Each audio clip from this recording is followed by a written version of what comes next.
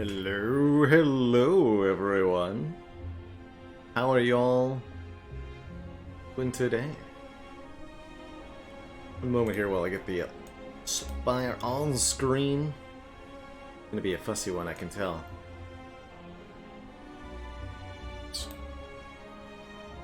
Perfect.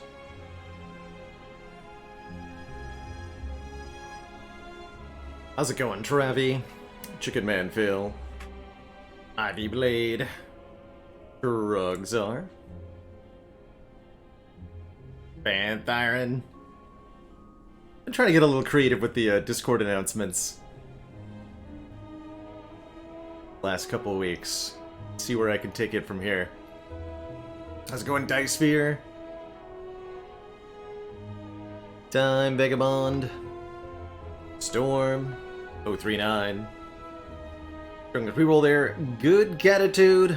Good old Cat Mash. Thank you so much for the 32 months. Closing in on those 3 years of official sub support and, heck, what, like 5-6 years of overall viewership?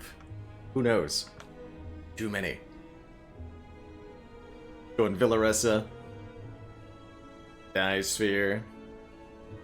Randy B, hello, hello.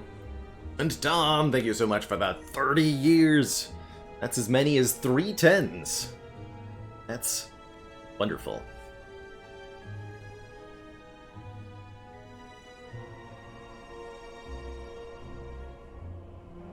And Josh Brox, thank you so much for the 14 months and the Prime sub.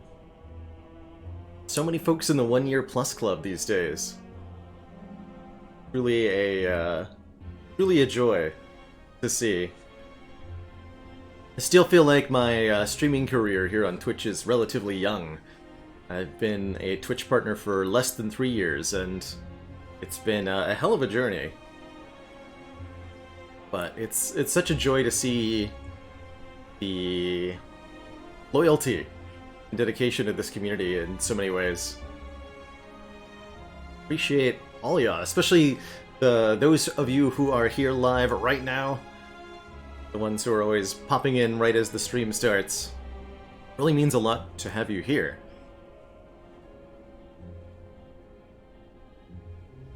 How many steps are in the Spire? One step for every viewer. So it like keeps shifting and changing, I think. Sounds like a good deal to me, Time Vagabond. I sure intend to keep streaming.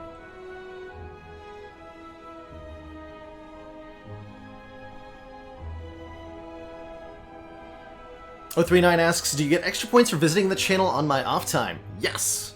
Whether you're doing it through the YouTube, or you're doing it by visiting VODs, that does get logged somewhere, you know, as a career business entity. This stream benefits from all kinds of attention, whether it's like, you told your roommate about me, you posted about me on Reddit or Twitter, like, you visit any of my pages basically at any time. All of that ends up kind of funneling into keeping this stream here all the time. So I appreciate it. Definitely. Telling your cat, even better.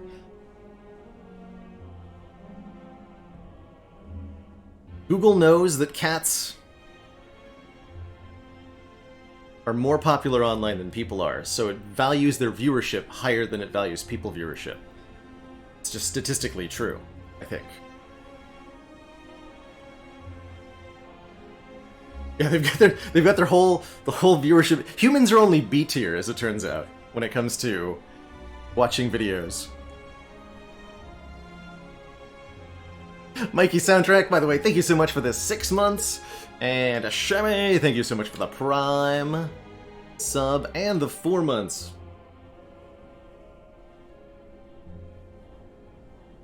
Also, speaking of subscription things,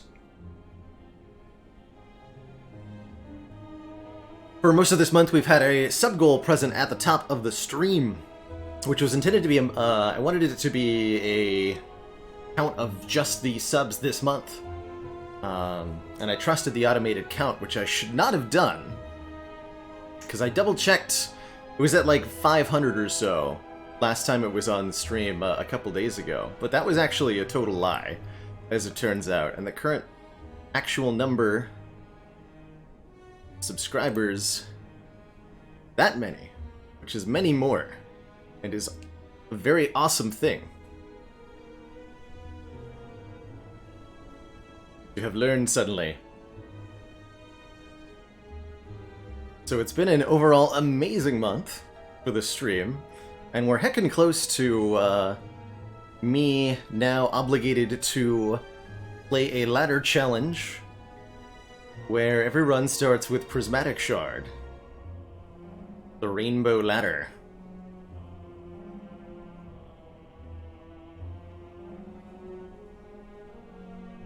And we still have, you know, until the end of the month. So that's what, 3 streams? What is it? Wednesday? 2 streams. Today and tomorrow.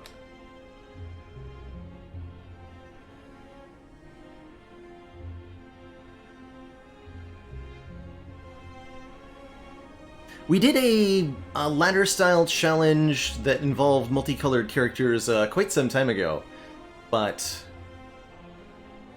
I think I overcomplicated the rule set on that one.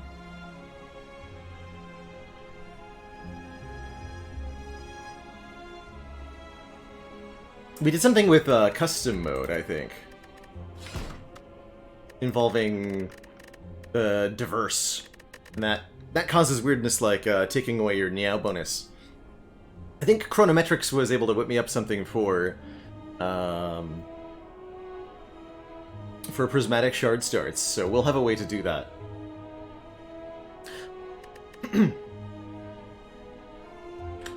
And thank you so much, folks, for that ridiculous, definitely not at all provoked generosity. Jay Guy, thank you so much for gifting a sub to Joms. Coffee Fingers, thanks for getting us there to that even $7.50 for those 10 gifted subs. I swear that'll automatically update any moment, right? I think it's supposed to. Frogzar, thank you so much for the 1 gifted sub to Sean, damn it. You're all too kind.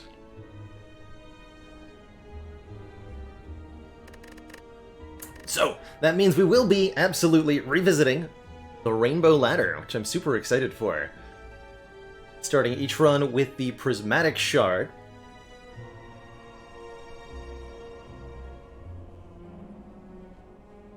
I have also heard rumors, requests, another kind of ladder that people want to see the return of, which is the small ladder, where every run had to start with fewer than, or had to finish with, excuse me, fewer than 20 cards.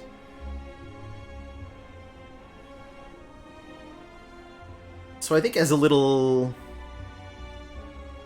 since we hit a goal here and we have 2 days left, let me add a stretch goal to that. And if we hit that one, then I'll combine both of them into a small rainbow ladder, where every run is multicolored and must have fewer than 20 cards by the end. What does that create?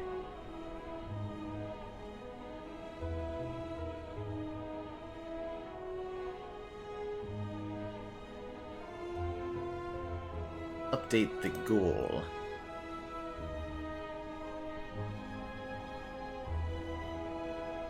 This seems reasonable.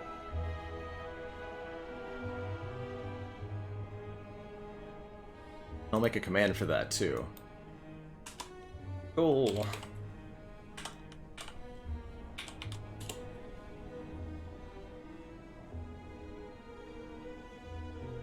Reed's losing. It might.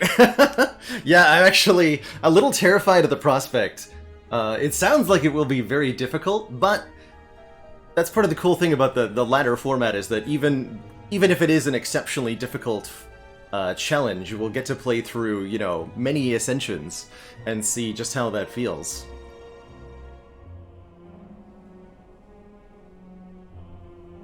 I actually really like that idea. A subathon where the idea is to keep adding restrictions or modifiers to something. I'm gonna think on that because I really like that idea. I really like that idea.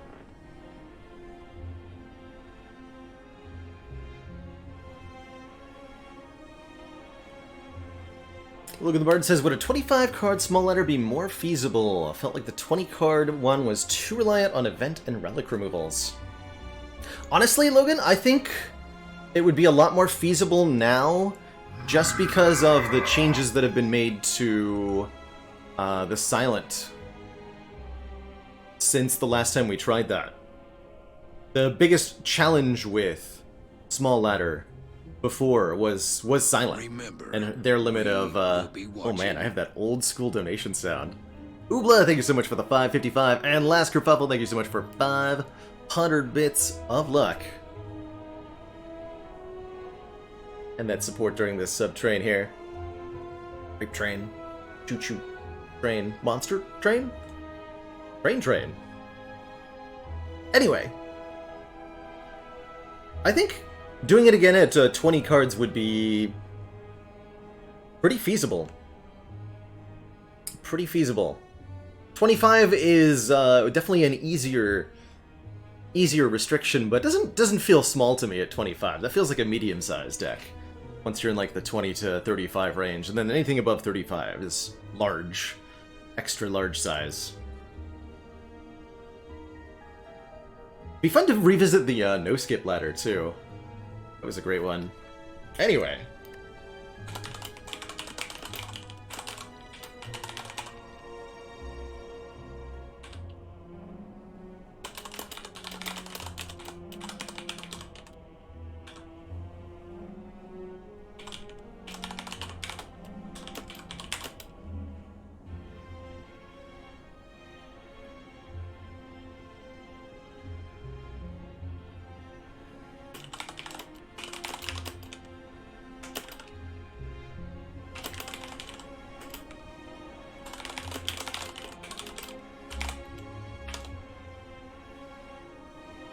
I don't know if that's a great command. If there are any mods around, feel free to improve on this command in some way that makes sense. But I want to start playing some Spire here. No skip rainbow. That I also am. I'm terrified of the prospect of, Matt Burrell. That sounds horrifying. I love it. No skip small ladder. Brilliant. You could do no skip small if you also gave it the flight modifier and let me fly to any floor. I think that would actually make it almost viable. Anyway, in our current ladder challenge, where we currently are, the Fusion Hammer ladder is alive and well. I know a couple folks have been like, hey, alive? The answer is yes. It's right here. And it's time to make a couple more entries on it. A little bit scared of this upcoming Ascension 13 defect.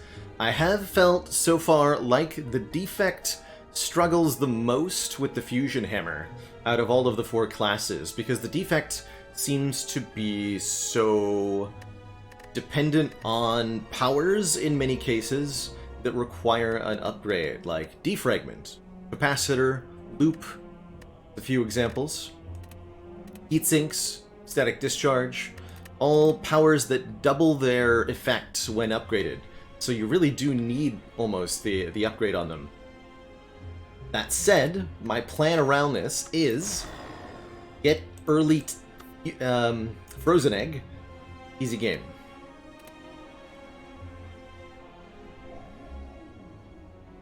Just find Frozen Egg. No problem.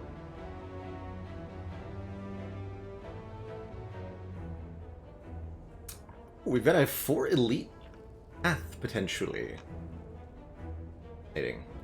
So my goal in these Act 1s, generally speaking, is to harvest relics, as well as add a decent number of common cards. You can trounce a lot of the early game with 4 energy and a bunch of common cards. It almost doesn't matter what they are, you know, some blocks, some attacks. Anything you find. Melter, Doom and Gloom, Rip and Tear, Streamline, Sunder, Cold Snap, Ball Lightning, doesn't matter what we find. We'll take it. We'll add it, we'll play it.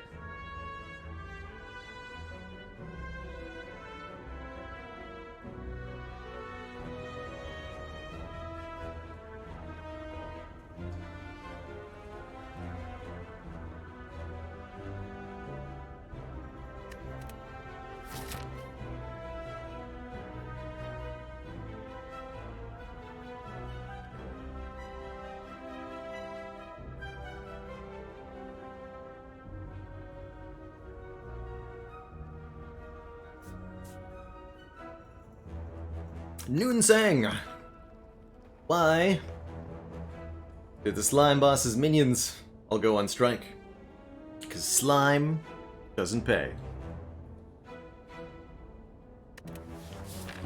Okay, so I think we want to get as many card rewards as possible here before we try to start fighting elites. I think we're going to go this side. We could also maybe shoot for the... No, we don't want to go for the Burning Elite, because we want to be able to fight these 2 late elites. So that means taking some combination of these nodes, and I like the flexibility that we have here. Key point of value for your map pathing is flexibility, or optionality is the term I think I likes to use.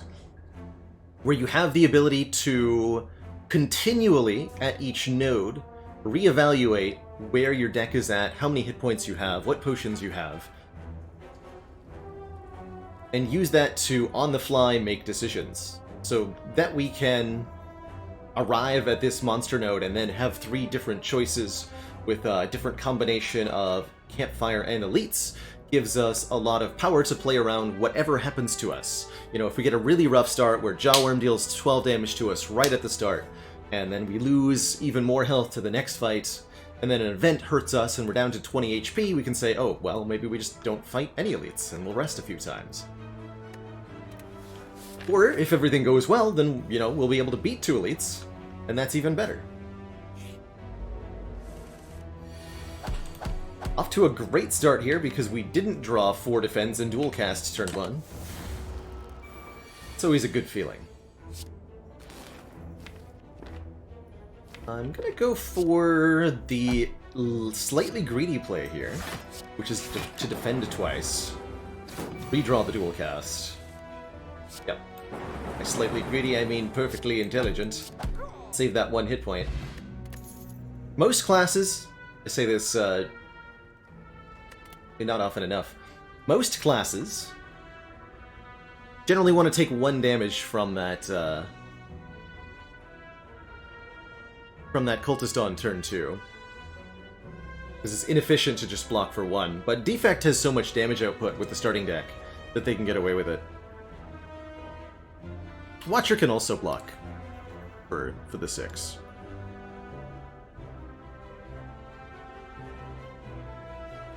Rummers, thank you so much for the 5 gifted subs. Welcome on into the council, everyone. Claw, as they say, is law, but what if hologram is law instead?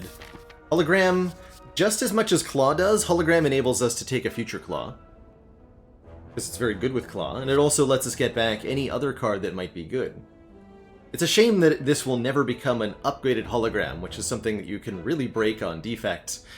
We had an Ascension 20 Defect run yesterday that was absolutely bonkers with some upgraded holograms.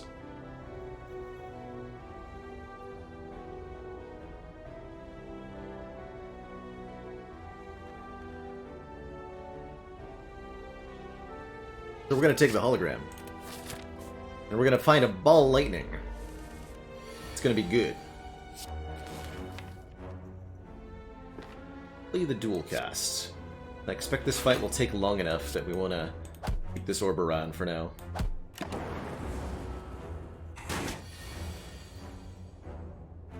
Then a good excuse to hologram. The dual cast. Bang!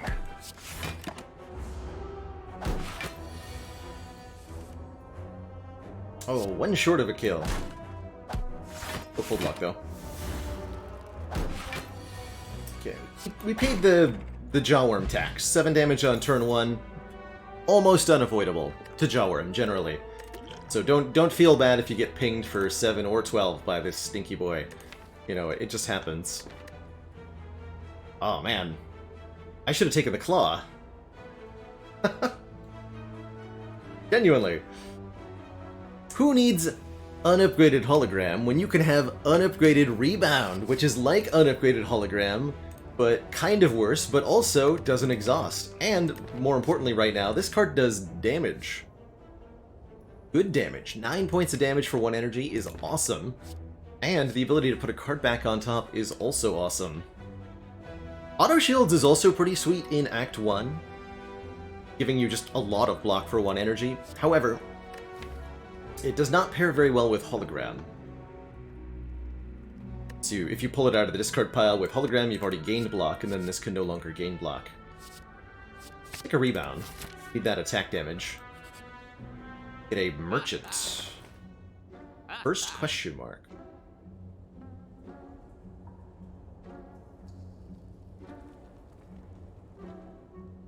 Interesting.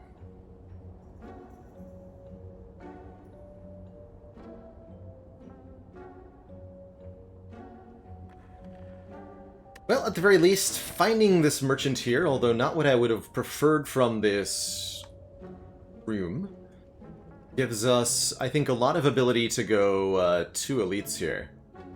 Because we can either buy a potion, buy a card, maybe even both.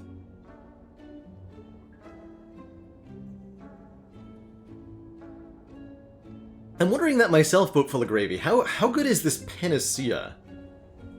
0 cost, gain 1 artifact, exhaust. Defect can do quite a few interesting things by blocking debuffs. However, I do think that the Fusion Hammer specifically really limits this. We can't get it upgraded to be 2 artifacts.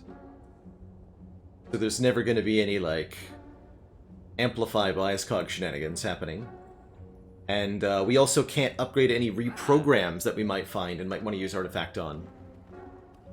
So I don't know, it's also a 0 cost card when we have higher than normal energy. So for those combined reasons, I don't think I like it in this context, but I do think in general, an early Panacea has some potential here. Very notably, one of the cool things you can do with it, if you can get an upgraded Panacea to Artifact, this will prevent Collector from making you vulnerable, and that can make that fight way more manageable, even on Ascension 20. It'll also block a bunch of other, like, debuffs completely. Snake Plant's debuff will do nothing. It'll block both the Frail and the Vulnerable in the Shelled Parasite and Mushroom fight. It can block both of Chosen's Hex and either the Weak or the Vulnerable they try to apply to you.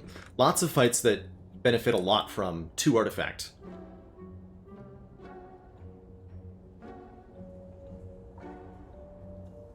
Do not underestimate Collector. I think, especially if you're playing on Ascension 19 or higher, the Collector is probably the most dangerous enemy after the Heart. So many runs have I lost to Collector.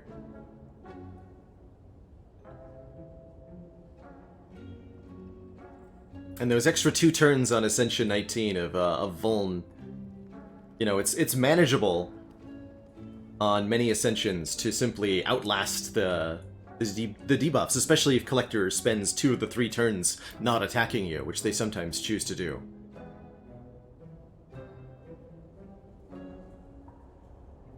By the way, FBI's Most Unwanted, thank you so much for that Ascension 20 sub.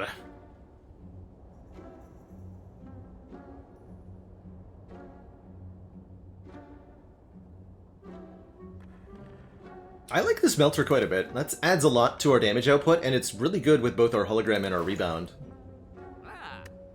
So I think that's what I'm going to end up going with here, and that does leave me enough for a potion, but not enough for a card remove. Do I buy a potion? I go with yes.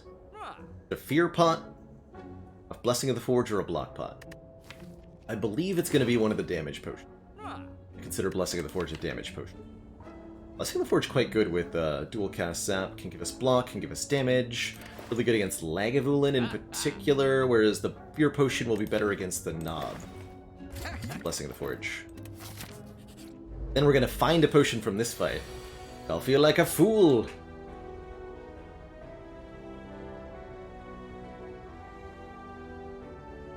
Like Hollow Strike?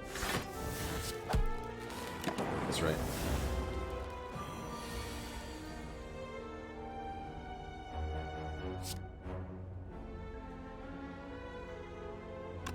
That was actually wrong. I was supposed to strike this guy. And I've said it before. If the Grey Slime is attacking you on turn 1, you should damage it. Could have saved... I think we could have saved this 4 HP here. But that's okay. This is not lethal, right? 21? No. Okay. Totally fine.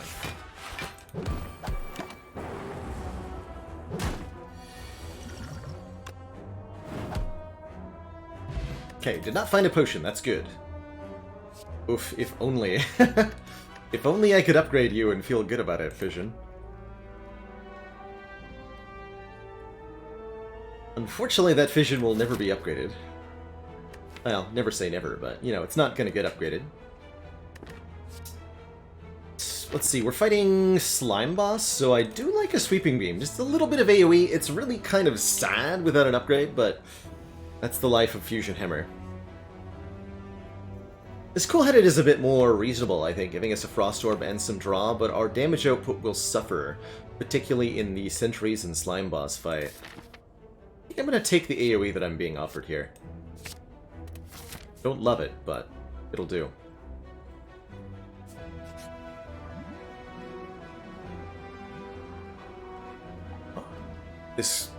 What's the worst that could happen? Surely this will simply be a free relic. I mean, below Ascension 15, this is a pretty free event, usually. You're trading, on average, like 11 HP or less to get a relic. It starts at 3 damage rather than 5, where it starts on Ascension 15.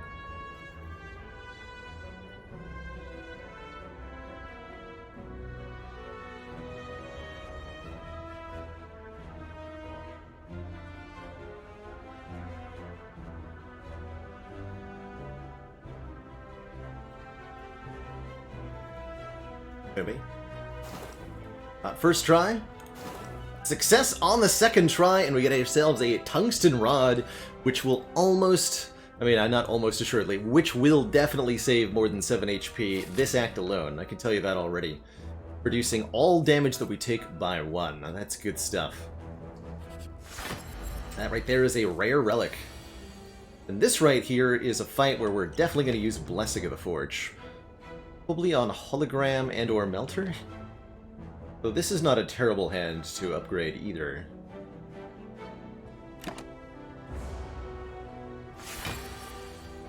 Yeah, there we go. That's what I'm gonna upgrade. Most certainly. We get 2 upgraded defense. Melter does 14. Hologram doesn't exhaust.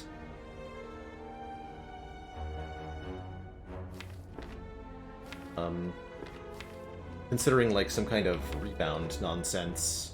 If we wake up now, this is our hand next turn, unfortunately. Convinced that that's what I want to draw. Because that'll guaranteed take 15 damage, right? Sad time. Whereas I think if we just upgrade this hand, and then open with this, we could probably do better than 15 damage. Okay.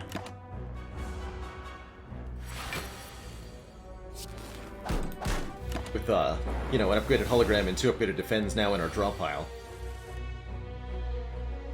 Not bad. Rebounding a defend was an option there, too. Not a terrible one. I'm gonna play defense heavy here. Oof. Alright. Did not draw the upgraded defense, unfortunately. little painful. More than a little painful. It's extremely painful. Or whatever. Want to beam after striking. Shuffle without these two defends. Try to kill. We may have to use the Distilled Chaos to do that. Hopefully not. 8 times 3 is 20.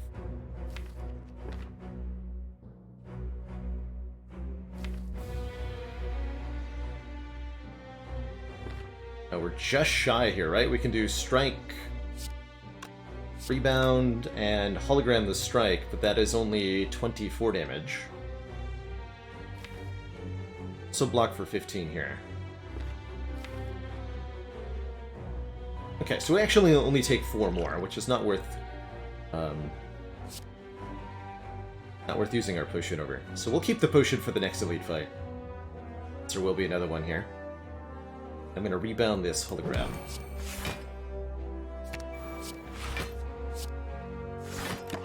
Take 4. And then go Melter, Hollow Melter.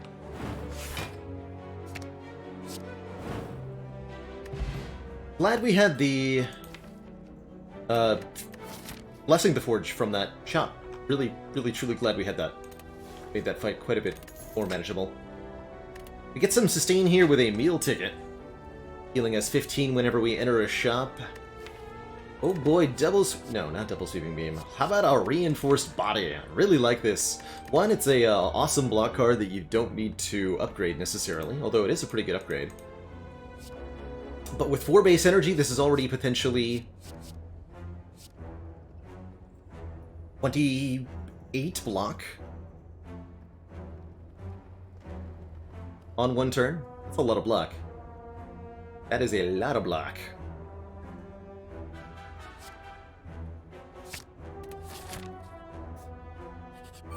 Here's some food for thought. Reinforced Body is a flexible block card, but compared to any other 2 energy block card in the game, it's more efficient. Right? Think about the other 2 energy blocks. Glacier, 7 block and 2 frost is 11 immediate block. Equilibrium, 13. Flame Barrier, 12. Leg Sweep, only 11, and 11 and weak is probably better than 14, but none of those give you 14 block for 2 energy. And you can do more than that, even. Pretty cool. A weirdly efficient card if you think about it for 5 seconds.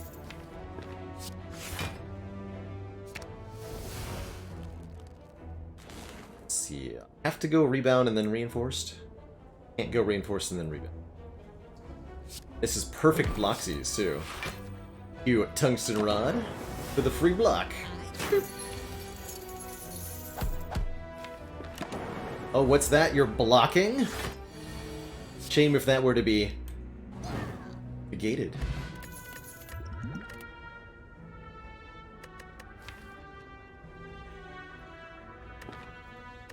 Now I wish we had taken that cool-headed so that I have an excuse for a compiled river. I don't mind a go for the eyes.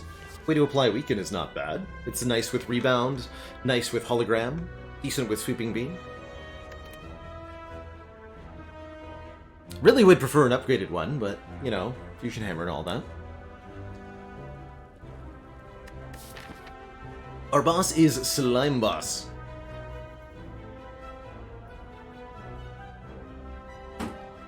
Mr. Slimy Wimey.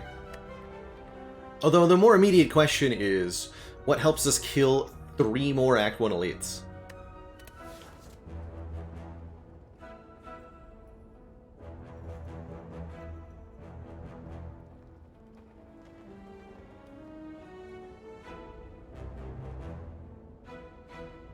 Don't quote me on this because I have literally never assembled Hand Drill plus Melter, but my understanding is that they don't even work together.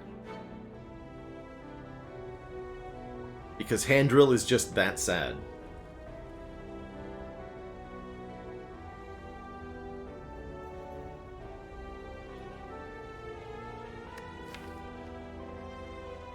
I think we want a compiled over here, actually. More card draw. Seems like the right way to do this. Alright, and we've got Gremlinus Norbert. I think we're actually pretty well equipped for this fight, especially with this turn 1 here. We can go Zap, Rebound, Rebound the Zap, Sweeping Beam, play Zap again, so we get 2 Lightning Orbs on turn 1 without making the Knob angry, and then all of our damage is still in the draw pile. And we can also buy ourselves a turn with Reinforced Body here.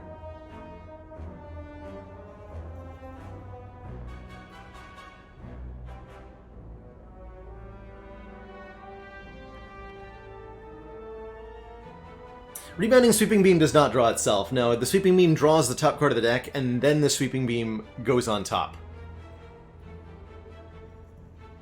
There are some weird, like, self-draw infinite nonsense you can do with Rebound, but they're more complicated.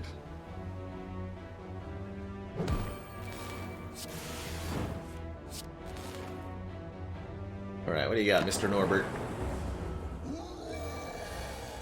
We're doing the vulnerable thingy first. That's completely fine by me. Do I use this speed?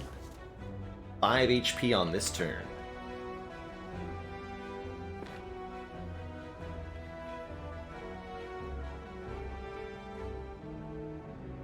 Our hologram target is going to be... If we want to do the most like attack damage right now, then we hologram the Rebound, use Rebound to put Melter back on top. So we get to both play Rebound an additional time and Melter an additional time, which is better than just, like, hologramming the Melter, for example.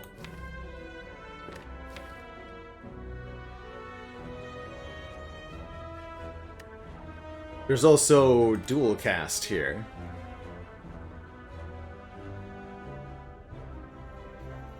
That can do some fun stuff. What if we double Dual Cast? That'd be 1632 damage. Plus 9.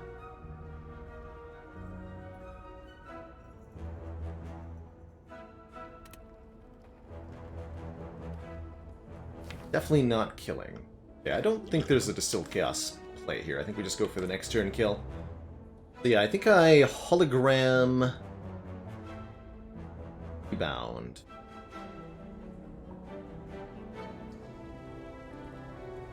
It would definitely be better to use the Speed Potion on the reinforced with the reinforced body. I guess we could just use that to block next turn completely if we fail to get a kill. So what I'm thinking is hologram Rebound, Melter, and I guess we play the Strike rather than the Dual Cast. That would be, we do 19 damage this turn, plus another 25 damage, 31 damage, bringing the knob to 36. But Melter on top of the deck, can we do 36 damage next turn? That's the question.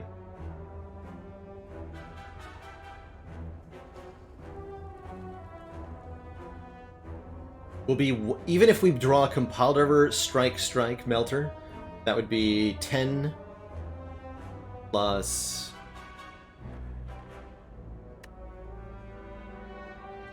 12, 22, 29, plus 2 Lightning Orbs, 35. Will be 1 short exactly, if I were to do that. So that seems like a bad play, because even the best case scenario is exactly 1 damage short.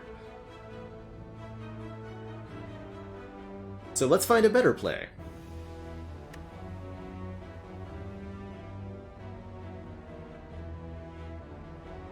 What if we rebounded Dual Cast instead? That makes us take a little bit more damage. Only 2 more damage this turn. We do 16, 26, plus 9, 35, and then we'll have 1 Lightning Orb. 38 damage this turn, leaving Knob at 29. We have Dual Cast. So Dual Cast minus 16, they'll be at 13. Dual Cast Compiled River Strike gets there. And even if we don't have that Reinforced Body, yeah, I like that better. Okay. Do I Speed Potion then or not is the question, to save 5 HP this turn. We'll use it next turn if necessary. Okay. Let's do that play then.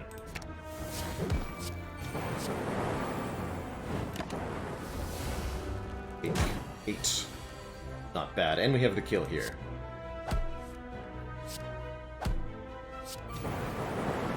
Cool. Glad I mapped that out.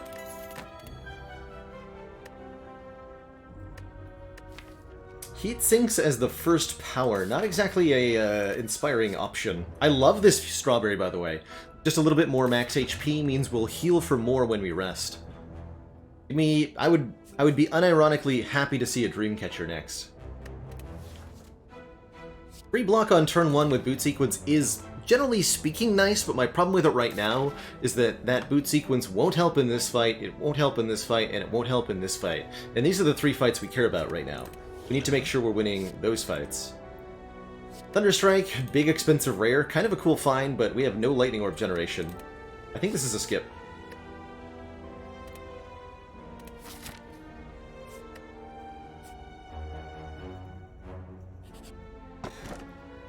Just the Dreamcatcher.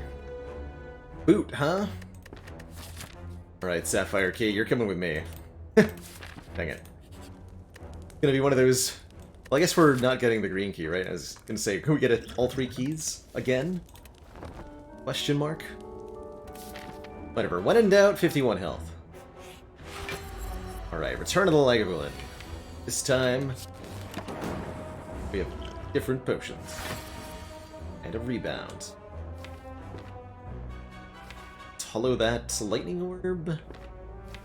Looks like it, yeah. Rebound, Reinforce potentially. Reinforce is going to make a huge difference in this fight. Yeah, just rebound the Reinforced. Shame about that Melter draw, though. Oh well.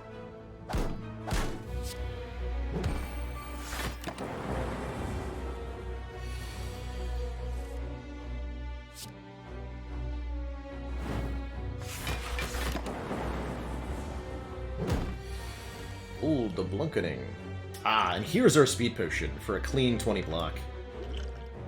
Take it.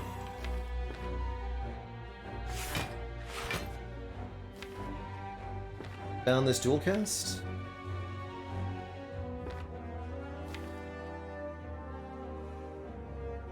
I think I actually just dual cast and then rebound. Play 3 strikes next turn. And then we should kill on the following turn, hopefully.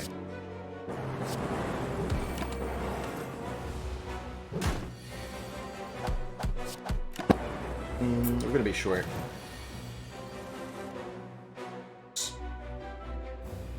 Actually, I'll just rebound that, and then we're definitely good. 1. 1 entire damage. In return, oh, I should have taken that heatsinks. We get a mummified hand. Well, I won't make the foolish mistake of not taking the next power, he said moments before skipping a Hello World offered. Random person, thank you so much for the 16 months. Can we do it? Maybe. Maybe.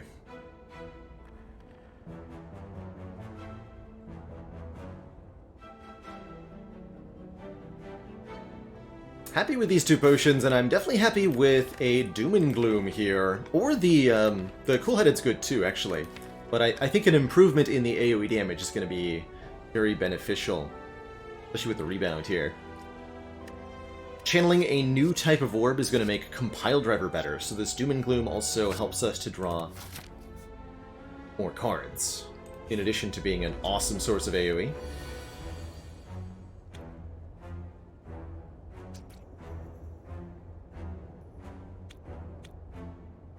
Okay, bit of an awkward turn here. Wish this was debuffing so we could do like Rebound, Doom and Gloom. Instead I've got to go like Rebound, Defend, and Sweeping Beam into the Defend. To minimize damage.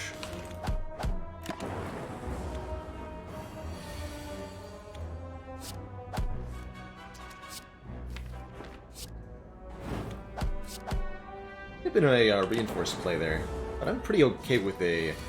Oh god. Am I, though?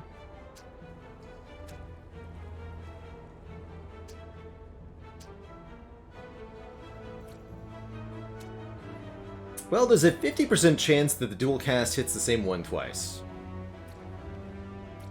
If that doesn't occur, this will be awkward.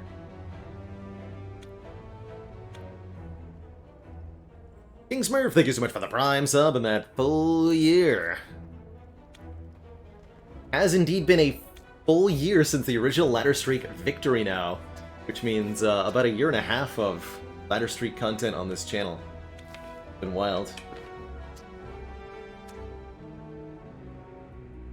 Is there any other play? We could blindly Sweeping Beam and hope.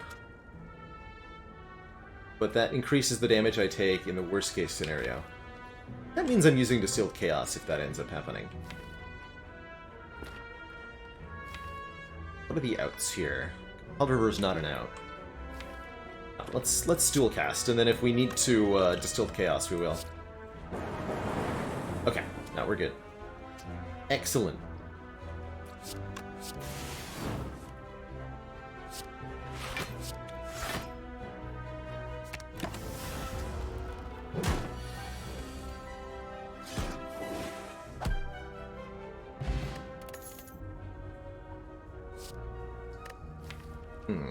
Additional Darkness. Interesting option. I would normally be very happy about this card. The upgrade triggers the passive ability of all Dark Orbs at an additional time, which is excellent if you already have a second source of Dark. We don't have the ability to upgrade it though, so, you know.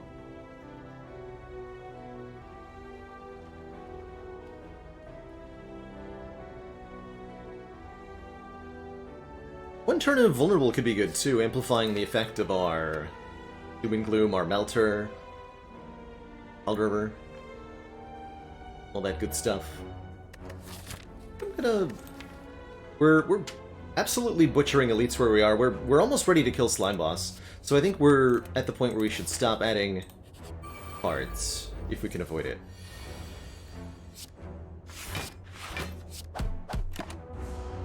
This is probably going to be Distilled Chaos next turn.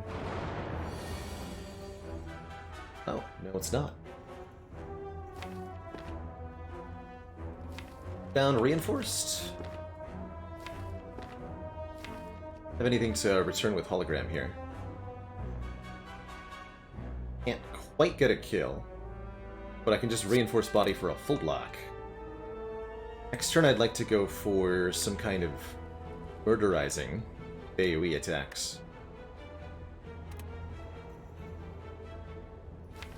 May end up taking one hit here. So that means... I guess that means rebounding the Reinforced is a good choice. Okay.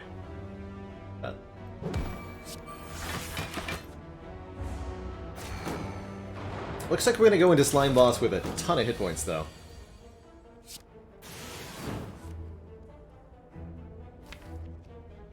It's a little unfortunate. Actually, don't want to draw the Doom and Gloom right now, so I'm gonna go Compile River first, then Zap, then Reinforced. Dang it, Lightning Orb. Wrong target. You fool.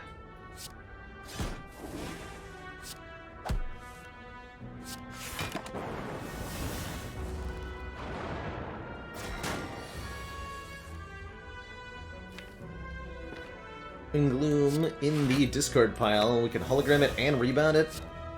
Powerful, man.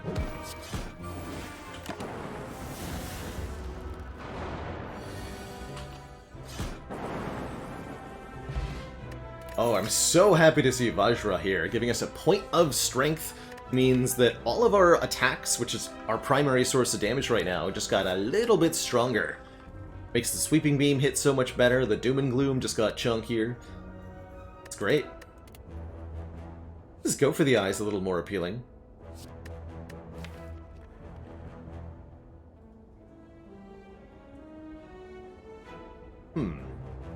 If I had 2 Compile Drivers, I might take this fusion. Rather just take a nuclear battery from our boss relic to get a Plasma Orb. The 2 cost for this thing is so difficult to justify.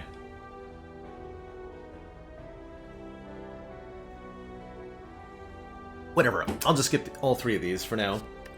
Like I said, we're now absolutely going to slaughter Slime Boss. We have 2 good potions, and we're going to have more than enough hit points.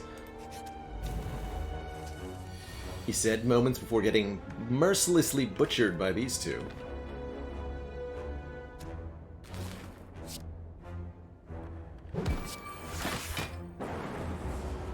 Cultist and Green Slime is a seriously scary encounter.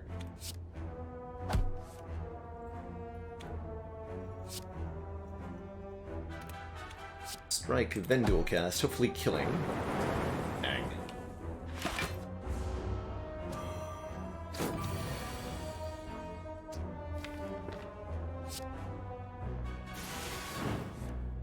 No hologram draw either. Like a full 9 damage here, unless I choose to use my Distilled Chaos.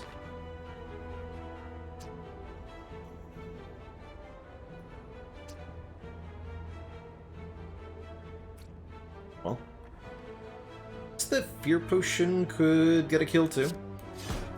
Let's take the 9 damage. We're gonna have more hit points than necessary anyway.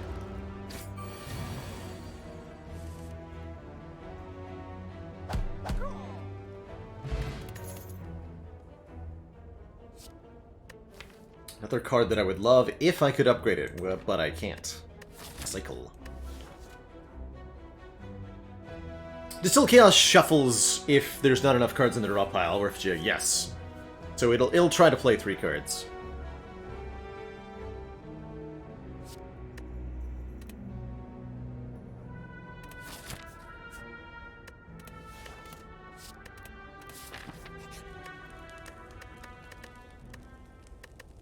Not an Act 1 recall, though. I don't think 31 HP would do this very easily.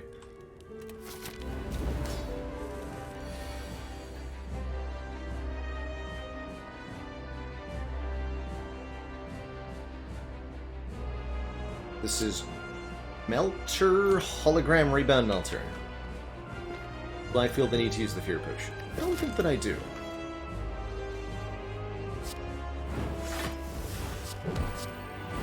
Play the Melter twice and put it back on top. Good stuff.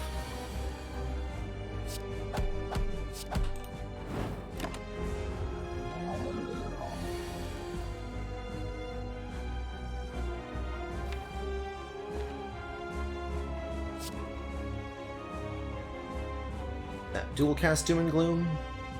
Gotta be.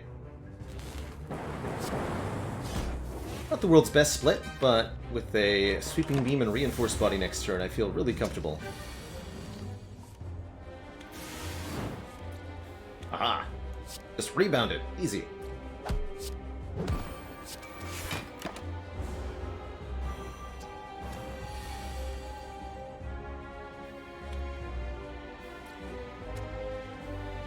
Not ready to split you yet. Get this for 2.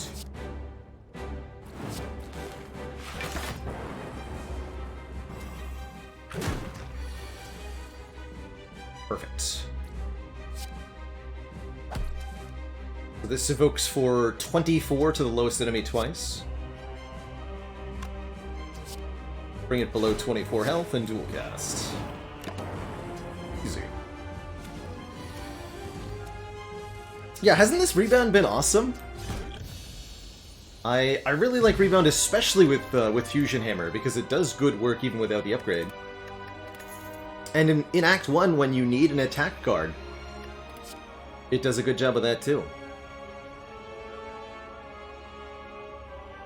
Tempting to take an Amplify with this Mummified hand, and a little sad that we can never upgrade this Seek, but I'm not going to say no to Seek. Letting us put any card from the draw pile into our hand. It's the ultimate deck manipulation, just the card you want right now. And do some fun stuff with, like, the Strange Spoon, too. It's true, we totally could have recalled. At the minimum, we'll end up in Act 2 with more hit points this way, since you do heal based off of your missing hit points after a boss fight. So we essentially get to keep 1/4 of that heal. We're going into this act with 6 more health. And that is kind of relevant, actually, when it comes to Act 2, which is a really scary act. Much rather recall in Act 3.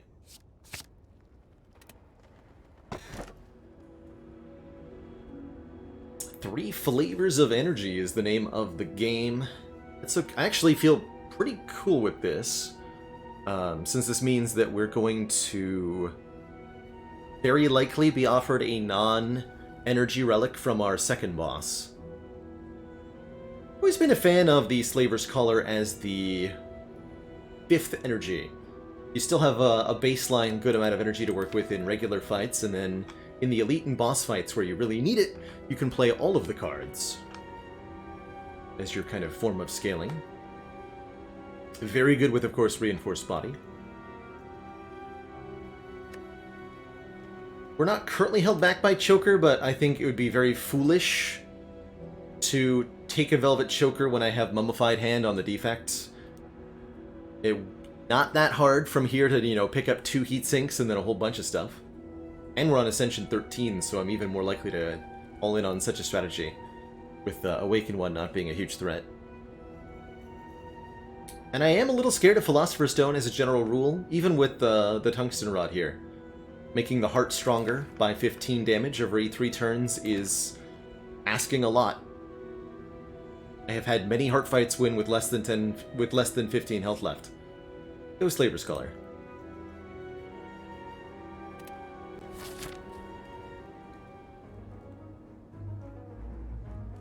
I know, Chrono, imagine, we could have had an Amplify and a Heatsinks right now, and if we drew them both together, we could draw 1 card. Think of the power.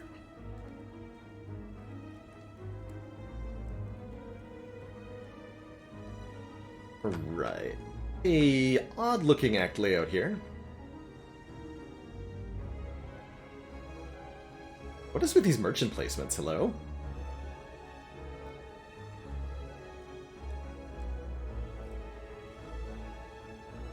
Odd.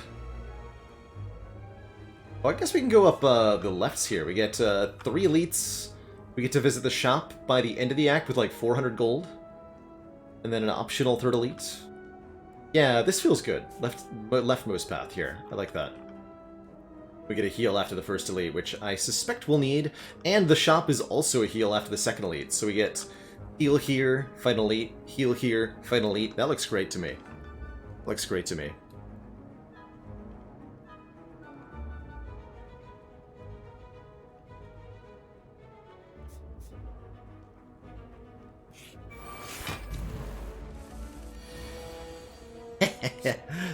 Just the card I needed. Why, hello there, Mr. Baseball. Oh wait, we're 1 short. It's actually not a kill yet. It's gonna gain more block. Wait, no! The foolishness.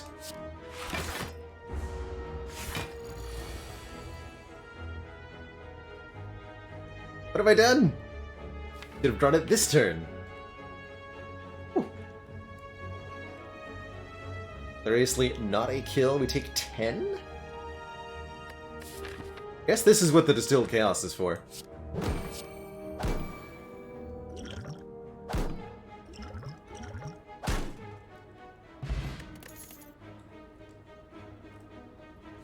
I like Beam Cell a lot more now that we have a Vajra. I don't like that it's not unupgraded, but I would actually be okay just taking 2 of these. Get some Bull in here. We can scale our damage a little bit.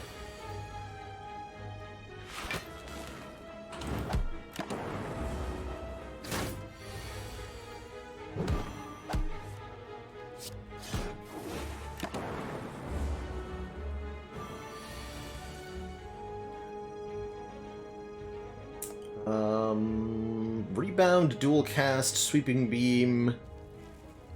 Hopefully draws the dual cast. Would be 16 plus 24. Yeah, that'll kill. Assuming the Dazed didn't replace the dual cast. Good. Actually not sure if that's possible that we end up drawing Dazed there. There's our potion back. You know, I don't hate a static discharge with a tungsten rod. You can do some really fun stuff with this interaction.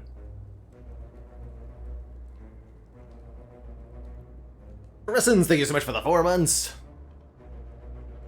And yeah, to be clear, Nemesis Dragon, the title is simply a play on words here. Intended as such. Morning, Zizzy. Yes, Carrot Banar. Static Discharge, unlike most other effects in the game with Tungsten Rod, does activate if you take 0 damage. I'll pick this one up. In an abandoned temple, you find a giant book open, riddled with cryptic writings. As you try to interpret the elaborate script, it begins to shift and morph into writing you're familiar with. The Cursed Tome, normally, on Ascension 13, costs you 16 health to get the tome. Take 1 plus 2 plus 3 plus 10 damage. And the Tungsten Rod is actually going to reduce all 4 of those separate damage procs by 1, so you get to save 4 hit points in this event with Tungsten Rod. 1, 2, 3, 4. We get the Nilri's Codex, allowing us to choose 1 of 3 cards to put into the draw pile on each turn of every combat. That kind of counteracts the Fusion Hammer, because these cards are never upgraded anyway, so we'll be able to just make good stuff and put it into the draw pile where it belongs. Awesome. What's not awesome is Snake Plant. Greetings, Reinforced Body. Please save me. Help.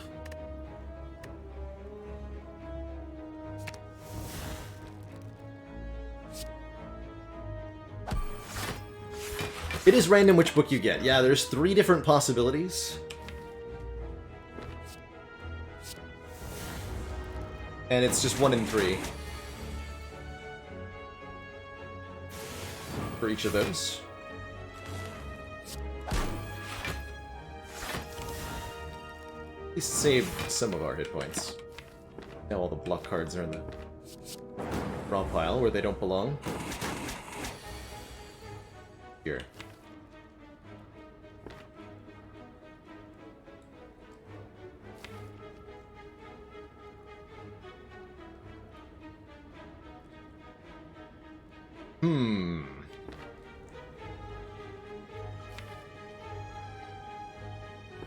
Should have used the Strength Potion on turn 1. How do I do this now?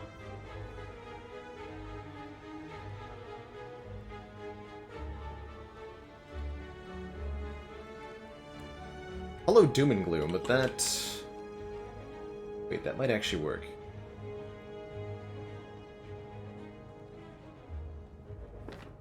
The Dark Orb. Static Discharge in play. Block for 6 with 2 defends. Get attacked for 8 by 3. First hit only does 1 damage, channels a Lightning Orb. Second hit does 7 damage, channels another Lightning Orb. The Dark Orb here. Oh, we need 3 hits. Oh, that's no good.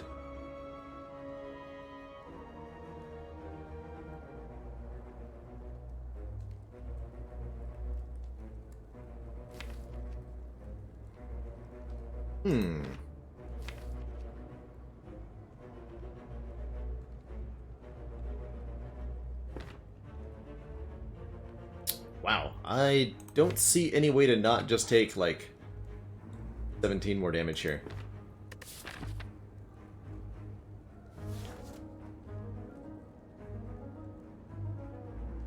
That's not good.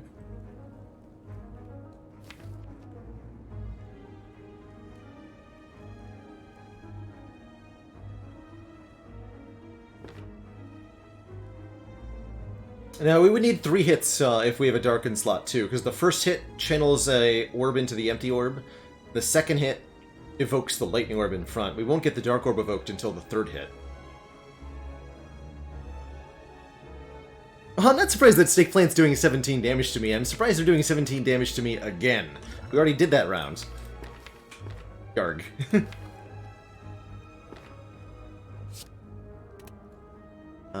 There's no way... let's see, math.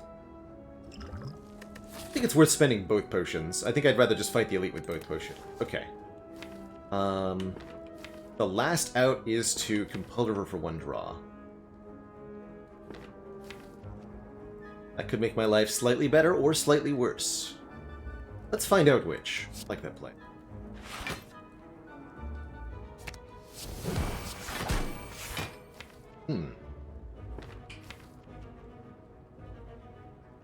Can rebound to defend. Or I can open up myself to the possibility of maybe drawing a reinforced body or something. That. Or I can guarantee draw this card. Right.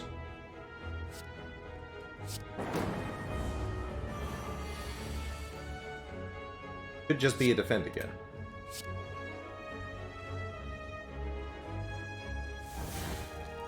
Fair enough.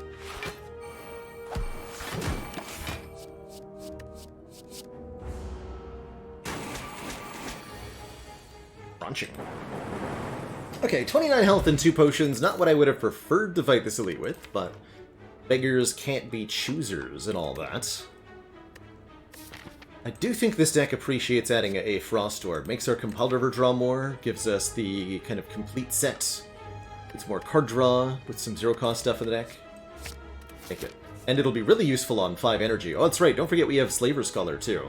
So ultimately, taking a lot of damage to Snake Plant is probably somewhat expected. Onwards! Do we become a spooky ghost deck? I mean, I think so, right? We have Tungsten Rod, so we'll be immune to damage while intangible, and we can do the overpowered static discharge thing. Hell yeah. Okay, this is gonna be really fun.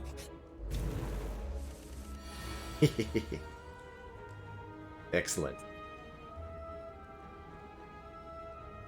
Not only do we have Tungsten Rod Apparitions, we have Tungsten Rod Apparitions Static Discharge. That's wild.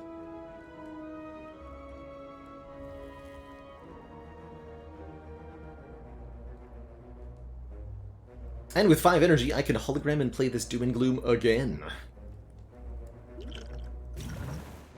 Let's see, so this will be 19 per hit. So this is not actually a kill, is it? By double Doom and Gloom. We do 6 plus 19 plus 19.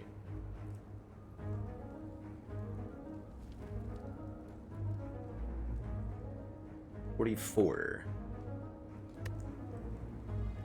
Even if we preemptively Fear Potion, that only goes to 47.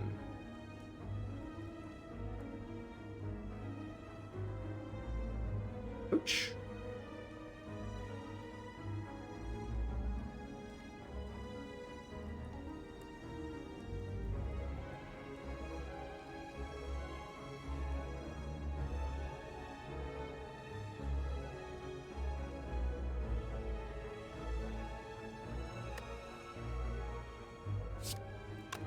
What if we do 19, Doom and Gloom, Beam Cell, Hologram Strike, Doom and Gloom.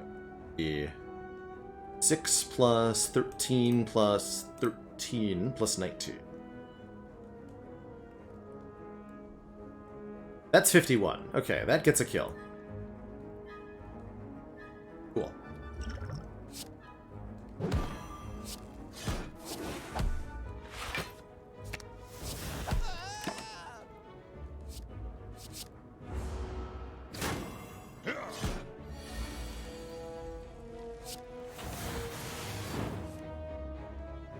I'm a ghost.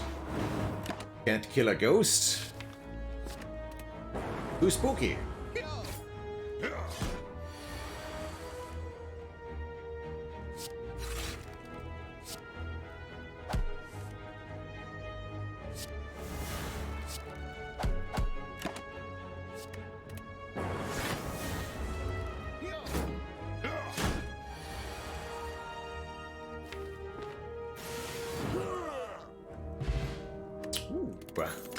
Hourglass is some nice additional damage, chipping away with 3 per turn.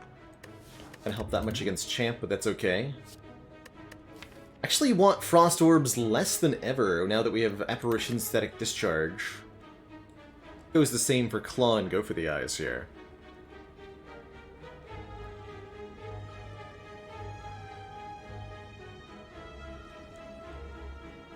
Yeah, Static Discharge is the exception that proves the rule. I think My honest answer, I think the reason that Static Discharge works at 0 and the other stuff doesn't is that originally everything worked when Tungsten Rod reduced it to 0. Rupture would give you strength, and various other effects would proc during a beta patch. And the devs decided that was not to be.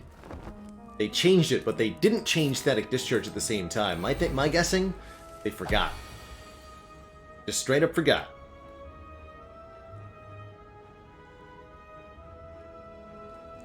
It's my guess that I'm sticking to it.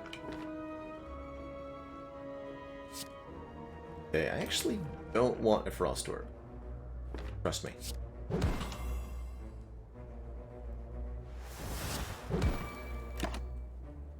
Just another copy! Give me that! Let's go! Let's go. So, Static Discharge.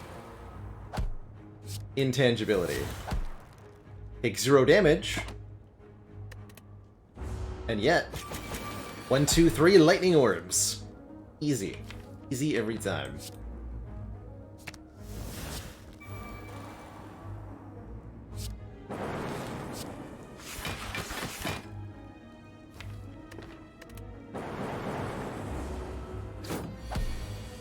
Oh, what's that? You want to poke me with your attacks?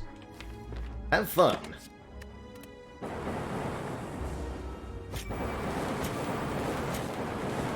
Pew pew.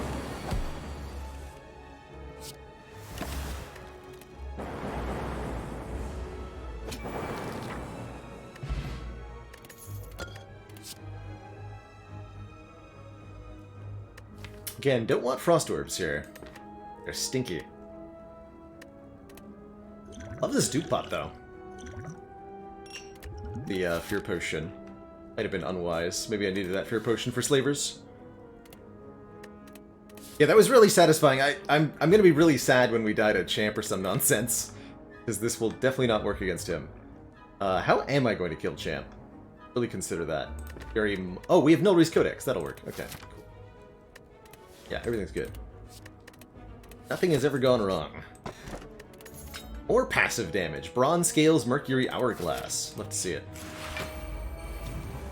And it's more return damage with the Static Discharge nonsense, too. Glorious.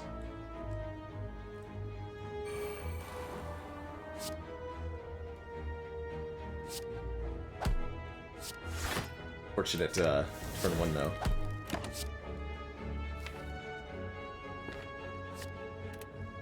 I think I need that, because this enemy will be dead very shortly.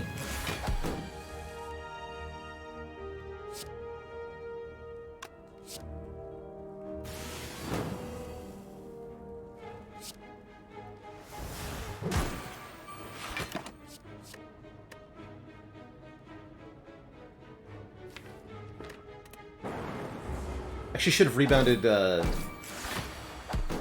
wrong. Should have rebounded Reinforced for 0 there so that I didn't block. I can take advantage of my Static Discharge.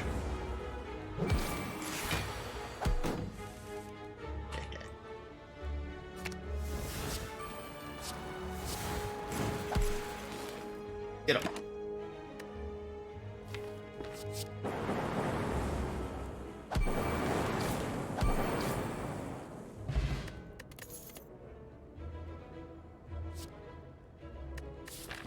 Sequence that says plus on it. That feels really nice now that we only have 40 max HP. Apparitions. That one up. Okay, we made it to the shop intact. We do get a 15 hit point heal here, and we can buy stuff like the hand drill. Or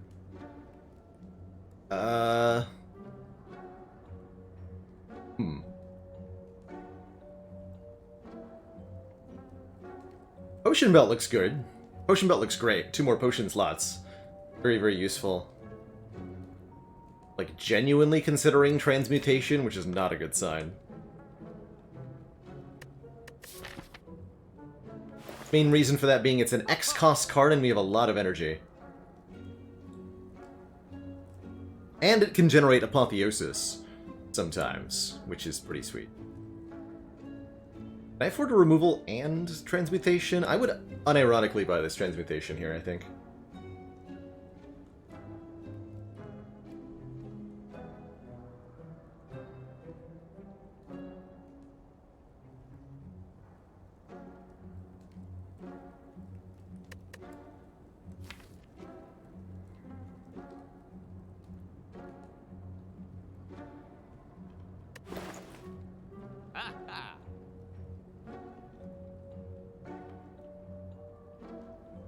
Let's do math, because if I can do that, I'm going to do it. 154 plus 75 plus 192. 421! Hell yeah, we can afford it. Alright, I'm doing it. So, potion belt for more potion slots. Remove a...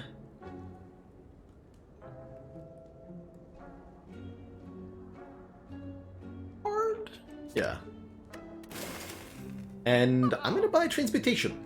Add X random colorless cards to your hand. The cost is 0 this turn. This is not something you'll see me pick up very often. But it's got some niche application. For example, gaining 10 max hit points. No, I'm gonna give up something else here.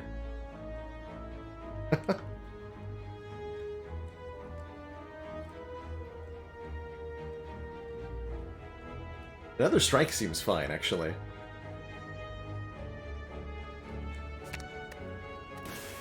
Although 10 max hit points would have been nice. And we're gonna go for one more elite. Bite to the sneck.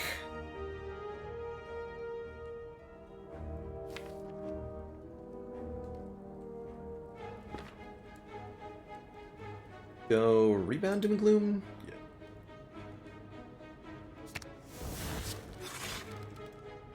Oh.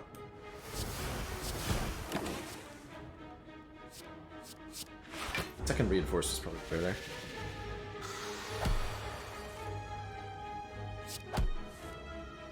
Hey, there's transmutation. So, give me 3 random colors cards. Let's see what spending 3 energy on this does for us. Got another copy. Dramatic Entrance Finesse. A little bit of block, a little bit of damage, and 1 draw. Not exactly a great outcome. I shan't judge it too harshly. It is actually one of my favorite cards. But I don't think it's consistent enough to get frequent use from me. Let's give it another chance here. What do you got for me today, Transmutation? Ooh, double Dark Shackles. That could have been spicy.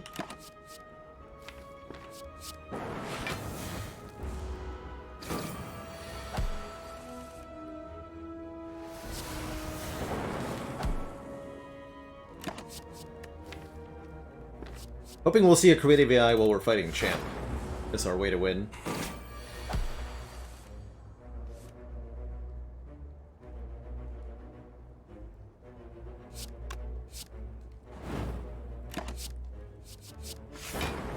Cards. Potions of Power.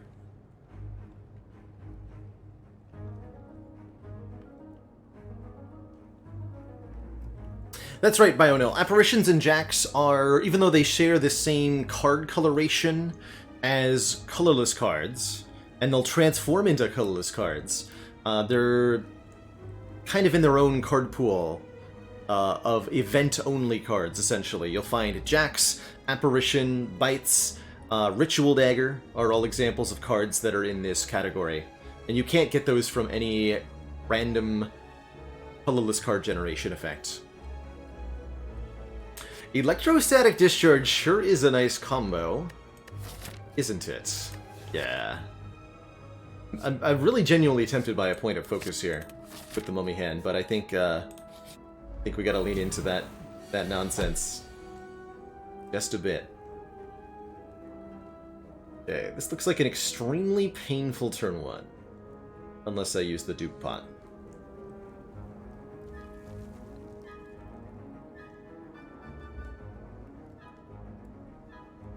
Well, I'm not going to waste my dupe pot here. How about the attack potion?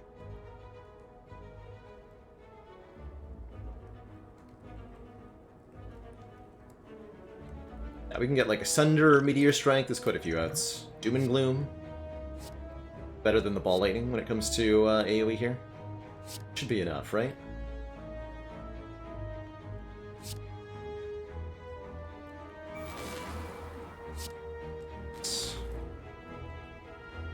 I'm gonna do the math, actually, because it might be 47 versus 49.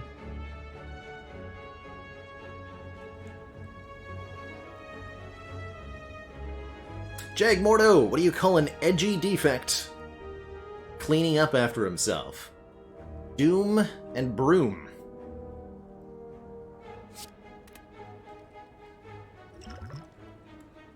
So we get 1 evoke, then we dual cast for 2 more evokes, 24 AoE, plus 3, 27, 38.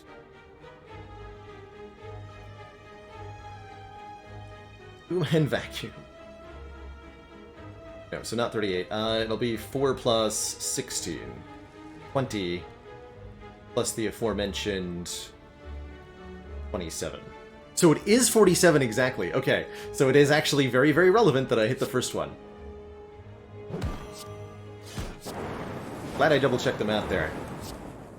Got Xaxes here.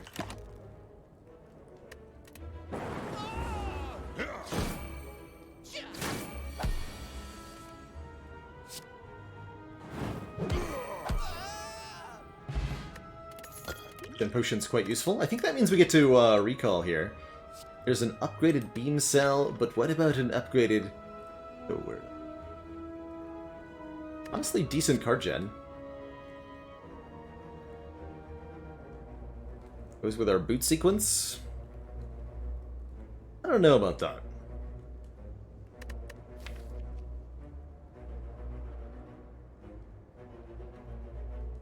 Champ's gonna be a weird fight.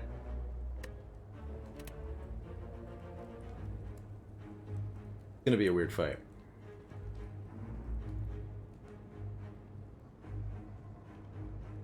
I don't think that I want this Hello World.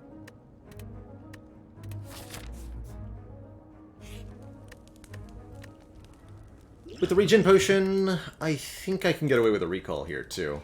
If we need the health, we'll use it. So the apparitions will buy us a little bit of time. But our main mode of action here is going to be to use the Nilri's Codex to generate the kinds of cards that we want here. To build, essentially, dynamically, a deck with which to face the champ. I'll play this for 5, maximum chance of apotheosis. Got it with the 5th one! Easy game. Alright, let's make 3 random 0-cost skills. And upgrade the entire deck. And then play the bomb. And then blind him. And then play a free Equilibrium. Free Equilibrium! I think our transmutation just won the champ fight for us. Not even kidding here.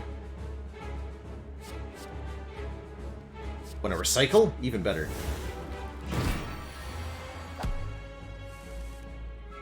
And now the apparitions are upgraded. Oh my god.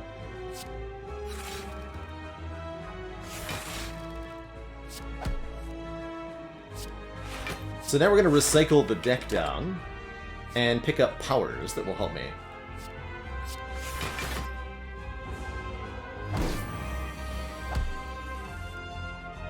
And probably, generally speaking, play the bomb a few times.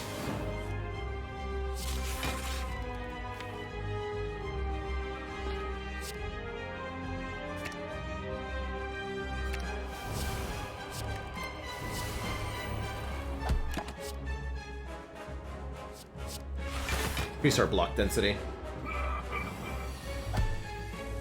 Buffing strength. How bold of you. Orb going. Probably gonna have to recycle Electro. Where's Dark Orb going? Hey, there's creative AI. That. Yeah, okay.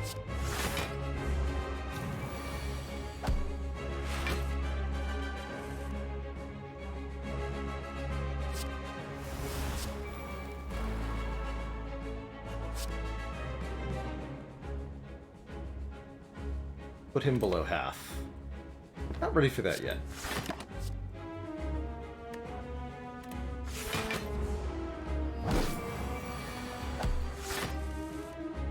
Hungry though. Echo form immediately. We're definitely headed in the right direction here. Can I get away with not getting murdered? That's the important question. We're so angry.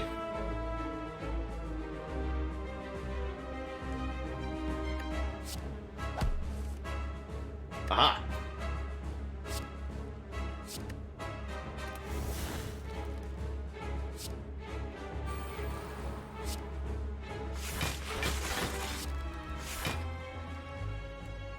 Okay, we actually do lose the Dark Orb to our Static Discharge, which we foolishly played. But I am okay with that.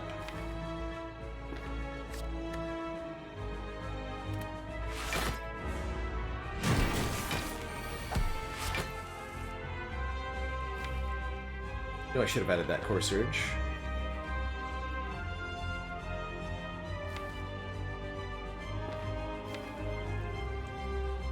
Lots of block coming in. And more block. Don't forget we have Echo Form in play. It's a reminder to me, in addition to everybody else here. Alright, it's time to go. Go being... just start playing stuff. Lots of it. Amplify, even better? Question mark? Yeah.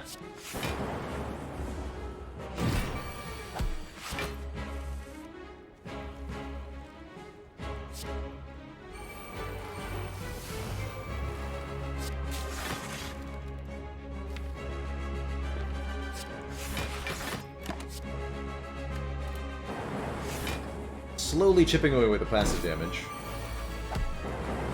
But now he's below half. It's okay, because we have 4 stacks of buffer. And I'm going to retain apparitions to double. I think we're fine here. Get the bomb going.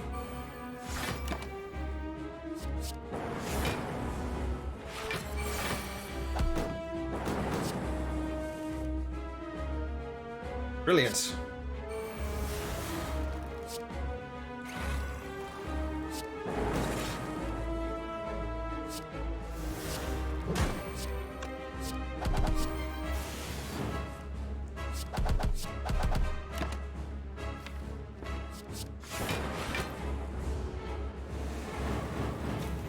We're intangible, and we have buffer.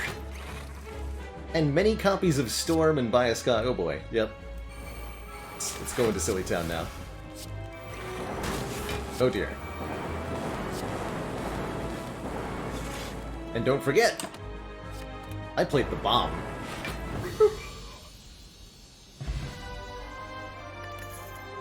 Gee, Mr. Champ. Man, more fun stuff. Buffer is good hit blockification. Another copy of Seek to help us find our apparitions when we need them, or better yet, find that all-important, apparently, transmutation, which absolutely carried the champ fight. Figure. Or an electrodynamics, which we already have in the deck, so I don't need to. This buffer seems really good, though.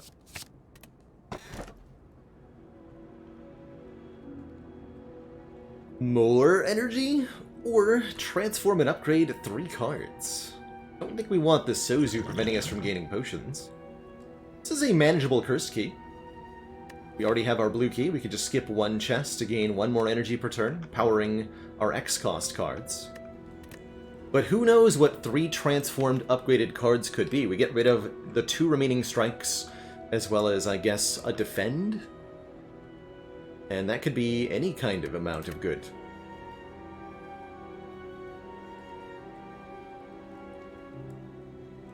Yeah, and we have Lantern and Happy Flower, too. Yeah, actually, and Mummy Hand. That's a lot of energy. So surely let's go with the non-energy choice, right? We even talked about how we were more likely to see a non-energy relic that we wanted at our Act 1 boss and all that. Oh, we got 2 powers, yes!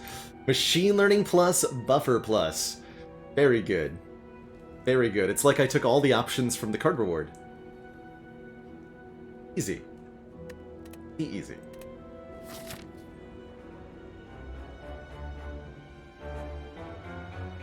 Okay, we don't have our green key. Where is that? Here. Okay. Good. We can fight a bunch of elites. Along the way, we can even go to the shop for a heal, but I think we have not enough money to make that appealing. A way to avoid... here. Okay, we'll have one useless fire.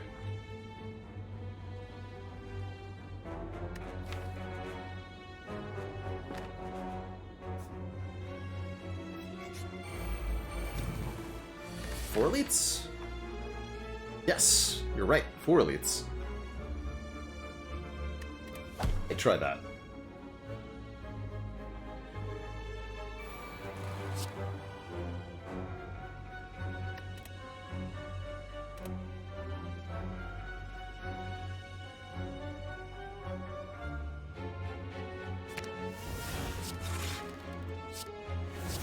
Used to be Dark Orb in front.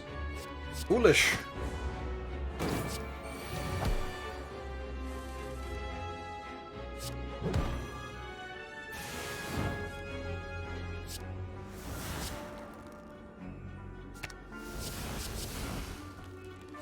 Magnetism for free. My God. Then we can deep breath and secret weapon for that beam cell. Oh wait, we actually just drew it again. Amazing. Wow, that's funny. I was gonna secret weapon for it, but nope. Who needs that?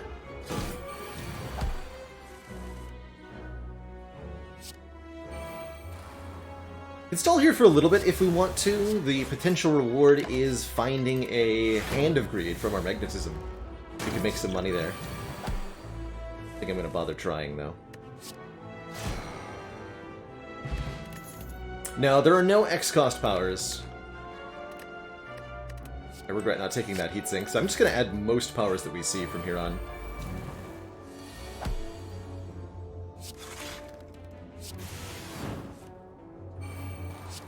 Hand of Greed is a 2-cost attack in the colorless card pool that gives you money if you kill an enemy with it. And it can be randomly generated, unlike most other cards that benefit you permanently in some fashion.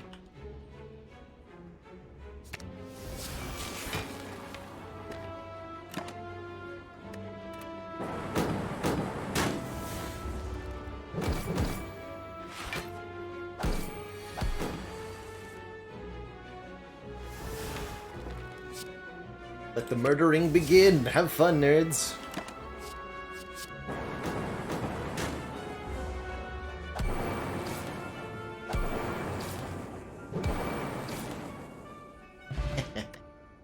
Got him.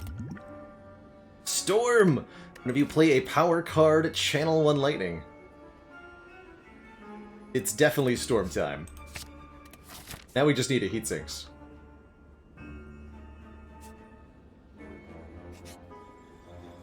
Ooh, glowing tesseracts.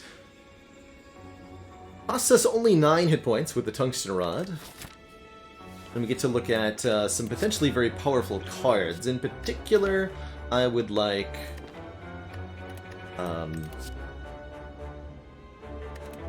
Master of Strategy.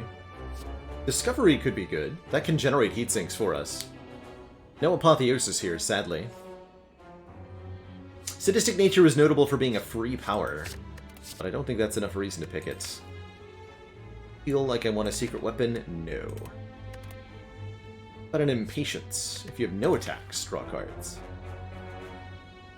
1, 2, 3, 7. It's few enough attacks. I think this will draw me cards sometimes.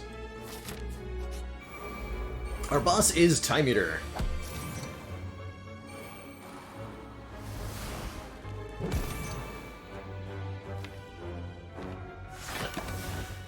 Buffer mostly solved this fight for us. Buffer and Apparitions is entirely solving this fight, actually.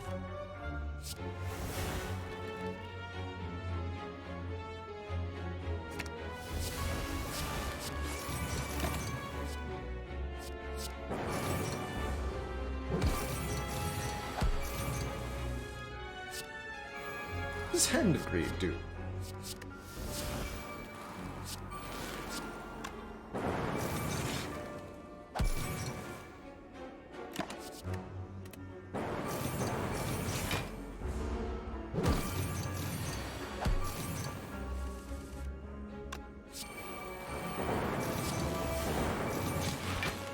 And see how badly this deck wants a real Echo form.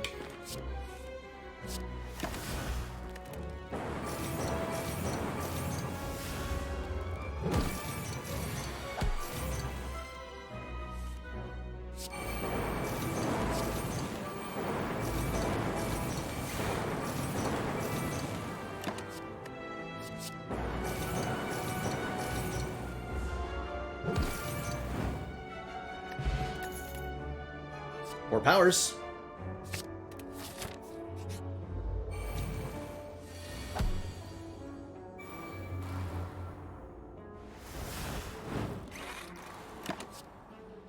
More powers.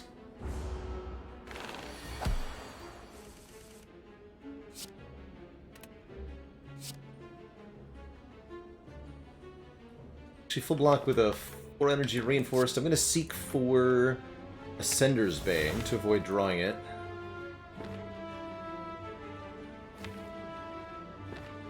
Just gonna go Discovery for Loop. I'm gonna play the Defend so that Loop makes Electrodynamics free. Then whatever we seek for is gonna be made free guaranteed as well. Let's seek for Hologram the Boot Sequence.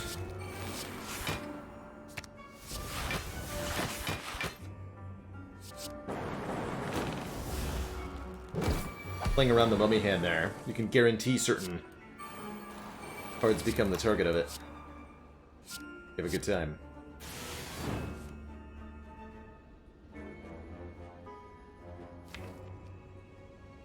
Draw any of the apparitions or buffer. That is going to happen increasingly as we add more cards to this deck. Keep an eye out for.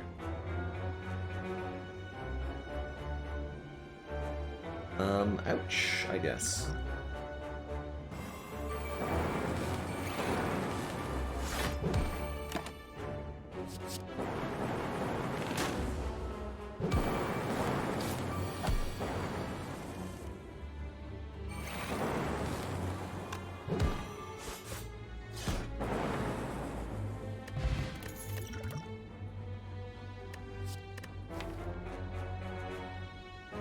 Force Field's going to be a decently, consistently good block. But it feels like we need more card draw right now, more than anything else. I still want to go to fight for elites? Yes, I think so. This is a good fight for a regen potion. It's a great fight for us overall.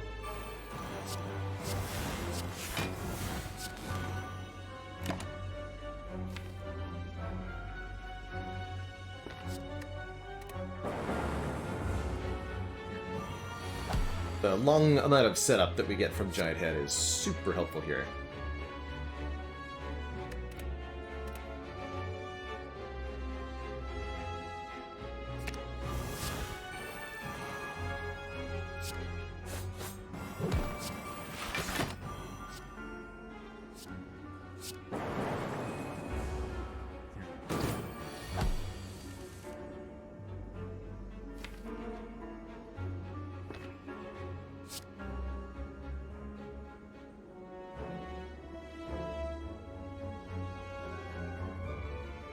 So the deal with this Elite Decapod is that once the countdown of the Giant Head ends, the Giant Head begins to attack very large numbers. Damage. Become very upsetting very quickly. If you can't block them. And the large amount of health the enemy has can make it take a long time to kill them. We're potentially about to see here.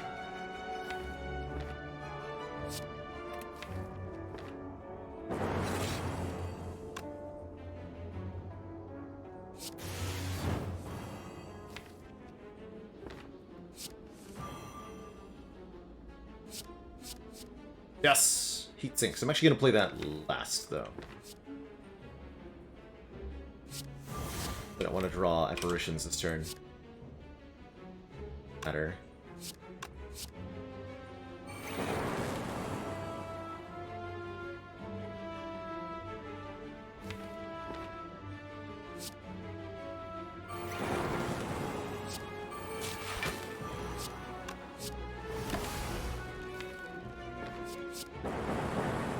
for some more damage. We've got some turns of invulnerability here. Looks like this is just going to be Bullseye Transmutation.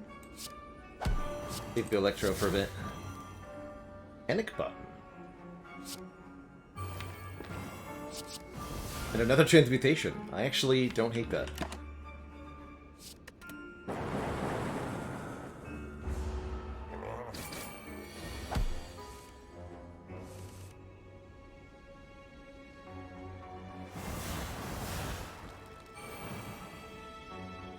Should we block this? We don't lose buffer. So 100 damage here from the transmutation bombs.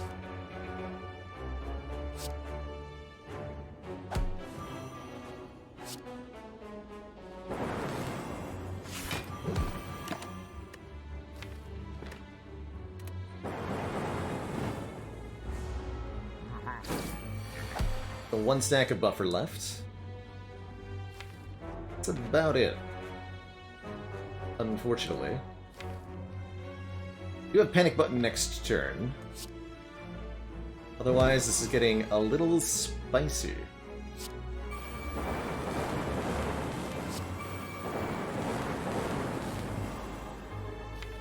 We'll no longer have Panic Button next turn.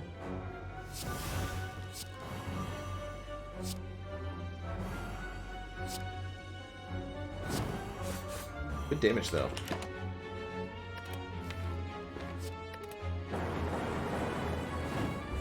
I think we got there, just barely. It's not a good sign overall. But we appear to be here. Oof. It's here! Heat Sinks Plus. Whenever you play a power card, draw 2 cards. Well, don't mind if I do. Get in the deck. Let's go.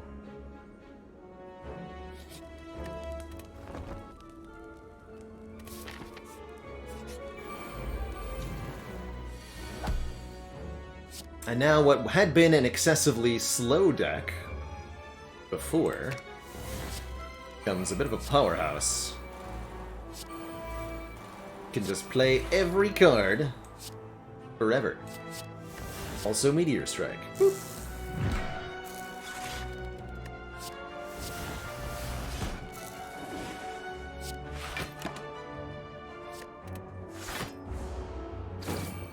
And we're only dealing with a 1-dagger summon from Repto for now.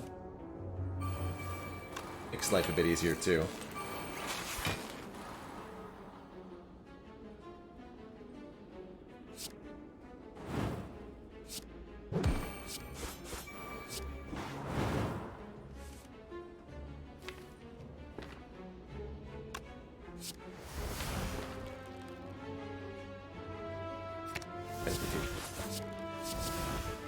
Yeah, nice.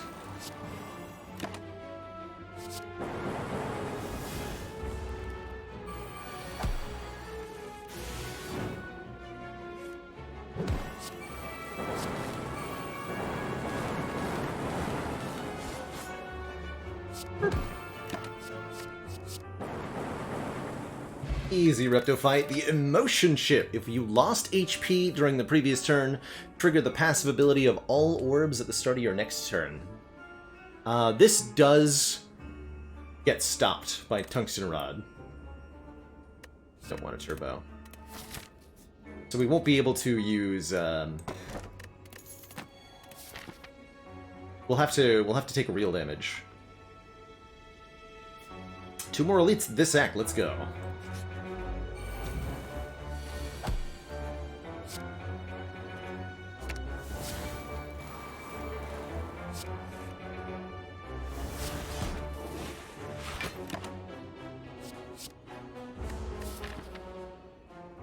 Get an upgrade all here. Just saying, like, it could happen, right?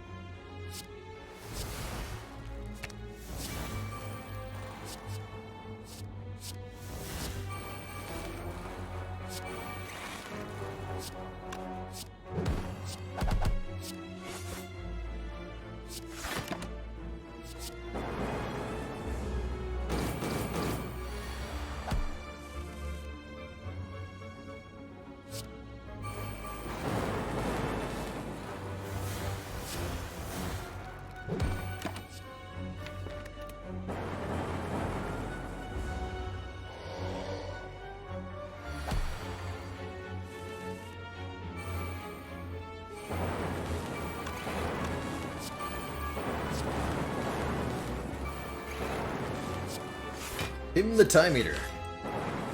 That's his name.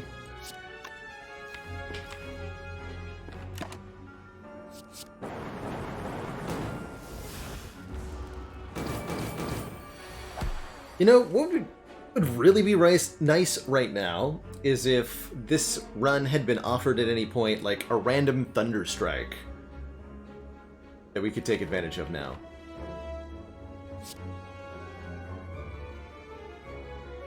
This could potentially lose me my buffer. It's not.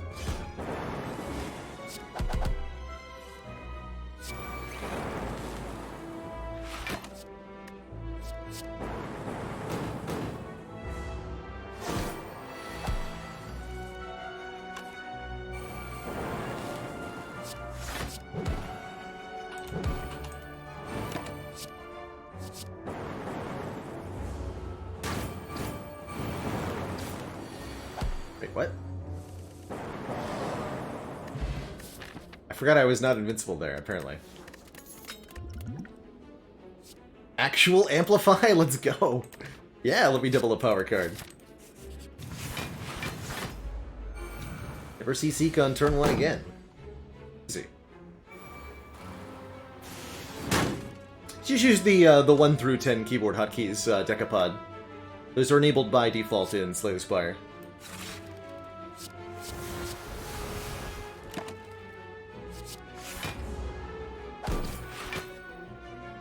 Keyboard ready.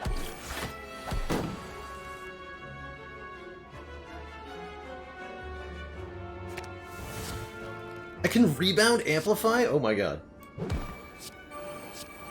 That's wild. I don't think I've ever done that before.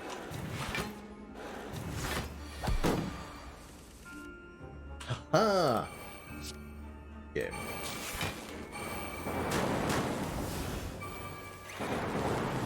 Draw every card.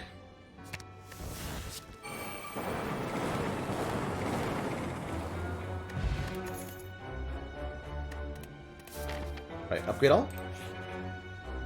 It's not an upgrade all, but that is a rare relic, which I will happily fight for. May have to use one of our potions in this fight. These guys are pretty spooky after all. Bye.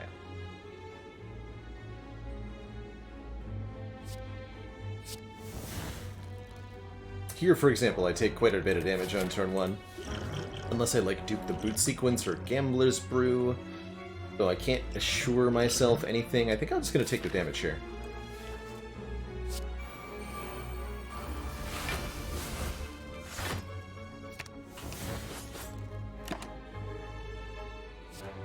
King Echo is tempting, but this fight is short enough, we just need Storm here.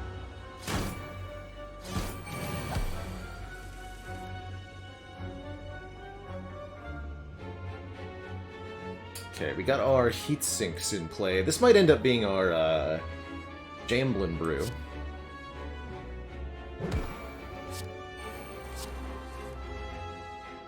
Like we're good though.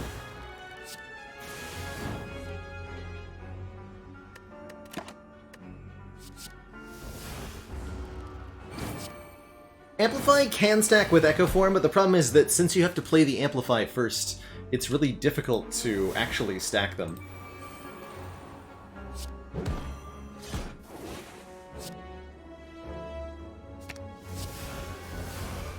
Actually not gonna play Buffer. Once we have the Static Discharge down.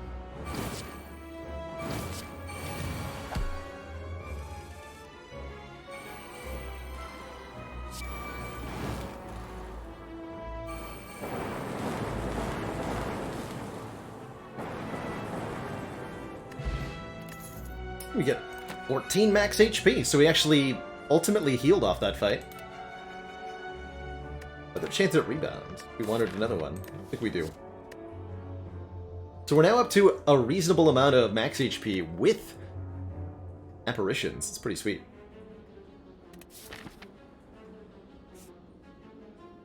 We have the full fruit salads. In order, too. Strawberry, pear, mango. Delicious. Right, time to get our last key. It's up against Super Reptomancer.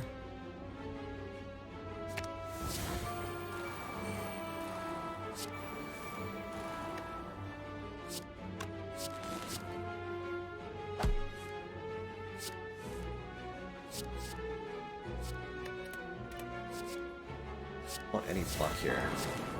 Hit me!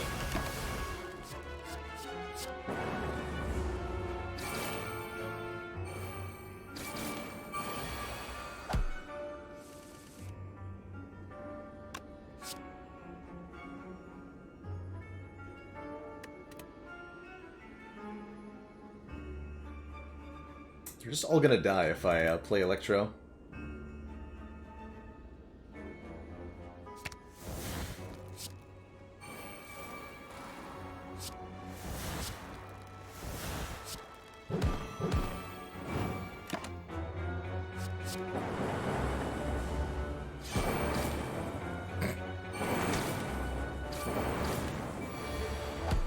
Yeah, that is hilariously satisfying. Every time.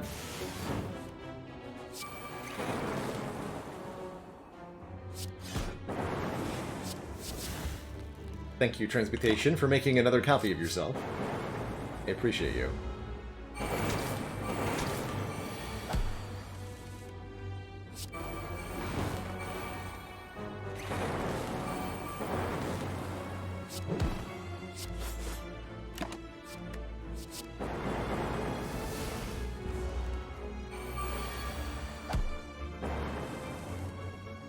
Alright, second chance Transmutation.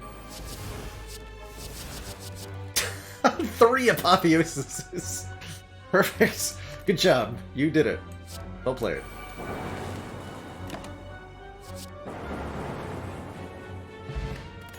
And now a fossilized helix, preventing the first time we would take damage each combat. Could save us from the big attack of the heart. Apotheosire. It's Apotheosaw.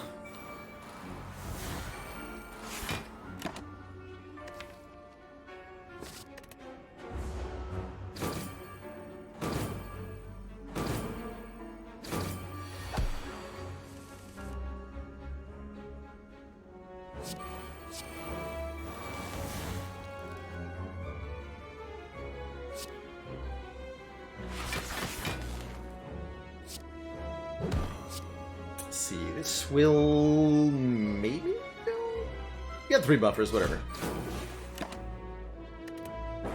Ah, perfect.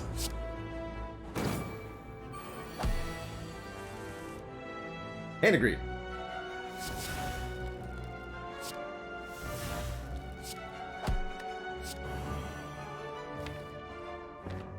Like to seek for. Card I can play is dual cast. Well, fair enough. Fair enough.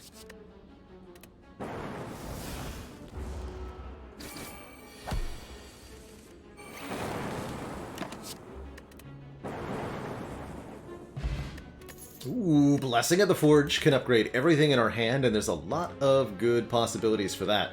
Upgrade this defrag, upgrade this defrag, upgrade Amplify, upgrade Seek, upgrade apparitions that we can't use, upgrade our life. I'm willing to use the, lose the Potion of Capacity here.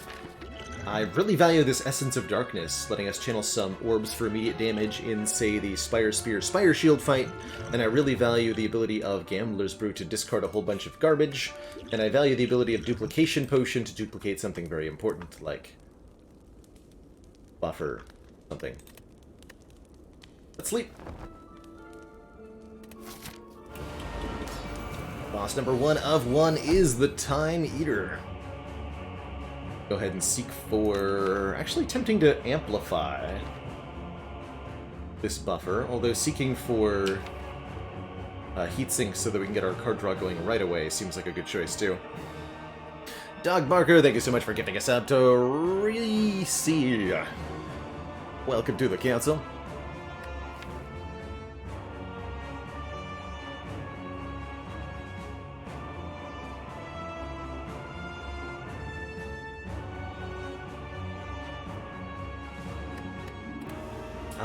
What else can we seek for?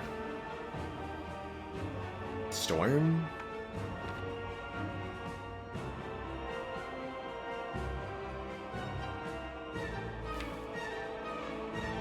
Honestly, having 5 stacks of buffer sounds like a great way to start this fight.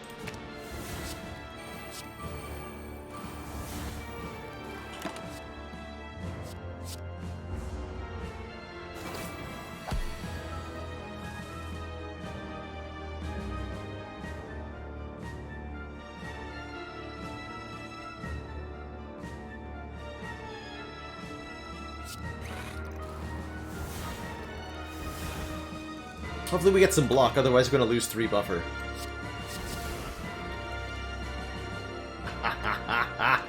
Well, we got an Apotheosis and block and a Hand of Greed, which we can potentially kill Time Eater with to gain some dollar reduce.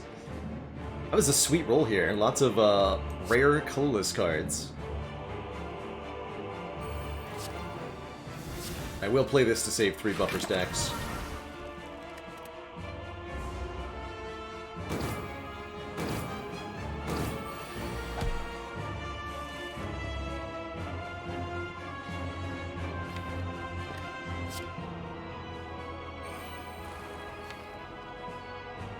I want to hollow amplify that? Maybe.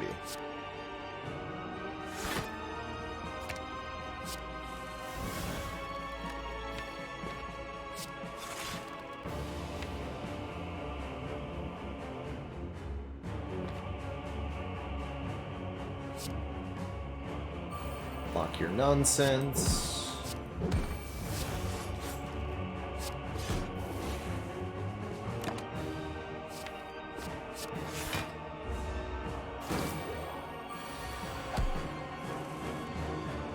Getting more powers added? Good.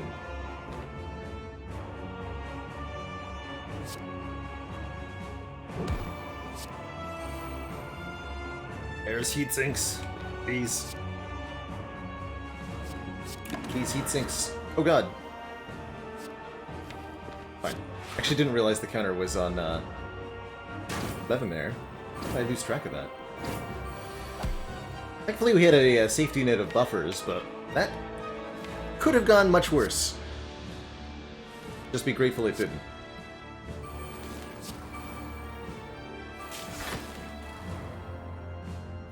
Alright, now I'm going to seek for Amplified Defrag, and we're just going to dunk this nerd.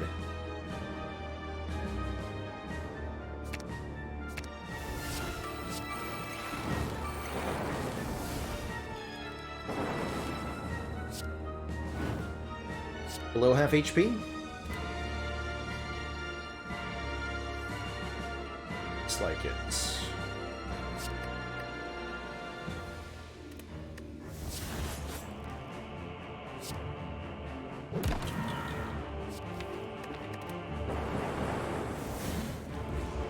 So on this turn, Time Eater will bring themselves back up to half here. Look at all these Electro-Dynamics copies. Beautiful.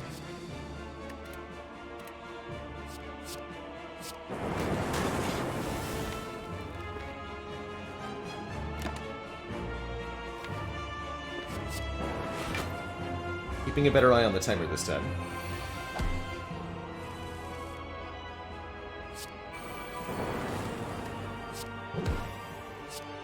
Going tangible now. This card pile has many copies of Electro. Let's fetch the upgraded one and play it.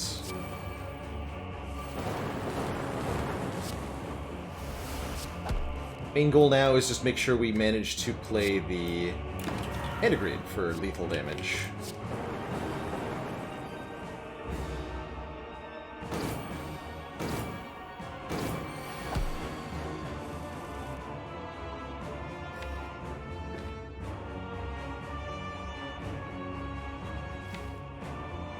We try to draw into it now, or we can simply wait till next turn. You wait. For your Sylvan.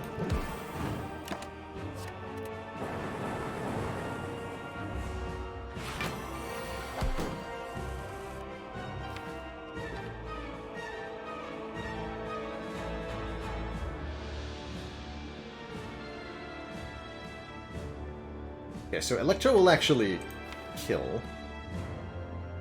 But I can hologram Machine Learning to draw 3. There we go. Ching! Thanks for the money. Here. He thump, a deep pulsing dread can be felt throughout the room. Is this the heart of the Spire, the source of this loose change rummaging around in your pockets? Charge your dollary-doos. Your business account. Proceed onwards.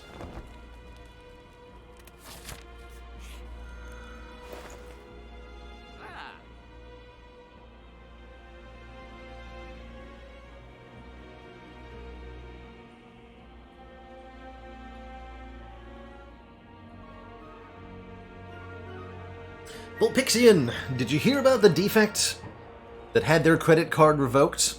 All they ever did was add charges. And Eastern Sky, thank you so much for that tier 1 sub. Welcome to the council. So is that Bottled Lightning plus Seek that I see? Which makes bottled heatsinks, if we need it to be. Or we could bottle this secret technique. Pretty good.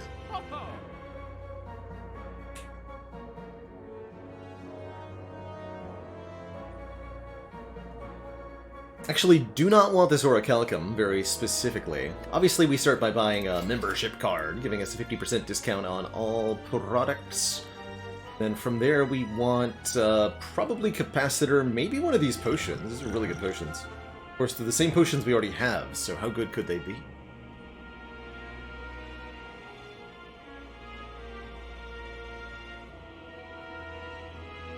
Dunk a stinky defend card? Clean bottle of Seek. Bottled transmutation sounds potentially hilarious too. Buy a fairy just to free them. Where your head's at, chat. It's actually not a bad backup policy either. We lose the Essence of Darkness for that?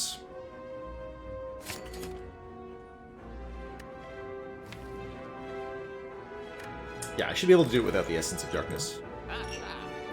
Got enough front load for the Elites fight. Let's go! Perfect. Just give me a heatsink, so let's be on our merry way here.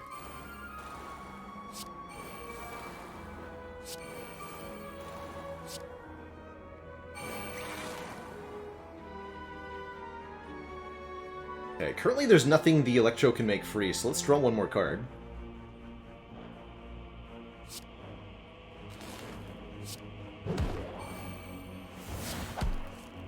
Okay, Electro will make that free. Game about the static discharge, but that's okay.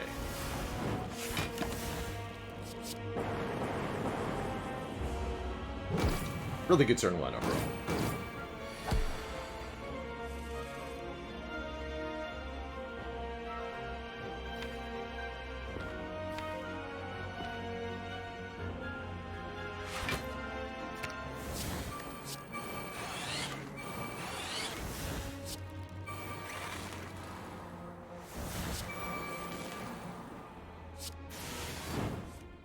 Powers, just the Buffair.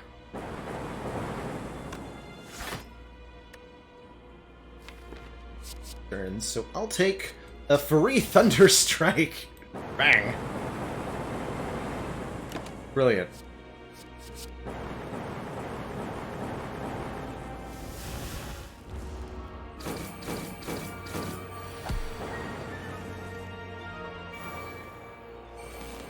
Agree?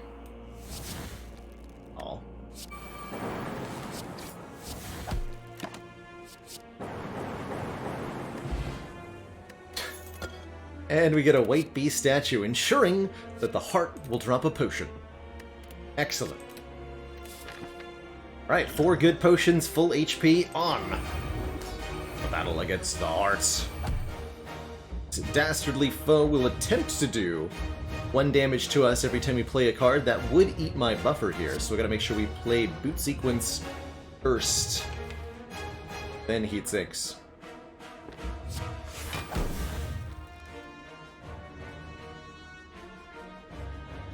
What am I gonna dupe in this fight? Currently unsure. Could be Heat Sinks.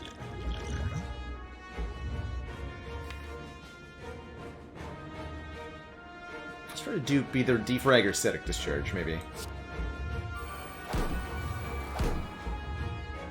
Ah, yes, actually. That's perfect. So let's go ahead and upgrade those. And dupe the Static Discharge.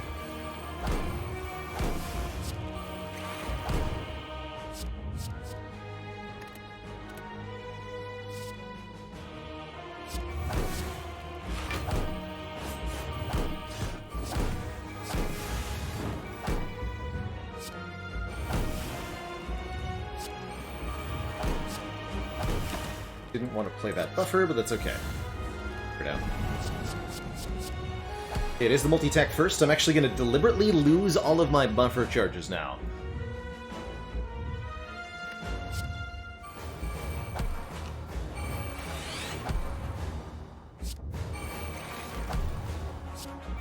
And pepperonis, Mr. Hart.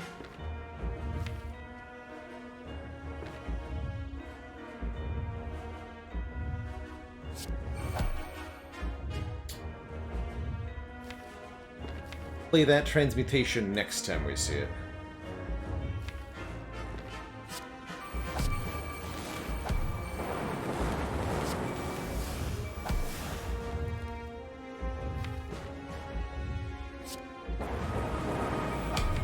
We have Art of War value. I'm going to keep it that way. Alright, have fun, Mr. Hart. Good luck.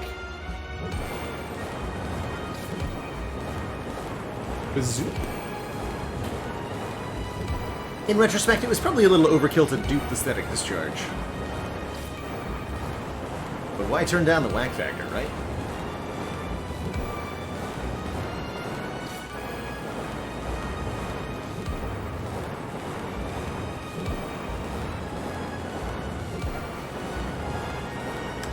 Done yet? Nope. There we go. That poor heart.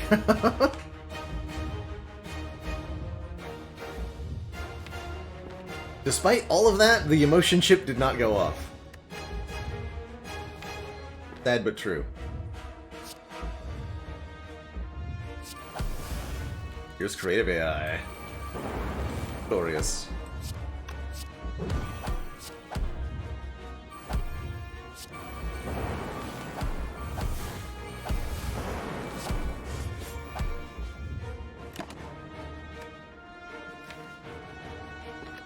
Play transmutation.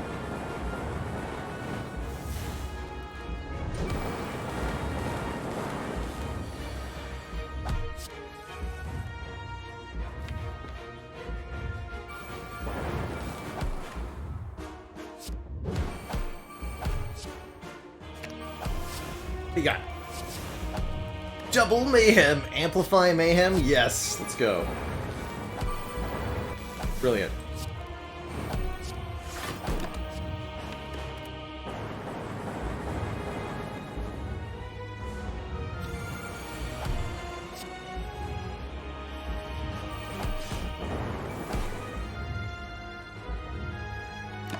Have fun, Mr. Hart.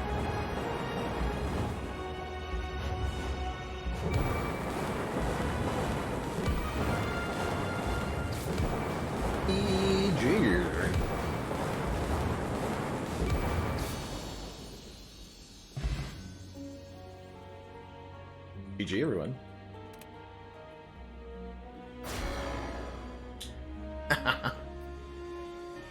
So good.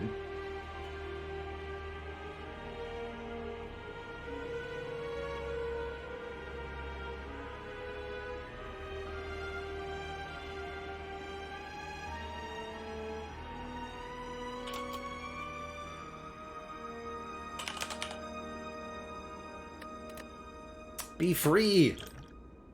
My fairy friend. Be free.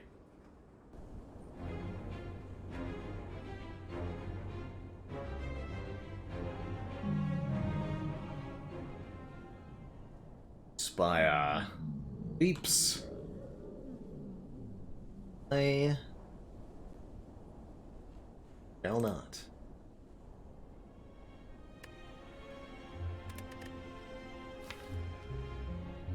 Hey, what a wild one. Bit of a sketchy start. We did take a lot of damage in Act 1. And a bit of a sketchy fight against Champ, too. Once that Heatsink's Mummy Hand nonsense came online, boy was that good. Amazing. Next up, we're going to be playing the Watcher. It's time for Ascension 14 on this ladder challenge already. This is when we lose a little bit of max HP. But before I start this Watcher, I am going to take a quick break, refill my legs, stretch my water. When I return, the Purple Lady. Be right back.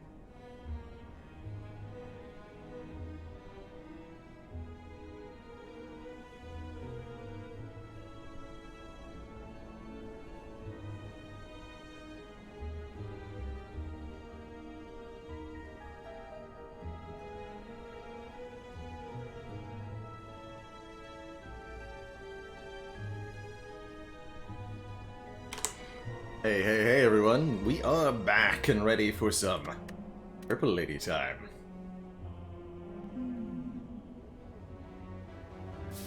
Purple Lady definitely likes having 4 energy to start.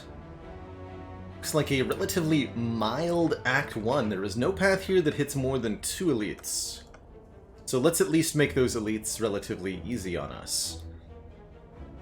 It looks like we have to hit late fires too. This is not a good Fusion Hammer act, but that's okay. That is okay. I think to that end we want to avoid early fires, so let's go combat. Lots of combats. Maybe one event. And then we'll visit these 2 fires at the end to heal back up to full before Slime Boss. Not that Watcher generally needs health against Slime Boss, but... no. I guess there's some optionality if we go this way to maybe choose to fight the Burning Elite. Let's see how we feel after a few combats. We should be able to get some potions pretty easy peasy. Ouch.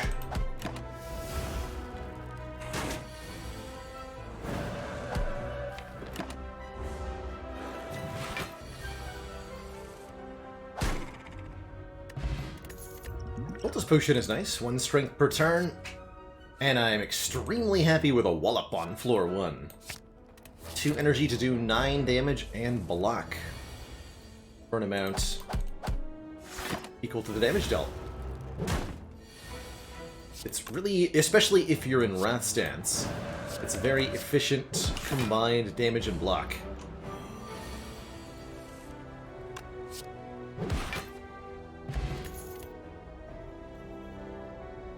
Second way to get into Wrath.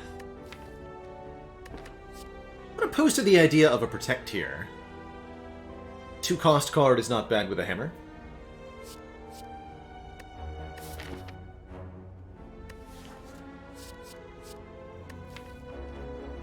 I don't know about this Indignation.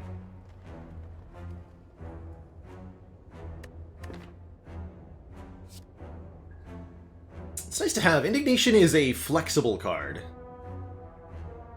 Because it's flexible, its individual effects are weak, which makes it kind of feel like a weak card. It's either Wrath or Vuln to all enemies, but it can't be both.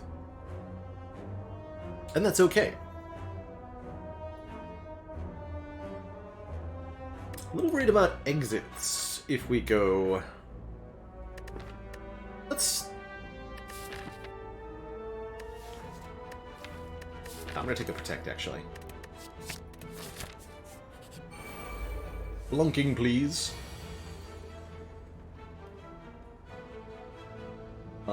14 plus 8 is 22. Good Eruption strike you, but then I take even more damage.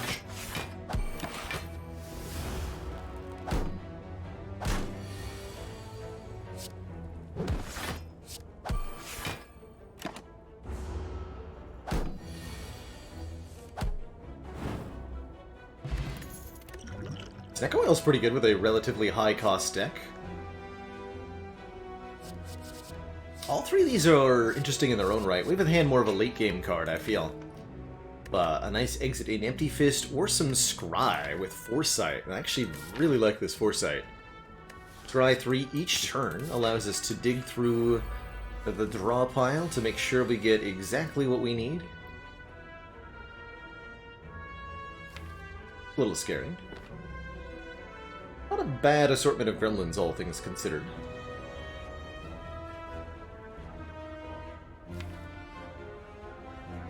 Contemplating using the Snecko Oil. Currently we're taking 4 damage, and then next turn is going to be pretty gnarly, generally speaking.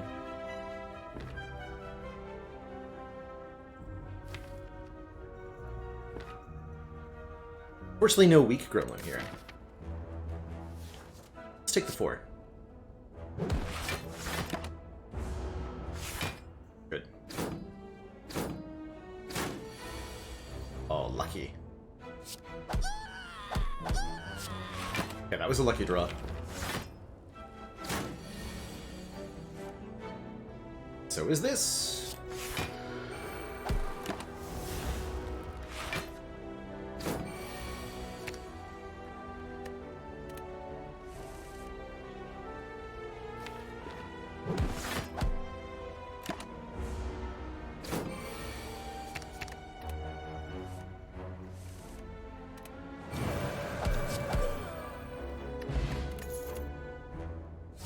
Another powerful 2-cost card is Wheel Kick.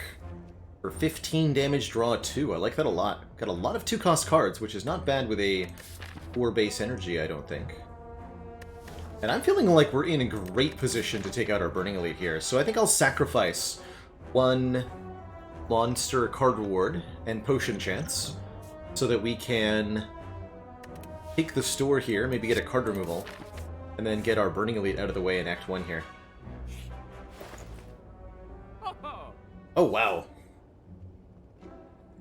And what a store it is. I can only buy one of the 3. Vault, Orange Pellets, or Bag of Preparation. That's great.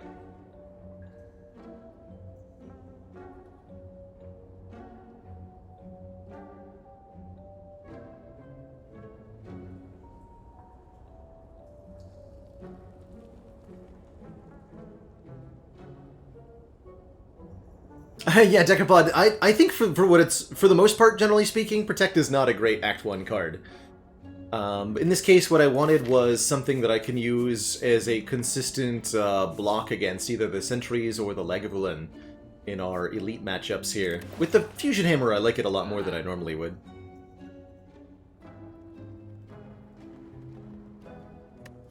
It's not my favorite block card. I would have preferred a, would have much preferred a Deceive Reality over that Protect.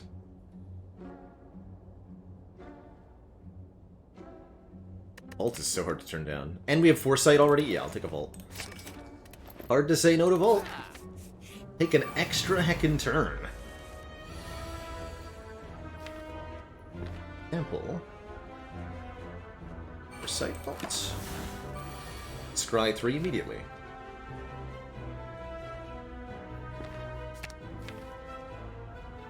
A lot of damage.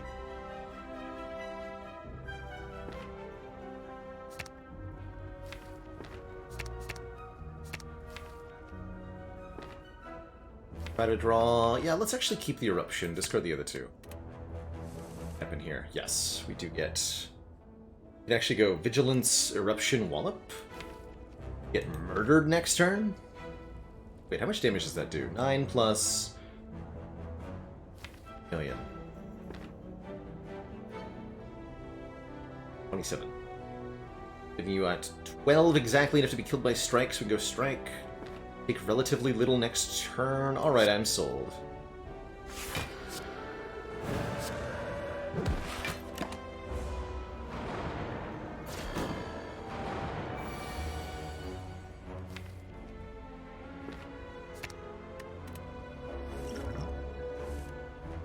Oh, we got Wallop back. Wow. So I can go Wallop, Defend, Defend, full block, keep the Protect in my hand. Or I could go Strike, Wallop, Defend. Take only 1, that's even better.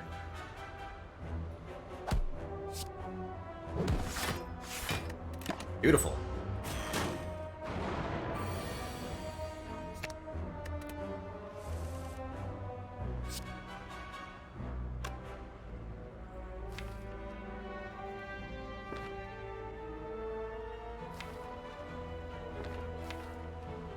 I draw the Wheel Kick, and we can guarantee that we draw the Wheel Kick. Okay, so we should have a guaranteed kill next turn.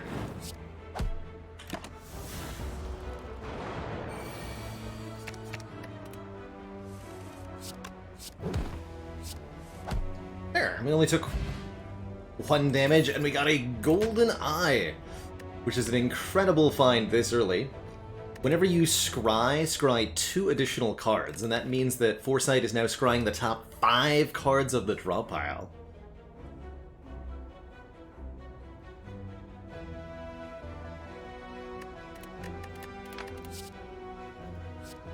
Ooh. Some Battle Hymn.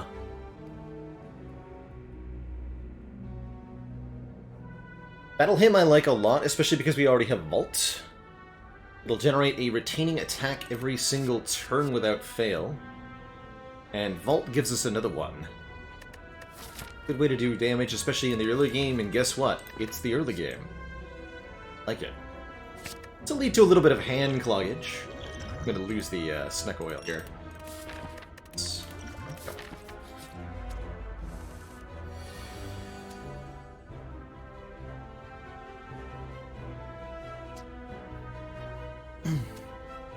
So what pushed Vault over the edge against the pellets there was ultimately just the fact that we had the foresight already, enabling us to use the interaction between these two cards. That and don't have anything to utilize the pellets with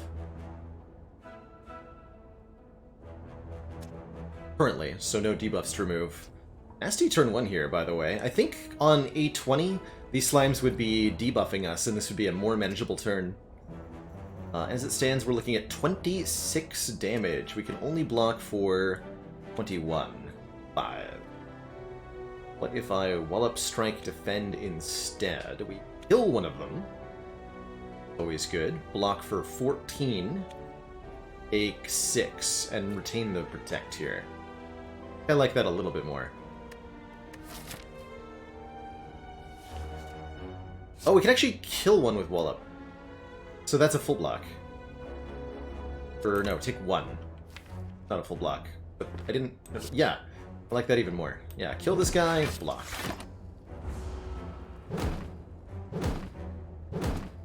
Of course, it does lead to an awkward turn here, or does it?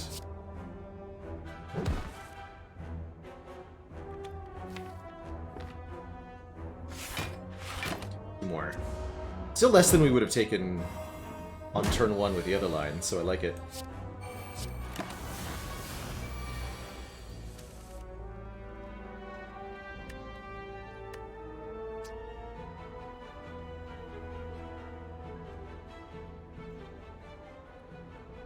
Eight, 6, 9, yeah. 8.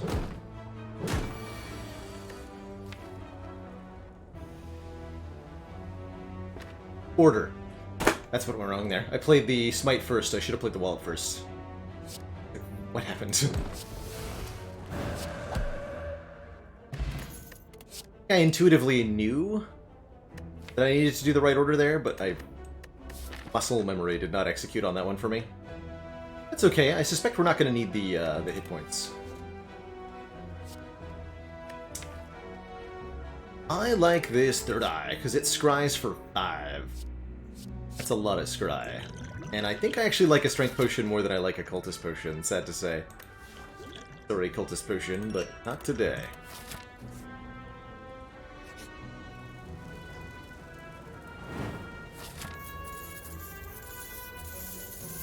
Going for this elite. Ooh, healing. Yeah, take a healing.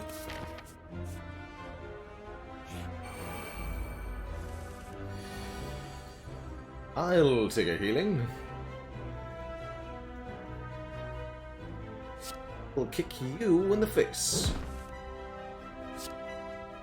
I'll use the regen potion.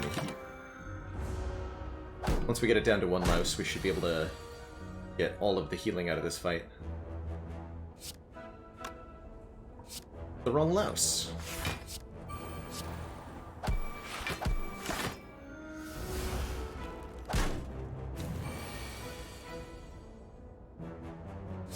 Vault activates the regen potion too, by the way.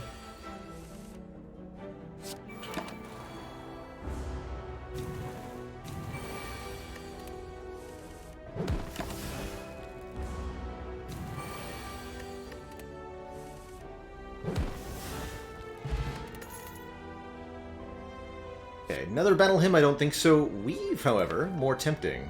Returns to our hand whenever we scry, which is something we're going to be doing a lot, because the Golden Eye will ensure that I continue to take the scry cards that were offered. I'll take it.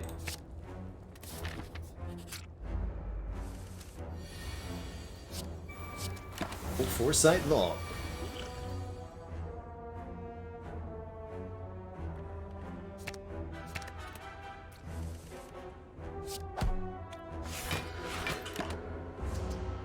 Could have taken 1 to get the battle hymn in play, but I did not feel like it would be necessary.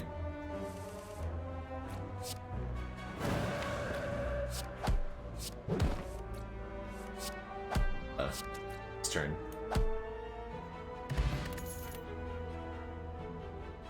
Okay, now that we have a Golden Eye and a Weave, a Just Lucky seems pretty good, actually. Scrying 3 for 0 cost. I would consider it Nerf Nitro. I've found that having like large volumes of stacks of Foresight, scrying like 8 or 10 cards per turn, can be very, very good against the heart. So I would be happy to I'm also very happy to get the Odd Mushroom Relic here.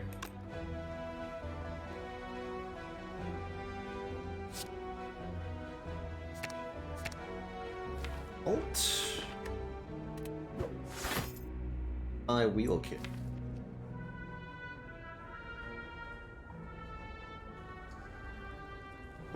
Turn is going to be gnarly with all of them attacking here on turn 1.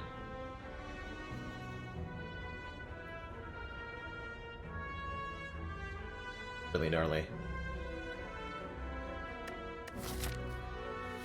Actually contemplating using the Strength Potion. This is so scary with all of them buffing on turn 1. Yeah, let's do that. Let's go Strength Potion Vault. I'm scared. Hold me, chat.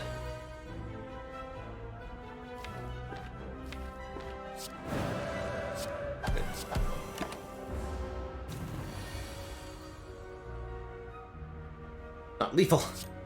But it is a full lock.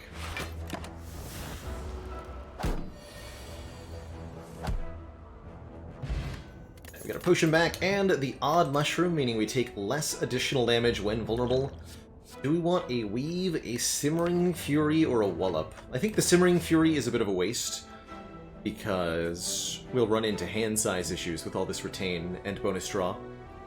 I think Wallop number 2 is just fine, though.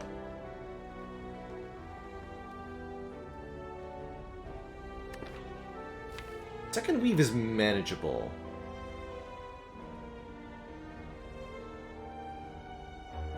Second Weave is kind of hilarious here.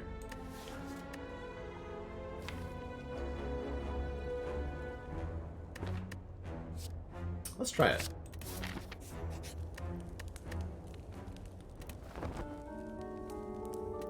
Two Weaves with bonus scry has gotta be good. On some level, surely.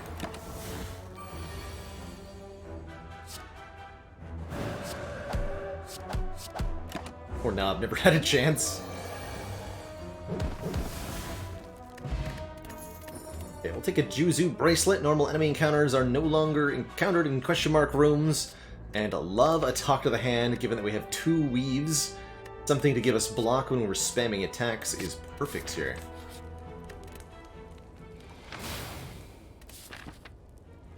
On Act 1 recalls, I think we're about 2/3 of the runs. I've had a thingy in Act 1. Okay, we get to Foresight Vault next turn. Just wheel kick.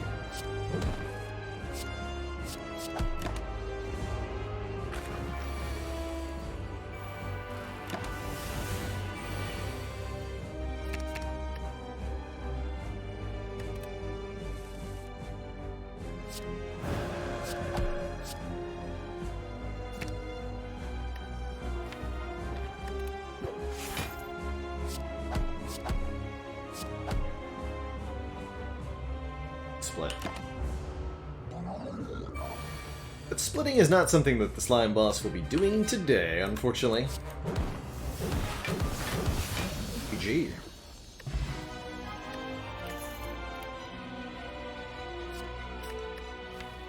This deck already really appreciates the 1 copy of Vault that it has. A 2nd copy of Vault seems pretty okay. Could upgrade this, or could take this scrawl for a big draw. Big draw. But I think it's just another copy of Vault here.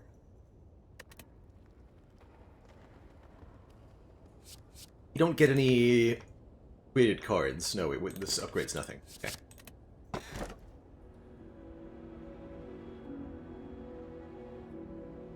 Runic Pyramid.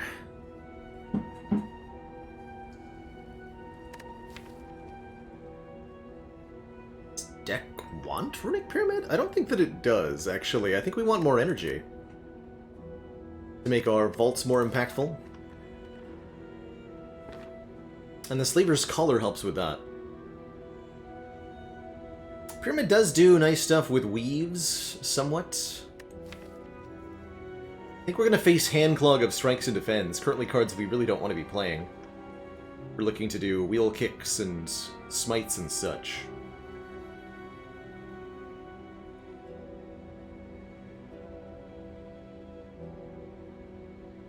Yeah, I think I'm going to pass on this Pyramid, weird as that sounds, and take the Slaver's Scholar here. Going up to 5 energy during boss and elite fights. There's a lot more energy when we vault, notably. Lots of fires if I go this way, which I don't think I'm going to need. Be 3 dead nodes. Can't do that. It's not worth it. Let's try to find a path through many elites that doesn't hit excessive rest sites. And this looks a lot better up the middle here. We hit 0 rest sites instead of 3. I would much rather lose 1 elite and take 3 different nodes. 3 events, 3 combats, what have you. And we get a late store? Perfect. Okay. Start here then.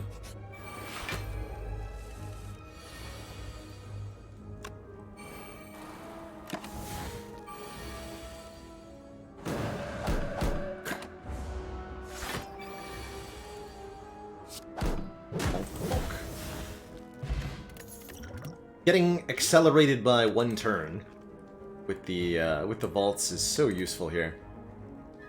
So, watch your knowledge check. See Tantrum Plus. Do you take it? Why add? Answer is yes.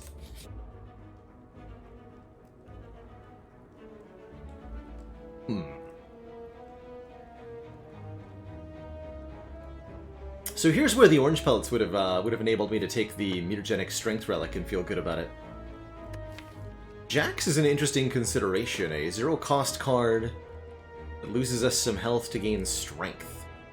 Looks nicely with this Tantrum, and with the weaves, quite frankly. Like, a little bit of strength is so much more damage here. Or transform 2 cards, which can be very good in its own right. Actually really dig this Jax. You know what? Let's do it. It's a shame that this Jax doesn't get upgraded, but let's take the strength. Id. Rugs.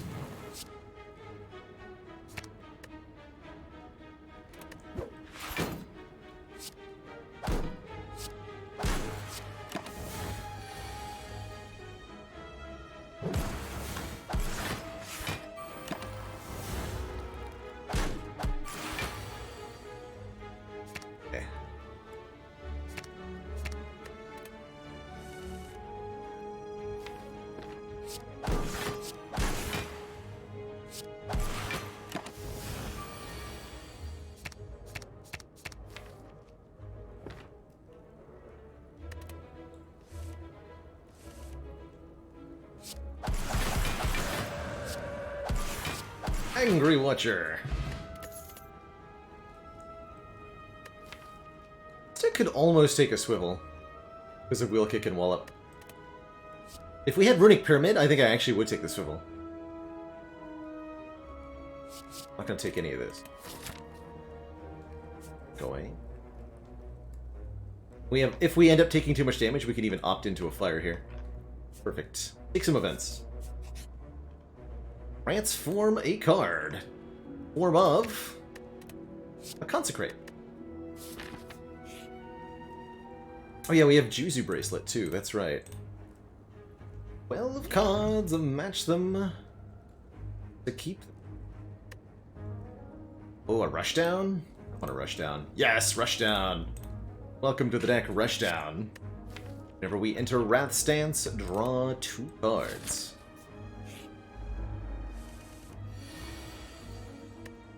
Oof.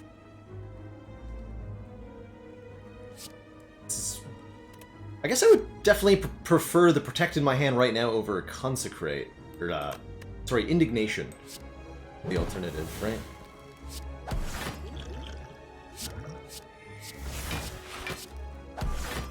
Still not a particularly good turn 1.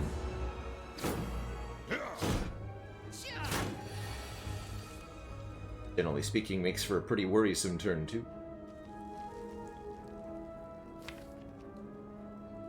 A lot of exits in that draw pile. Let's see what Third Eye has to say. Vault.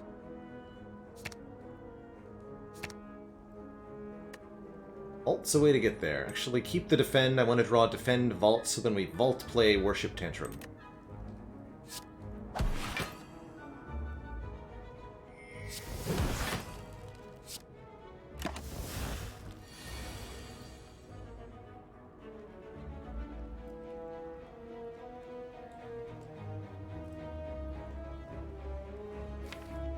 And this turn will end with me in Wrath, looks like.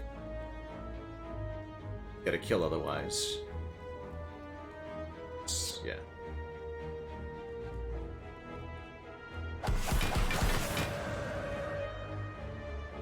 Thanks for the Blanc.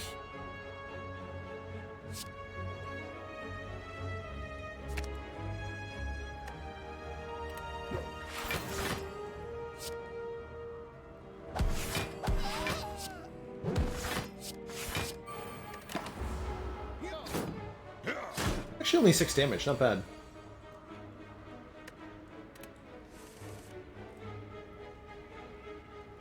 I think we don't have to play the jacks here. Fight's already over.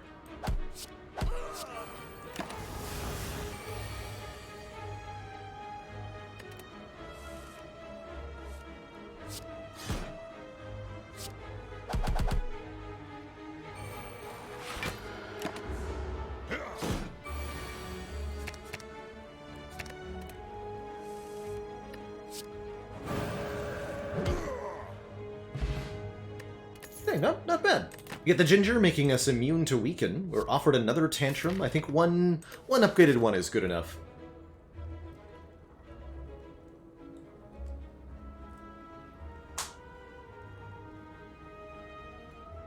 We think we need more ways to intercom in this deck? Yes, we need more stance control. We need ways to leave Wrath, more specifically. An empty card of any kind, or a calm entry would be much welcomed. Ideally, I think Meditate. Oh, well, here's one on sale. So, probably that? Now that I've named it? Right?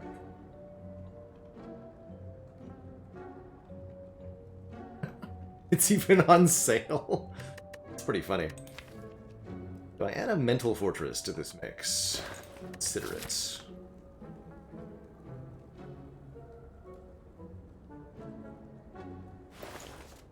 Melange is interesting here. Whenever you shuffle your scry pile, or sorry, whenever you shuffle the draw pile, scry 5.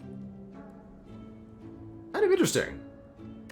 How that compares to the plus block of the Smooth Stone, which is +1 on Just Lucky and Third Eye and Protect and our Defense and our Vigilance.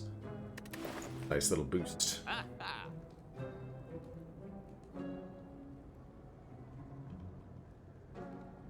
Yeah, this Melange feels decent, not amazing. I put it pretty similar to the Smooth Stone. And I am going to go, I think, Mental Fortress, Rank Removal, Meditate. So yeah, we do have enough money left. How small does the deck have to be before Melange is worth it? If you're under 20 cards, it is worth it. I can tell you that much for sure.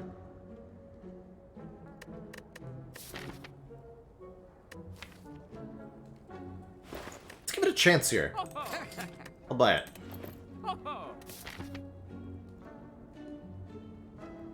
And I think we're good on HP.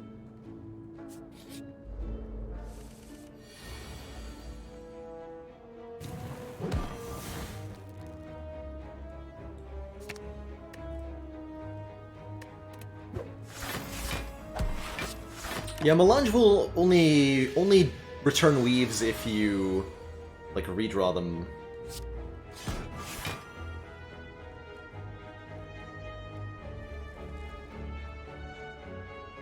Bottle Miracle here, go Wallop Protect. Tantrum Wallop. Go to 10 block plus a lot more. Incoming 36, but we'll have 22 plus 10. Yeah, that's a basically full block. Okay. take 2.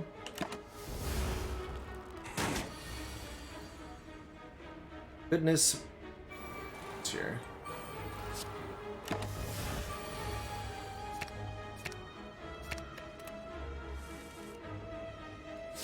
There.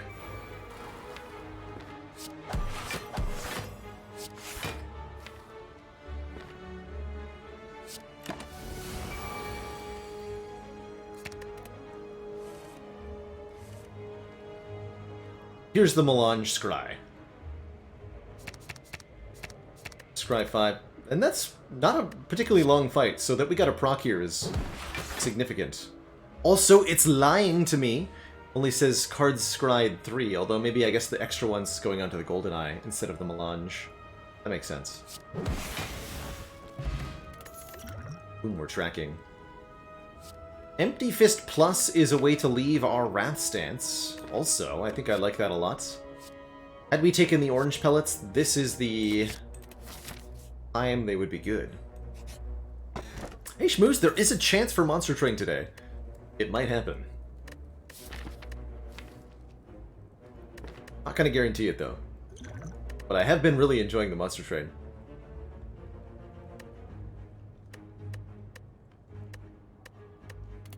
Sapphire Key, I don't think we need the Blood Vial healing.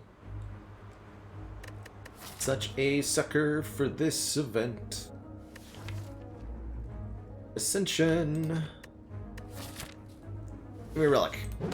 Ha! Free kunai. Easy game.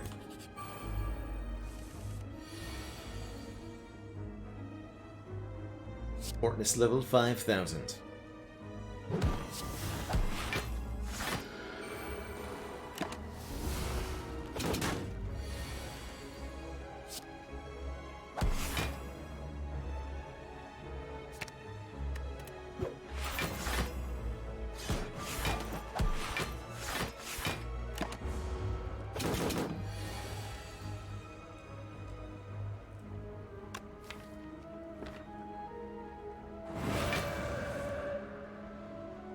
Double vaulting.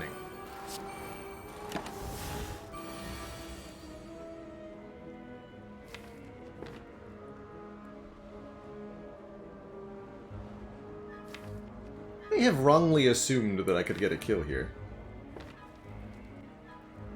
See what we can make happen. We've got lethal.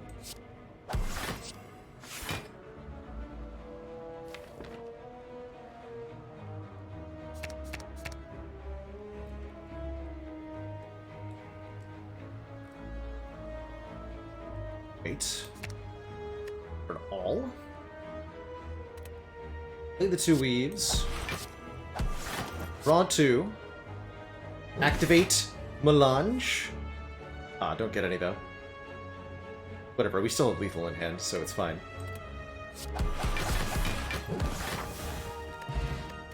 Pocket Watch. There's a really good relic. If we play 3 or fewer cards on our turn, draw 3 more cards at the start of the next turn.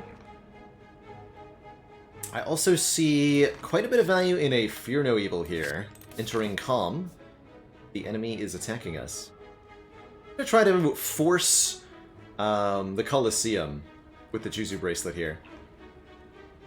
By the way, notice that we went to 1, 2, 3, 4, 5 question marks this act, but Juzu Bracelet has actually only done things 1 time. Most of the time, you get events anyway when you go to question mark rooms. Juzu Bracelet is actually just dying. Wait, Juggernaut? Juggernaut.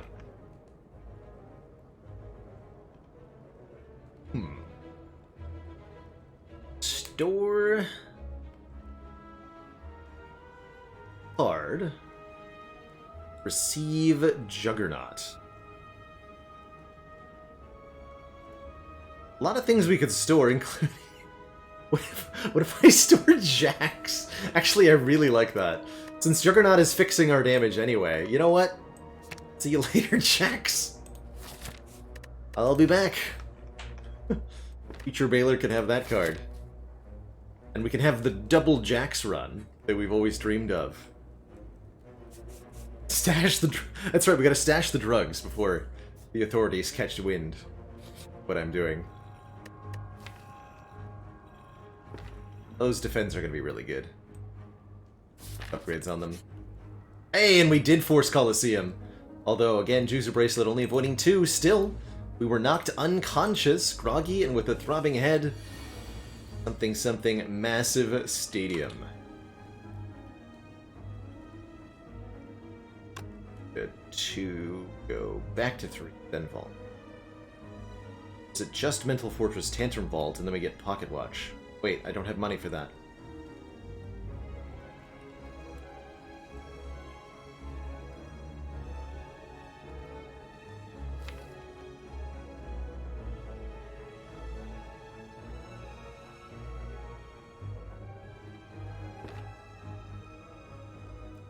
I think just Tantrum Bolt, then.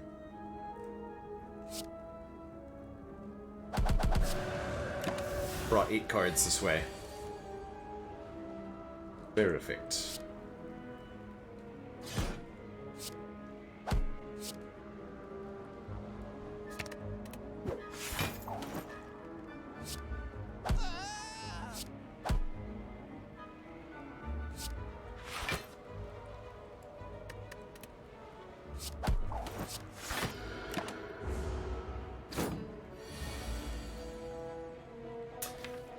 Yeah, actually, what I should have done there was Fear No Evil, then Tantrum, then Vault. I, for some reason, didn't think of the line where I didn't also play the Mental Fortress. But yeah, that would have been better.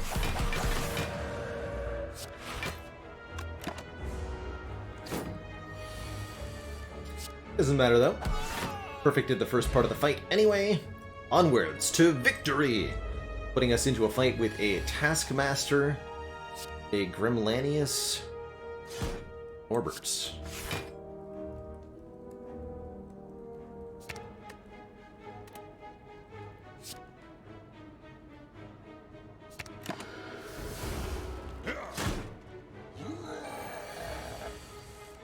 If we're able to beat these nerds, get big rewards.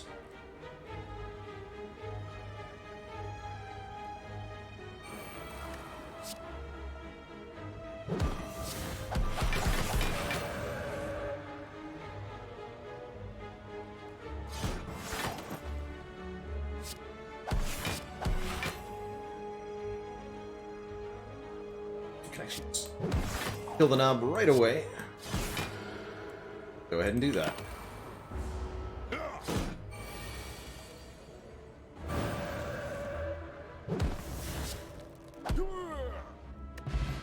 And for our efforts, we get very much rewarded. 100 gold, as well as 1 uncommon relic and 1 rare relic. In this case, Ornamental Fan is block whenever we play 3 attacks, and the Wing Boots allow us to ignore paths when choosing the next room to go to. So offered a Crush Joints here, which is kind of interesting. Tempting, but I'll skip.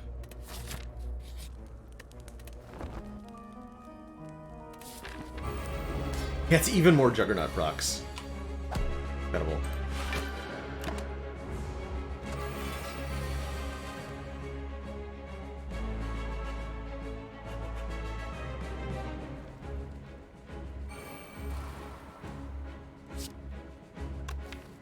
So, let's not even bother to talk to the handing the boss.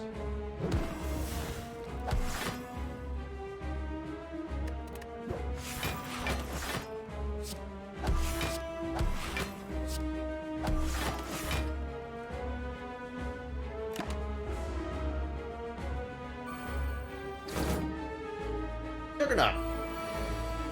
How dare you!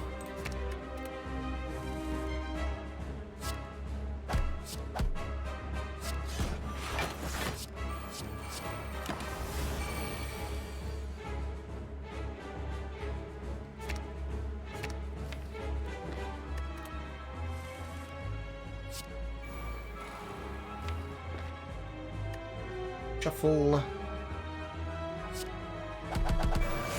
And use the Wii. Wait. And use the Wii.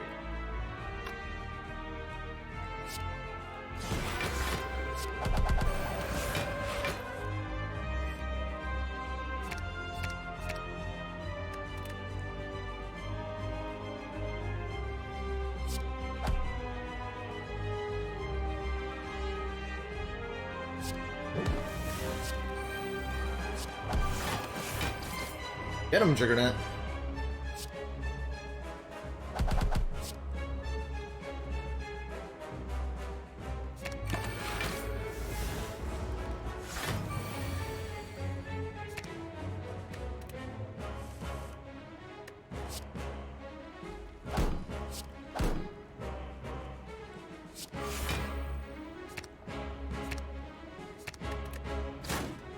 So Emrys, thank you so much for the 8 months. And that tier 1 support.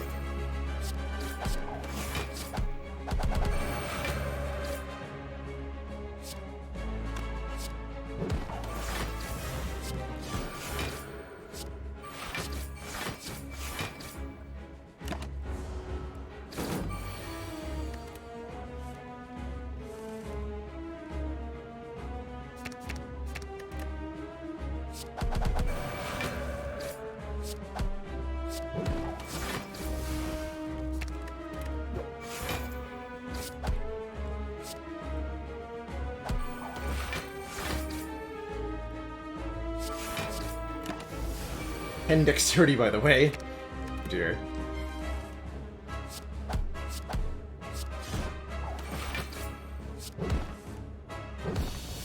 Here. Destroyed on. Get destroyed on. What's that? Vault number 3, you say? Alternately, lesson learned sounds pretty okay too here, allowing us to start upgrading stuff. We'll never get everything upgraded, but we could hope that maybe the Juggernaut gets upgraded. Certainly hope.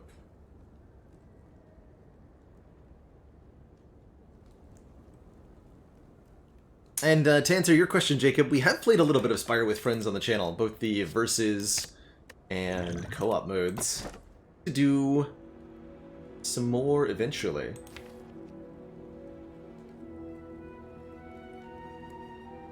Not sure if Snecko deck or not. Snecko would make the Weave's random cost not great, but Vault's being random cost is great. And many of the deck things in this deck are definitely better. Bonus draws and that confusion. Pandora's Box transforms all our strikes and defends. They're all upgraded, so I really don't want to take this. Or Sozu, giving us extra energy in exchange for potions and such. I believe I'm rando that Rebound and Tantrum do work together as you'd want them to, the Tantrum going directly on top. Yeah, if you manage to scry the Weaves and keep scrying them, they will stay at 0 cost. I'm going to try the Snecko Eye.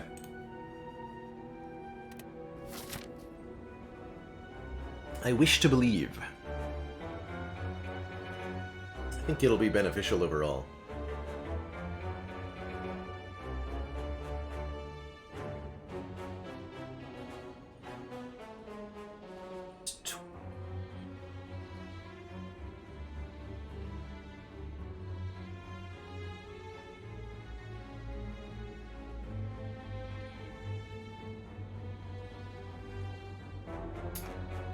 No way to get more than 4 elites here, huh?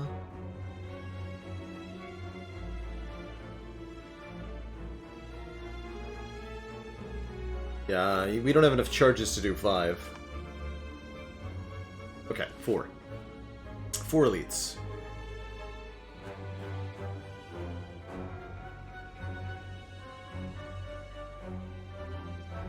Jump once, jump twice, and then can fight either of these two, or jump once, jump twice, and can fight either of these two.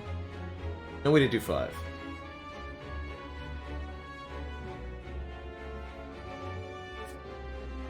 Do these two to start. Yeah.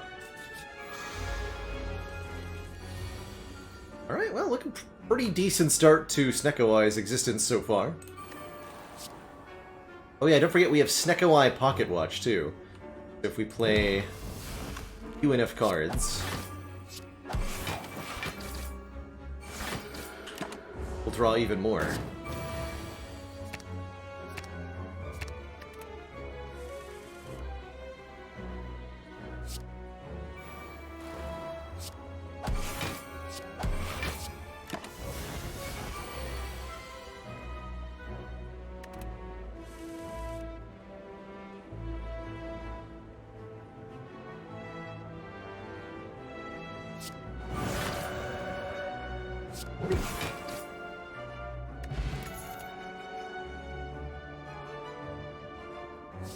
Don't want another protect here. Maybe an upgraded one? But realistically, no. Oof, lose Third Eye, Battle Him, or Talk to the Hand. Ouch. But I like all of these cards.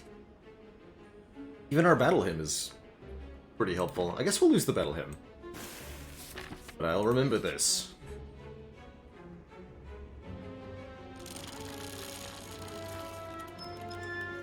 Oh boy, a full heal. Hooray!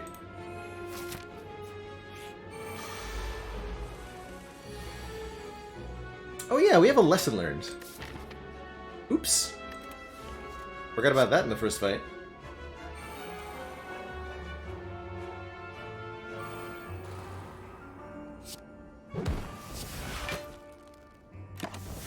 Totally forgot I had that. Fact.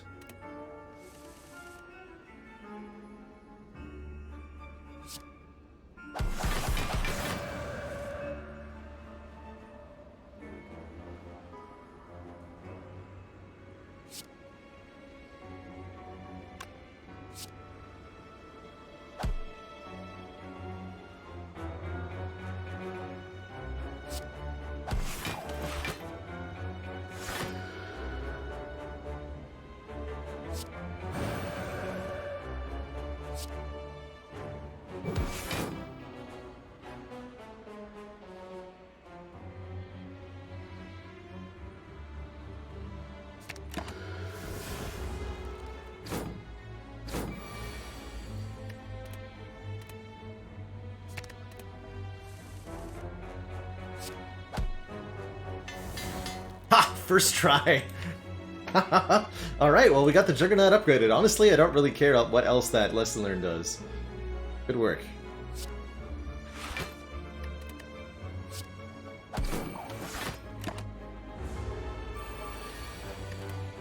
Note, though, however, that in the current combat, the upgrade does not apply. Lesson learned only applies on future fights. So this Juggernaut is not upgraded right now.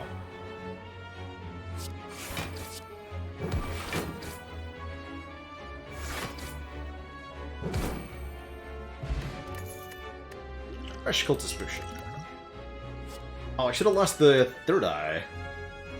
Who knew I was going to be offered an upgraded one immediately afterwards?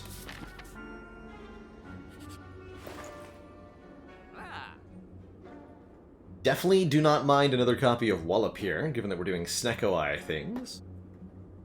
Clockwork Souvenir won't block Confusion, but will give us an artifact to block other debuffs with. To remove a card, too. I think Consecrate is probably one of the worst at the moment.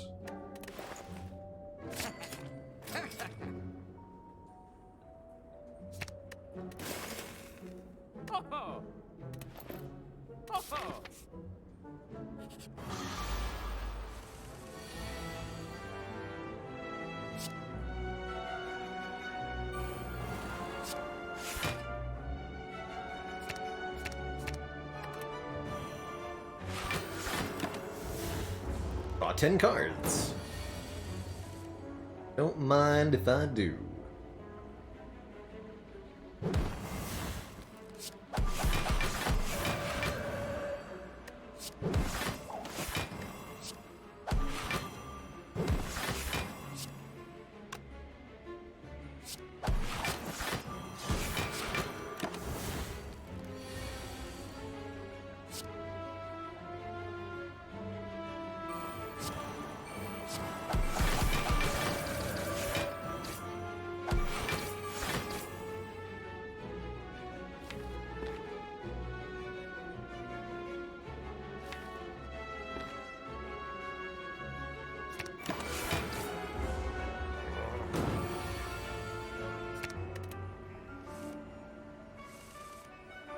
Grabbed Fear Removal when I wasn't being attacked. I didn't think that through. Fortunately, we can't know what the costs are going to be here.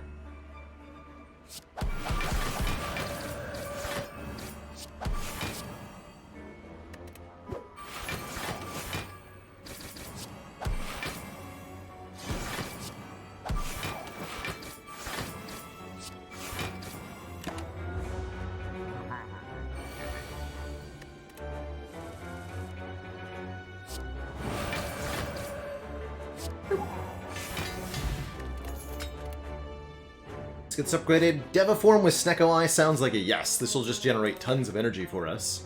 Easy peasy. Could take a Blasphemy, but why would we?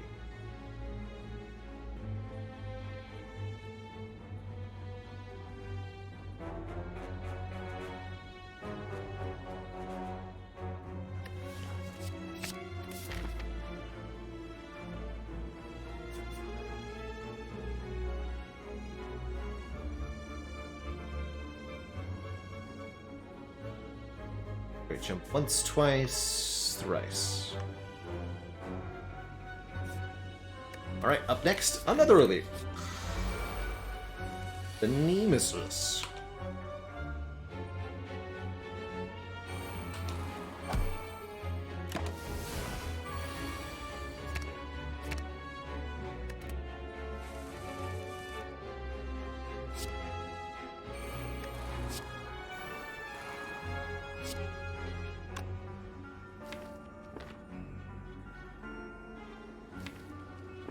Go for draw 10 again.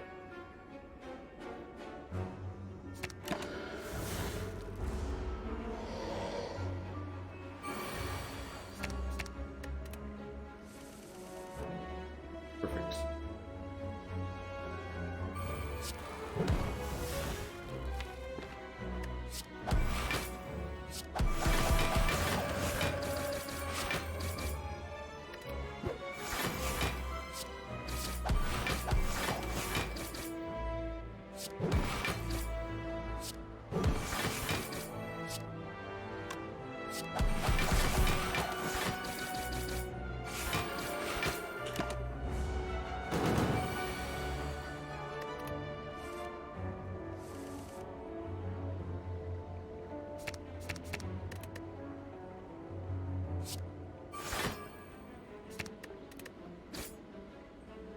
Orange.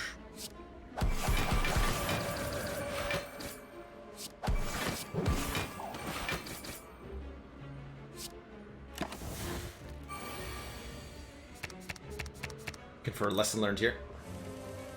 Here you are. So nice, it upgraded itself. Sash Whip is acceptable as a way to apply a little bit of weaken. Feels unnecessary, though. Don't need a third weave or a second meditate. Alright, elite number 4 or 3 or whatever. Knows.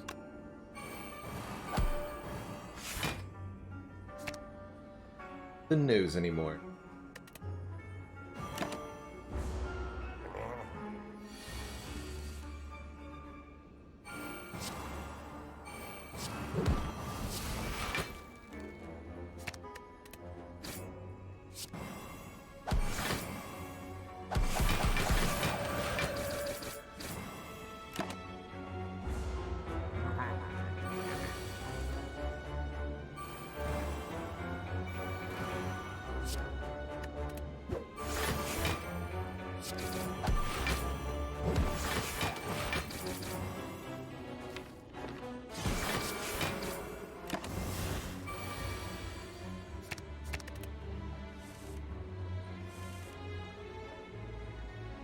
Hey, we got a weave out of, melange stuff.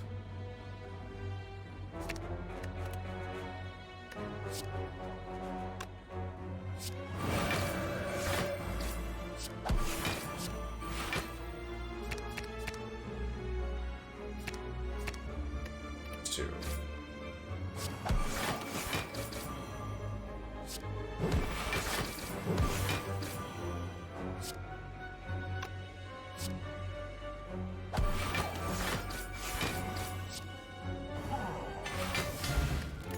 Bird-faced Urn, healing us 2 whenever we play a power card. Some temptation for Cut Through Fate, but we'll say no.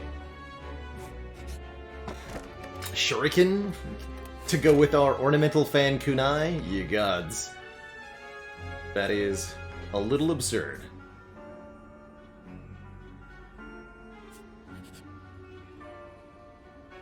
I'll lose a Cultist Potion.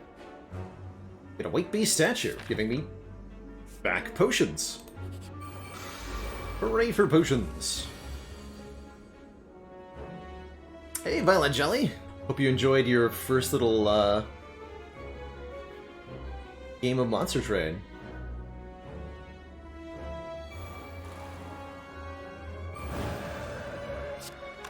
Four.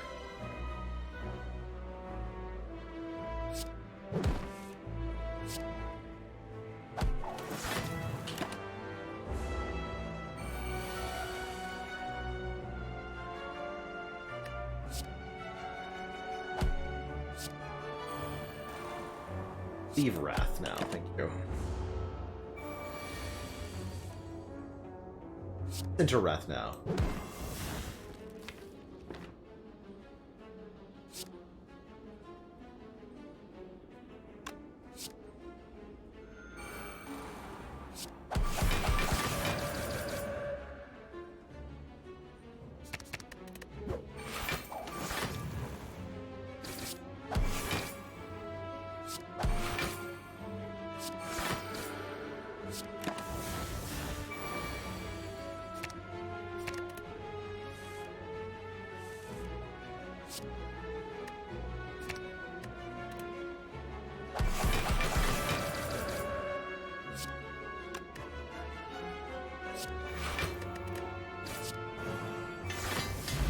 Okay, Vault Upgrade doesn't actually do anything, but that's alright. Fasting to go with our Clockwork Souvenir? Sure. Why not? And the Merchant Man. Here's a Wave of the Hand. If we want to apply Weaken to all enemies, there's the best way to do it. Take that. Preserved Insect or Happy Flower could have been good too. But I want that Weaken. And now.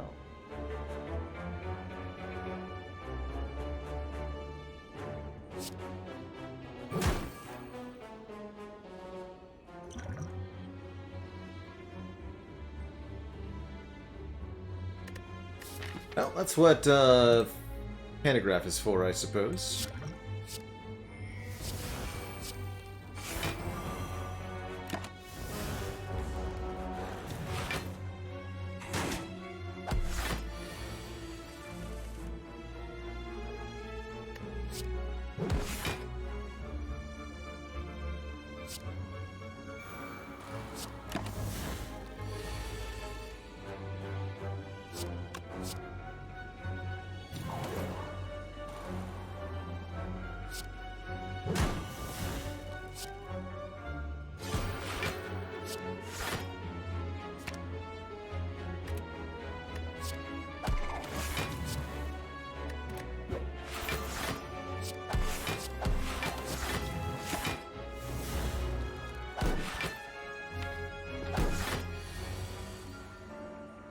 Okay, I'm not going to play Juggernaut so that I can land the lesson learned here.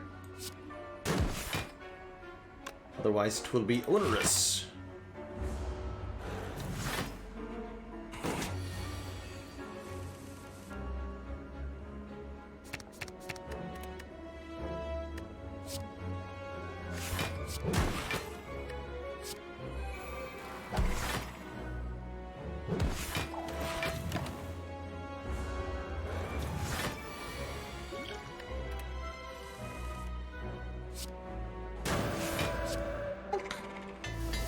Upgrade the other vault uselessly. Hooray!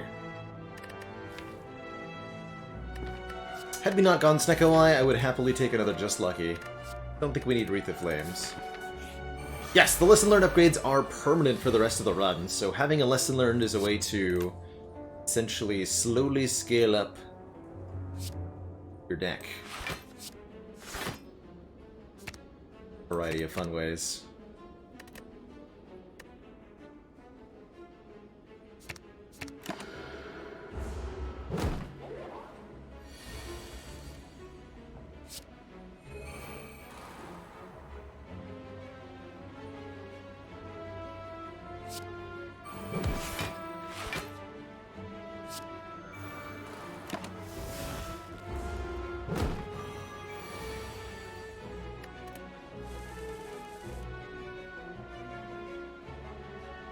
Double perfect.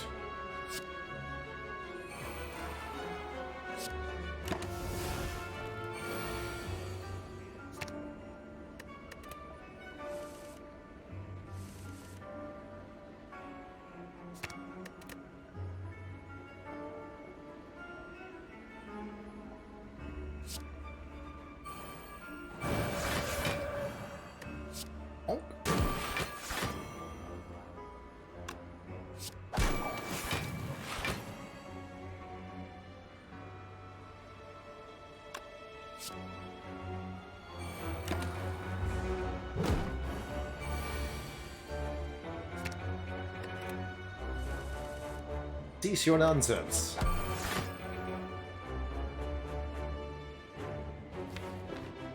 So we can just play this now,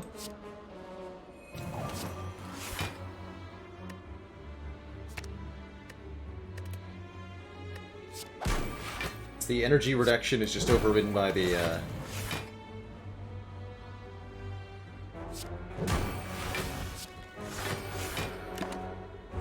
Death form anyway.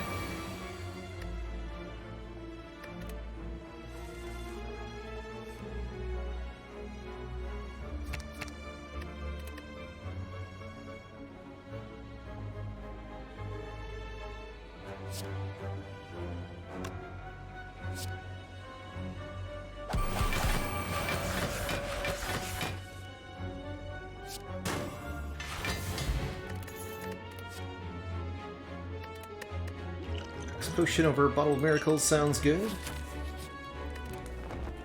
Onwards to Donu and Deka. Turn 1 Juggernaut, too, I like it. Take a bit of a hit here. It's okay.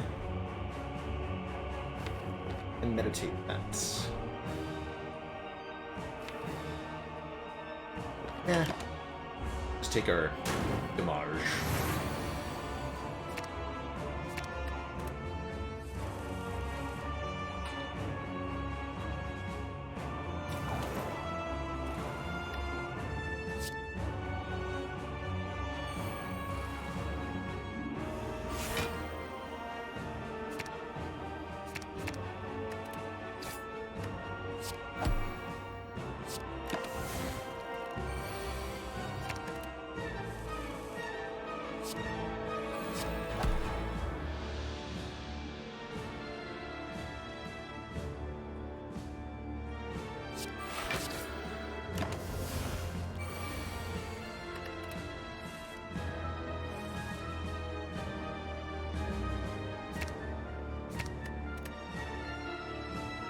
Greatest turn.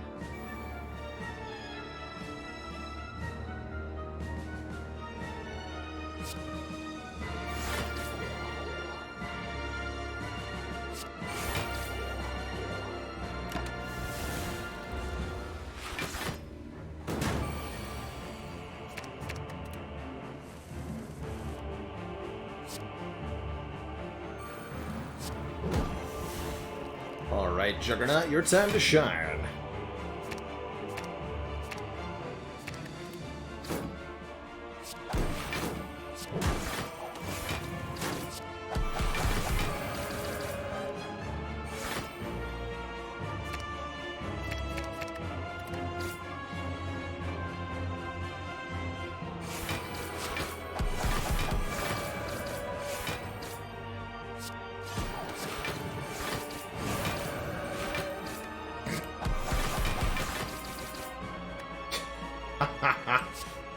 Get him! 3 Juggernaut procs for them, for 1 card.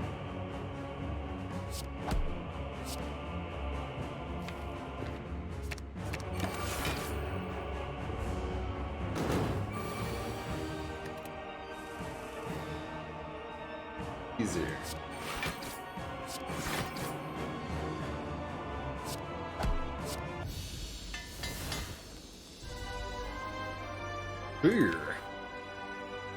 Deck has gotten relatively upgraded.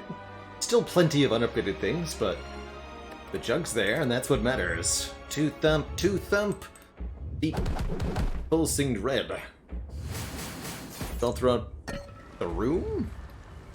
I think something hard with the Spire.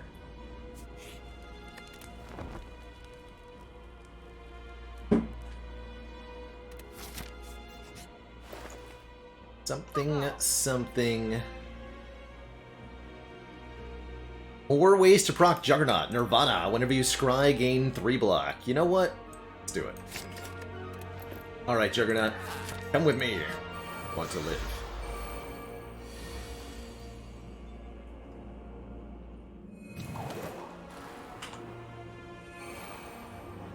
And let's keep that protect. This card. Good next turn. Not sure about this Tantrum.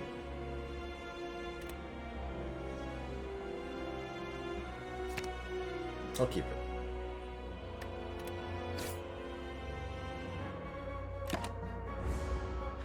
Burns do not go directly on top of the draw pile on this Ascension level.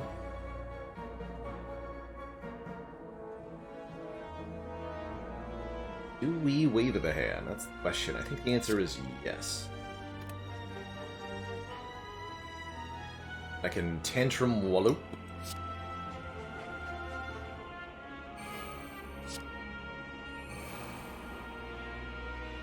Tantrum you.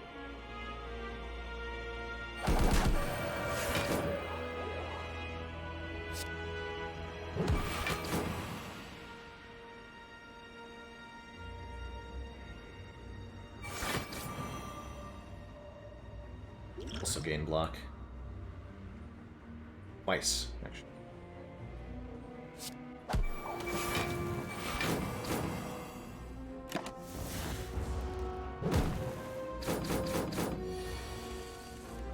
Poke, poke.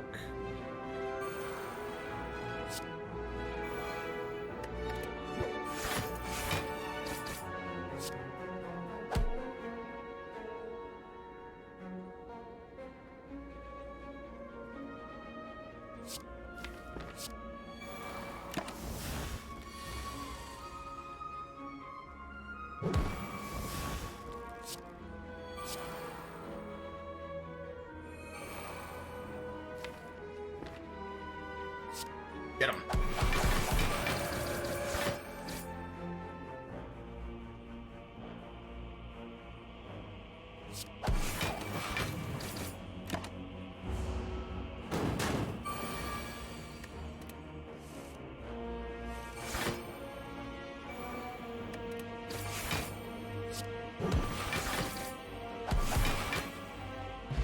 Kerlam. Oh yeah, and I can fix the hole in the wall command. Do that real quick.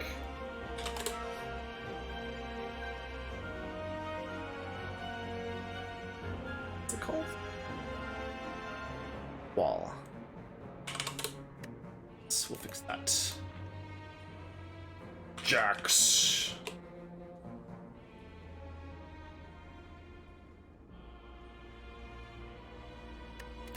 Gremlin Horn.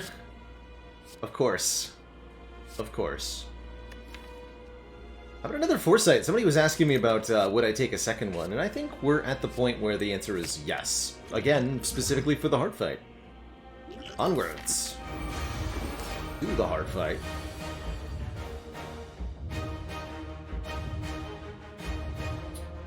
Third Eye, Foresight, Vault.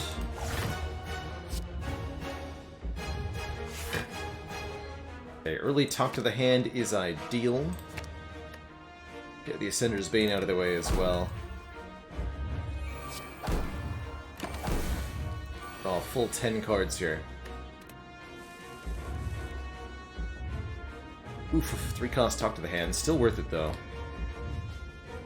I think I'll play the second Foresight rather than the Rushdown. I'm not going to put myself in Wrath stance right now.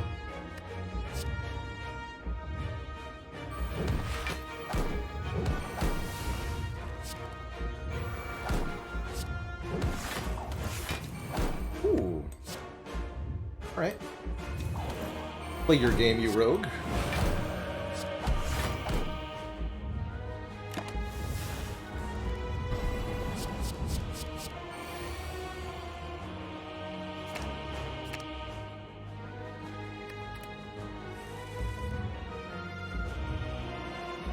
Cannot Deviform and Vault. Unfortunate. I think we have to Deviform. Well, that's not true. We don't have to. I want to.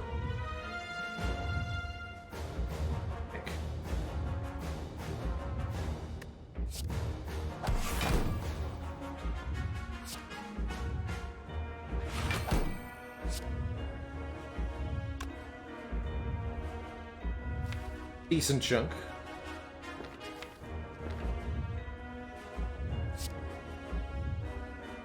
It'll be worth it though.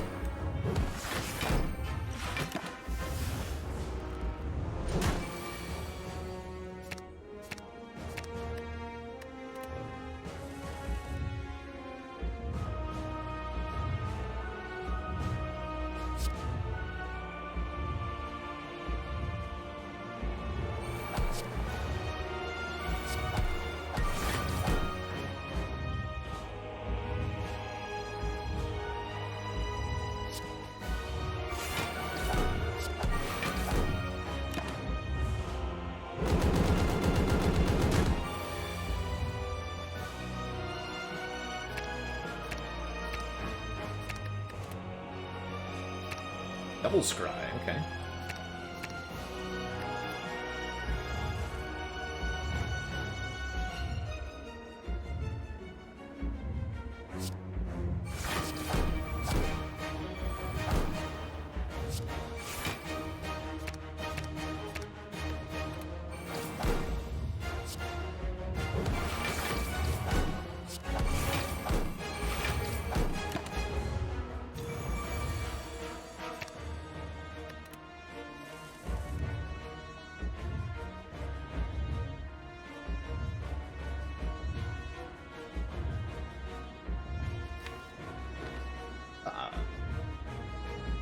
So Rushdown never got in play, right?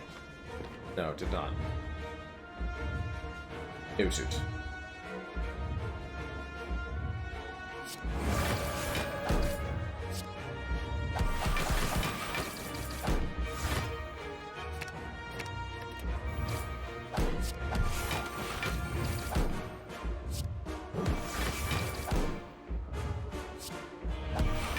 Yeah, Deviform definitely paying off now.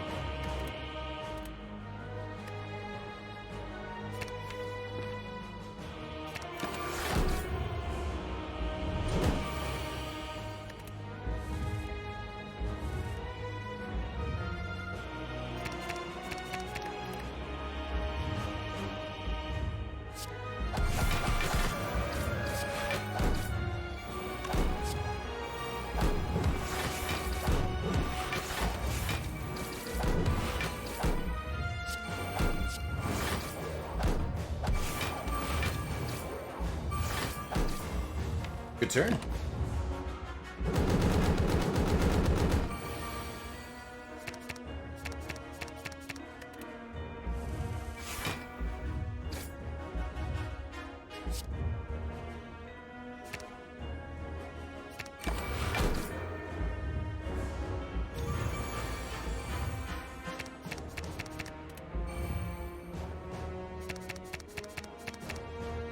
Discard all of it.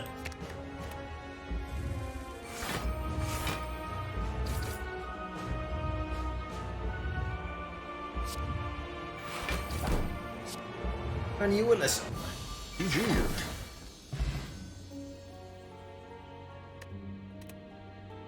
Here. Have no truant hearts today.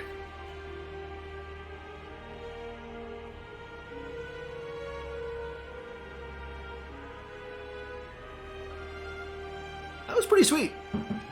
Snecko did add a little bit of inconsistency, as you all saw there, but overall, making those 2 and 3 cost cards, the Wallops, the Vaults, on average cheaper, much better. Much better. Oh yeah, I've had Watcher runs loose to the Heart Mirror Twin. Very much possible for Watcher to fail to assemble a block package, you can get all the way to the end of the game just doing tons and tons of damage on turn 1 and 2 with Watcher. But you have to have block to beat the heart. And if you forget that, you'll lose.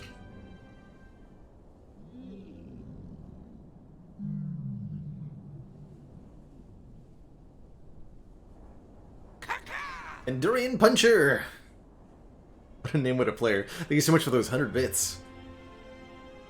Please don't punch stink fruit.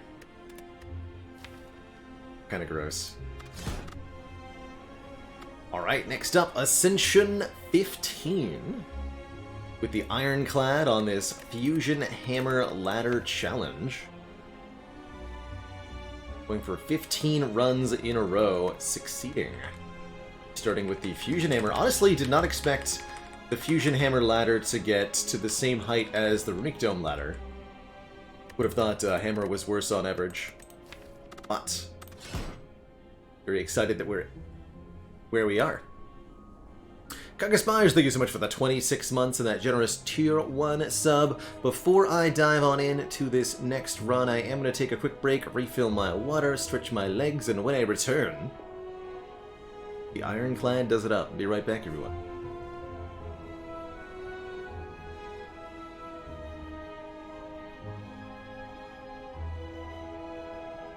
And Angel Chroma, thank you so much for that prime sub.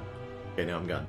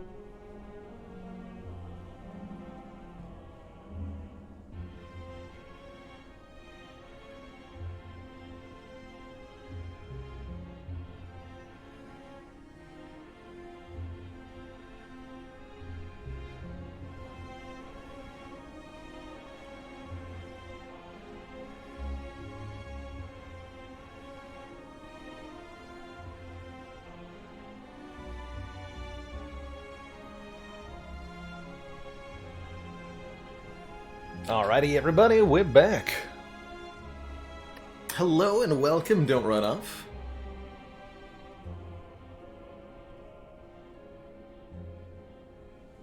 Welcome to the channel. Hope you're here for some cozy Spire, because that's what you're gonna get. On Ascension 15, only one seed, you know that means it's blessed.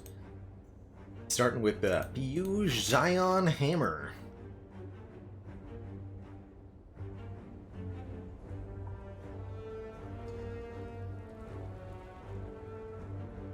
So, not a lot of ways to fight 3 elites this act. Go boop boop. Maybe boop? That involves 2 stores though, yeah? That does involve 2 stores, I don't like that. Well, if you love Slay the Spire, you're in the right place. We play a ton of it here. I've got over 4,000 hours of Slay the Spire streamed at this point, which is a little unreal.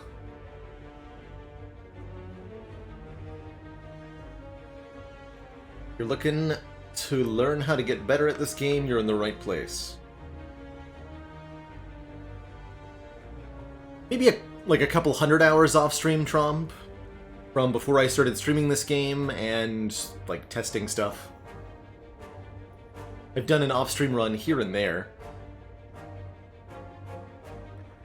Not a lot of it. Let's start with 3 combats. See if we can find any potions, any good cards. Any good cards. Boards. Strike 3 times, take 7. Just pretend it's a jawworm fight.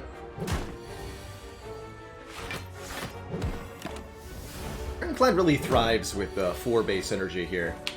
Able to do so much damage with the strikes. You get a potion. Do I ever first pick Rampage? It's a pretty good Act 1 card, but I think we'll probably get more use out of a Clothesline with 4 base energy. 2 turns a weaken is a nice source of mitigation, especially in the late game, rather. And it's decent damage for the energy cost as well. Pretty happy with that. Rampage can do some stuff in the early game. It's quite useful against Hexaghost in particular, since that fight is so long. Go with the weaken here.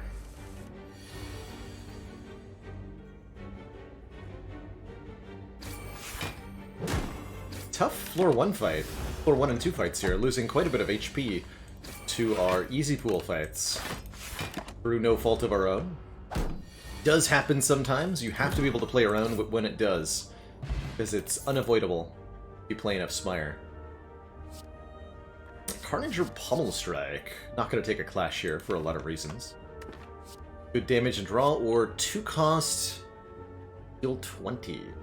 I like Carnage a lot more when I can get an upgrade on it. I'm kind of tempted by this Pummel Strike, actually. Comparable in terms of damage to energy ratio. And the fact that it draws a card to replace itself, I think, is pretty good.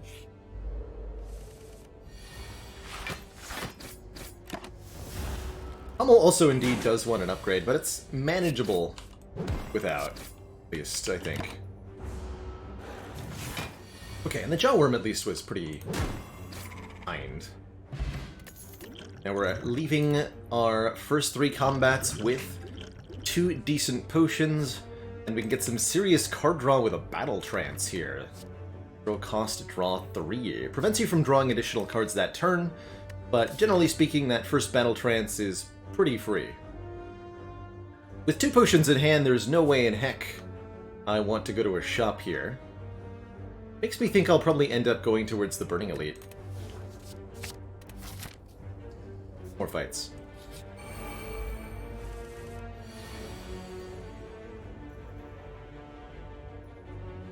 Well, this is a lousy fight. Yeah, for the joke. Alright, we'll use the speed pot for 10 HP.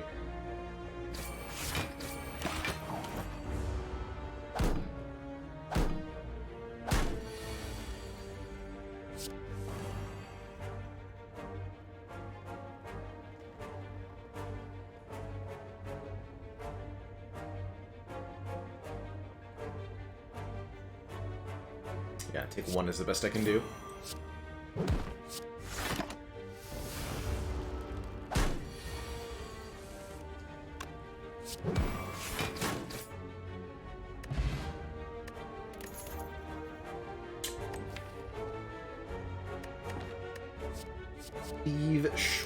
Shrug rounds out our block quite nicely here, which I think we do really benefit from, especially on 4 energy. The AoE from Cleave would be very useful if we got the 4 Gremlins fight or the 5 Slimes fight. You're not creeping. Big takeaways of the Fusion Hammer ladder so far. I think Defect has the hardest time with it, being unable to upgrade their powers. Overall, I found it less detrimental than you might expect, since we're able to make up for the loss of upgrades by visiting non-rest site nodes. Yeah, I'm gonna take the Shrug. If we were able to upgrade Uppercut, I'd be more interested.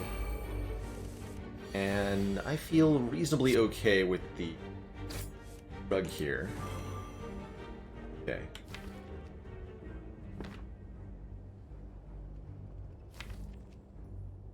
Bash Strike is not 28 damage, so we never kill next turn.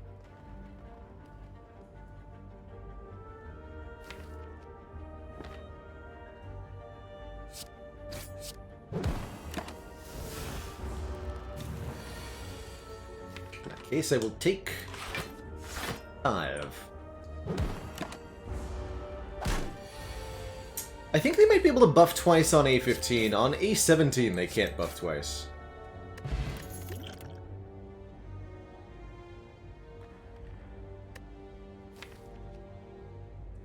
So far, Metal Stoofs, we've been offered 0 upgrade alls on the Fusion Hammer ladder from Mind Bloom. Surprisingly rare. Perfected Strike is almost decent with a Pommel Strike. It'll do a base of, what, 20 damage? Because we have 7 strikes. 6 plus 14, yeah, 20 damage. So this is the same as the Carnage was. I almost want a Sever Soul. Basically the same damage, but it'll let me get rid of burns from Hexaghost? You know what? I'm gonna try it. Don't often think a Sever Soul is any good, but today's the day? Question mark?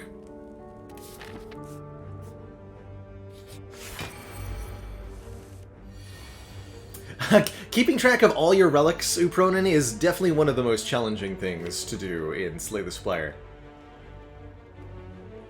I think it took me about 3,000 hours before I started consistently remembering all of the relics that I have. And even then, I'll still make a mistake from time to time. The use Art Distilled Chaos in this fight.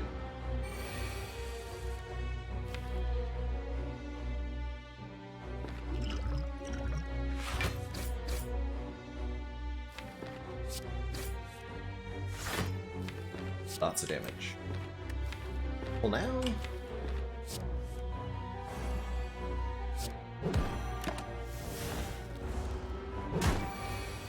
a really good Distilled Chaos.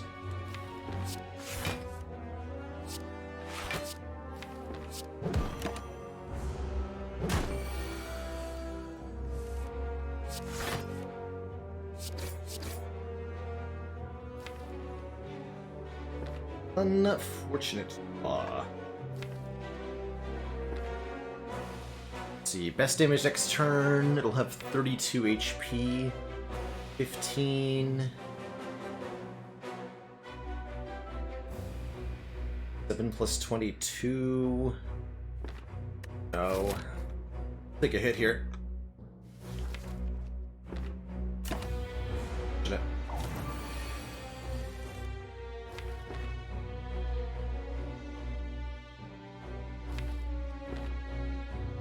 Never kill. 13 plus 13 is not 32. 7 plus 22 is not 32. About 7 plus 12 plus 7. Also not 32. Ah! Okay.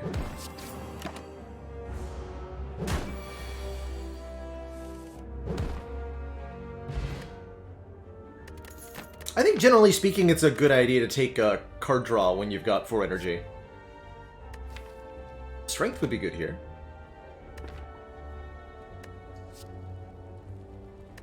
A little bit of extra damage on Inflame helps make Hexaghost a lot easier. We already have a way to exhaust on attack cards in Sever's Soul. Don't want 2 clotheslines. Ooh, we could upgrade a card here. Honestly, kind of thrilled with a Bash upgrade. For 1 more turn of Vuln. If we're only going to get 1, that makes Hexaghost a lot more manageable. Hey Dubs, thank you so much for the Prime sub and the 5 months. Just 1 more to that half year. Transform could be alright too.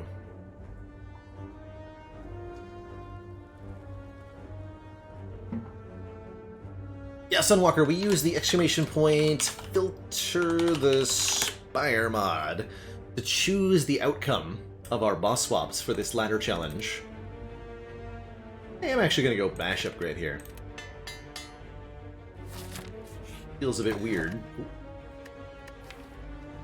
Calipers are not currently good here, but could become good, giving us the ability to retain some of our block from turn to turn.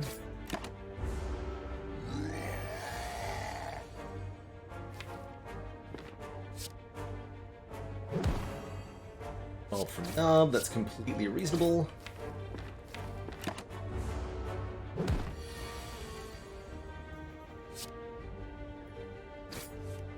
Get him, Silver Soul. Duvu Doll gives us a point of strength for each curse in the deck. Fortunately, we have currently 1, so we do gain a Strongitude. A Headbutt is reasonable. I think we could also get away with skipping it here.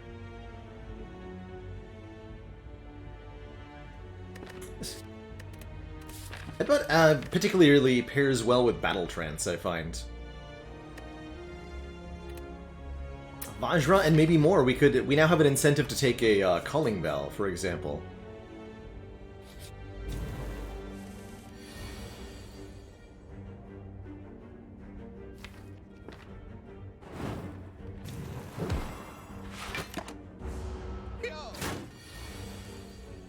Shaku value there.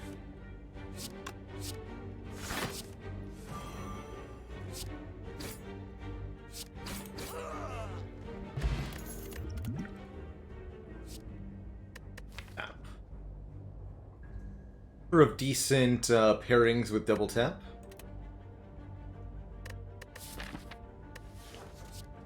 Yeah.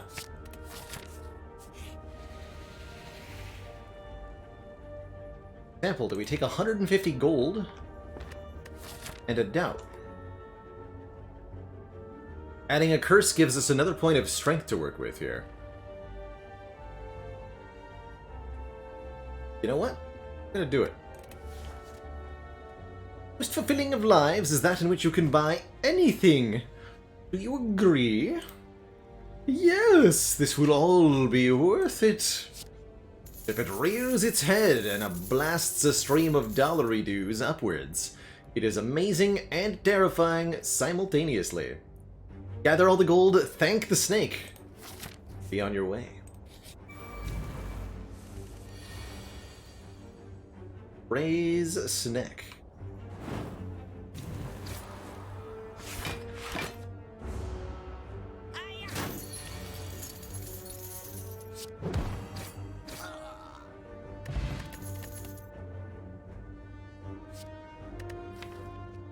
Second Battle Trance is interesting. I think if we're going to take a curse, we should add another Pummel Strike. And I'll definitely take 2 random upgrades. I have to rest with Fusion Hammer before Hexaghost anyhow. We'll get an upgrade on that double tap, which feels awesome.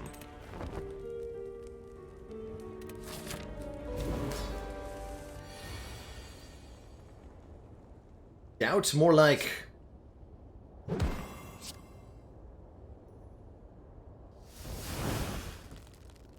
out.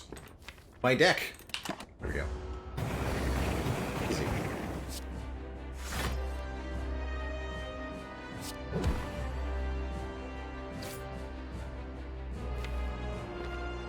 Do I? Look. Yes. I think I need to use the Essence of Steel here, although it would really be a convenient amount of block here.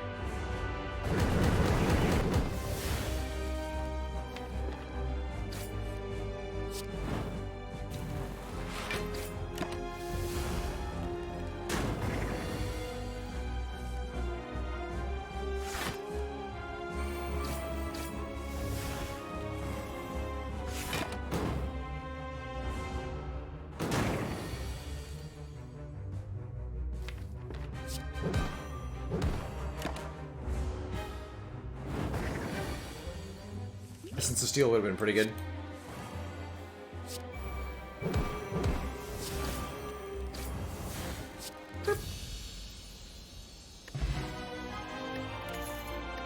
Guess I should have used it. Ooh, choices.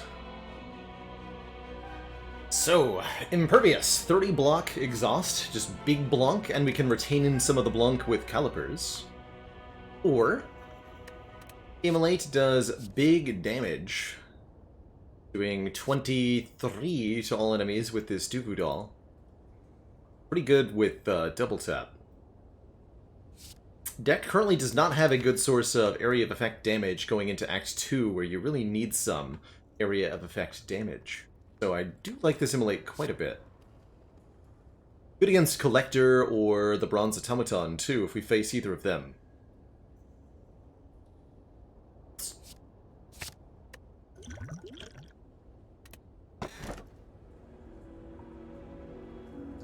Coffee Dripper gives us an energy at the start of our turn, but we can no longer rest sites. I like that very much. Currently resting seems like an important function. Runic Cube giving us card draw whenever we lose health. Currently we have no self-damage and no sustain, but card draw is nice. Or transform and upgrade 3 cards with the Astrolabe, which I really do like quite a bit. Turn 2 strikes and a defend, or just outright 3 strikes into 3 upgraded cards. Who knows what we get, but maybe it'll be good. Give me 3 Imperviouses, please.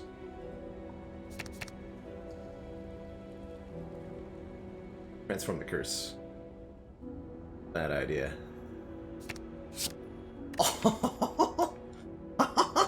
Yes!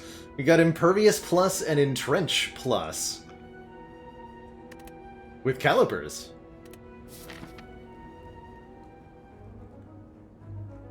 Easy. We can fight 4 elites this act. Excellent. Let's get to this shop. Post haste. I have almost $500 redos. I don't know if I'm actually going to remove the doubt here, but we are going to spend some cash on becoming strong.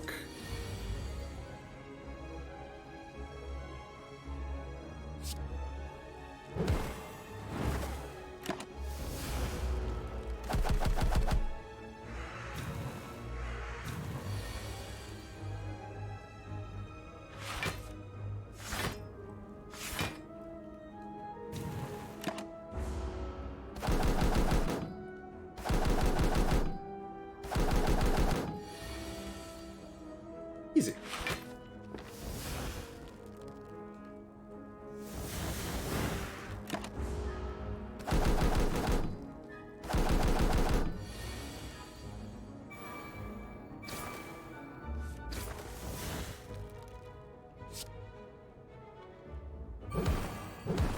Kind of splitting my damage up there, but I wanted to get them both. Best I could.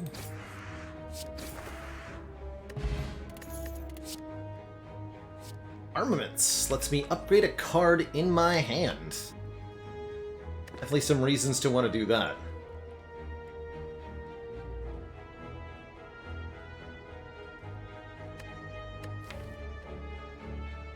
Let me upgrade Immolate, lets me upgrade Battle Trance. Yeah, pick one up. Feel about Ancient.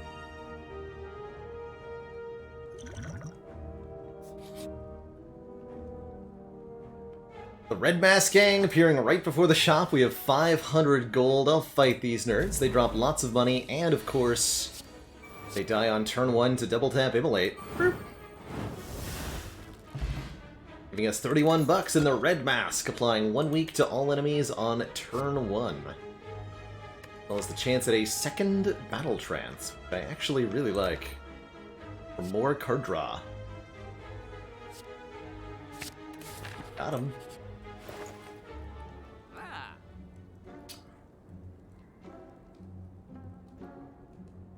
Fun choices.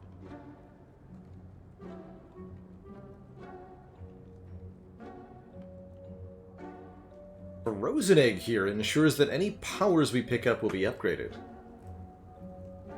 We could even buy Magnetism Plus after that, but that seems ridiculous, right? Helix is quite nice, preventing the first time we would lose health each combat. Hard to go wrong with a Helix. Fire-breathing Curse Deck.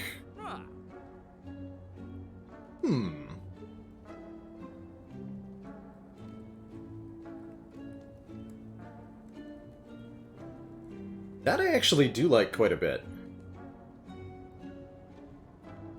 Since Fire-breathing activates on status or curse cards. We do have curse cards.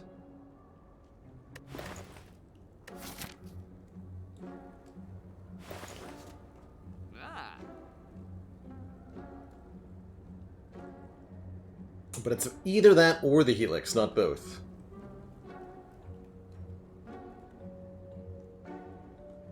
And I could get Magnetism too. I don't think I'm buying Magnetism.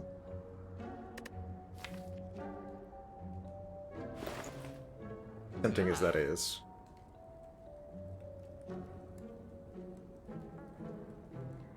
Man, but Helix lets me, like, block hyper. I gotta take the Helix in. Sorry, not sorry.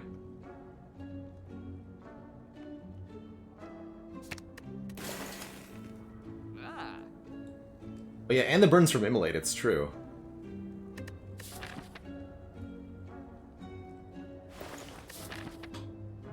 Take this waffle.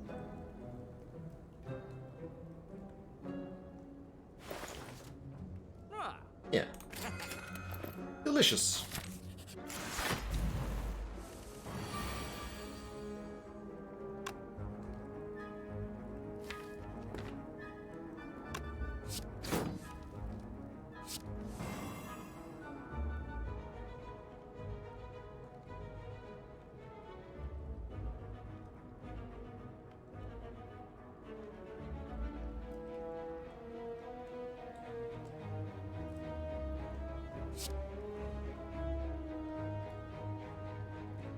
I want to, like, armor the clothesline.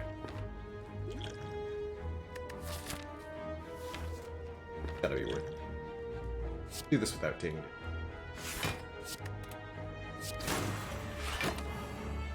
Brilliant. Perfect.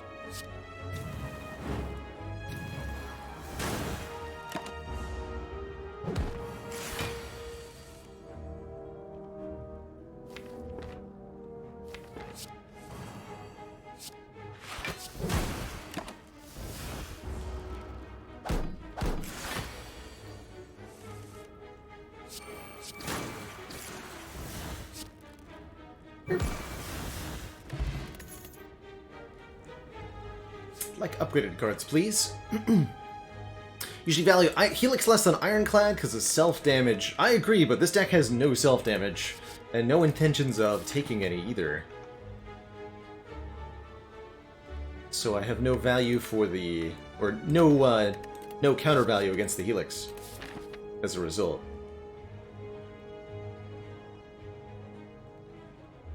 I take an event.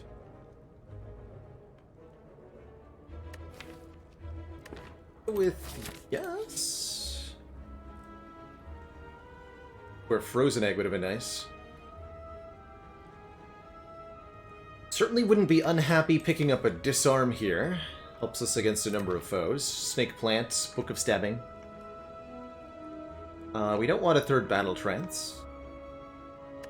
Feel but feel no pain. It's nearly okay right now. Take the Disarm. Okay, first up, the 3 slavers who are dead. Turn 1. Again. Rip. Alright, good fight. Rare Wheel gives us an extra combat reward from regular enemies. Kinda love this upgraded Thunderclap. As a way to apply some vulnerable, more AoE damage, and artifact removal. We'll take that. This plus on it. Alright, lead number 2. Will they fare any better than the first one did? Be the answer.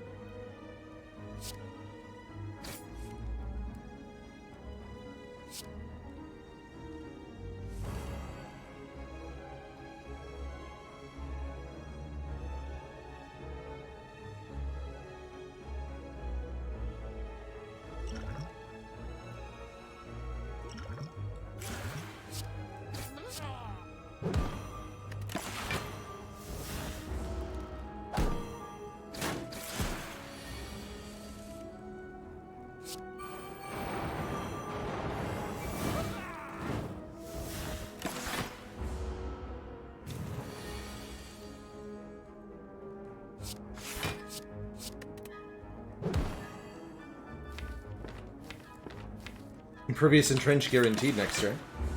Locks no matter what. And some.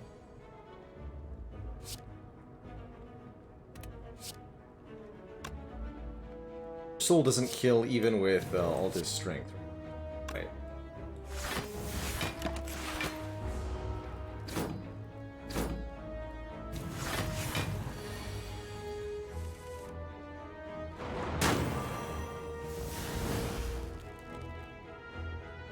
See you later, boys.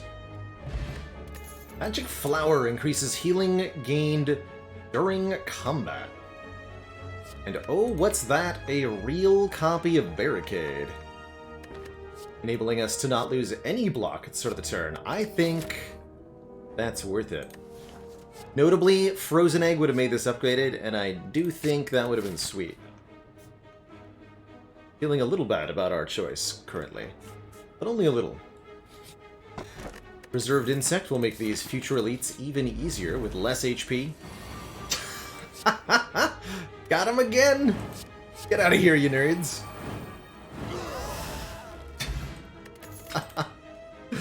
Works every time. Alright, if we're doing barricade things, I'll take one Feel No Pain as well.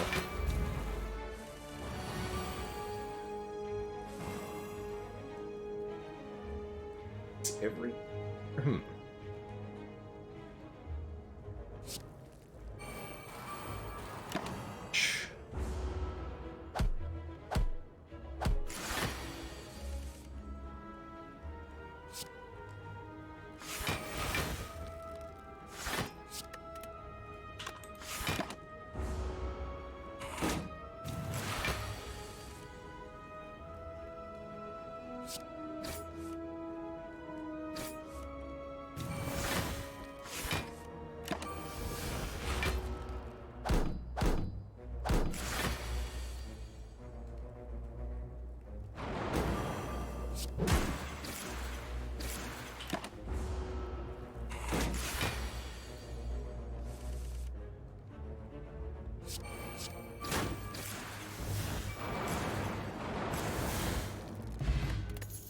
Fruit Juice gains us 5 max HP. Notably with the Magic Flower, if we drink the Fruit Juice in the middle of a combat, we'll actually get 5 max HP and 8 current HP. Magic Flower will boost.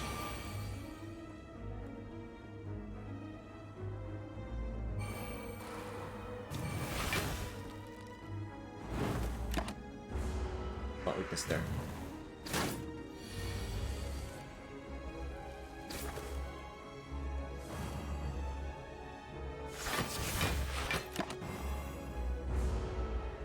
Magic Flower rounds up, yes.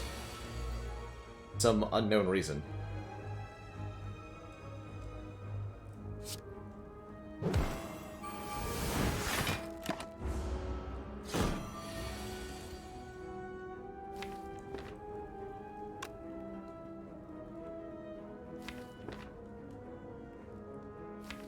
Add too many days to my own draw pile here.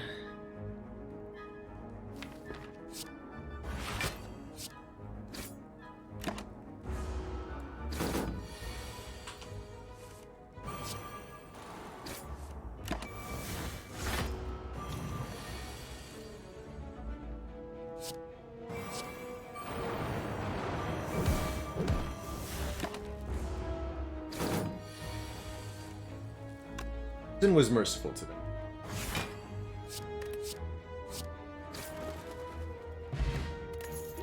Guess we're not going to get that 8 HP that I talked about, because we got to drink it now. The armor's okay.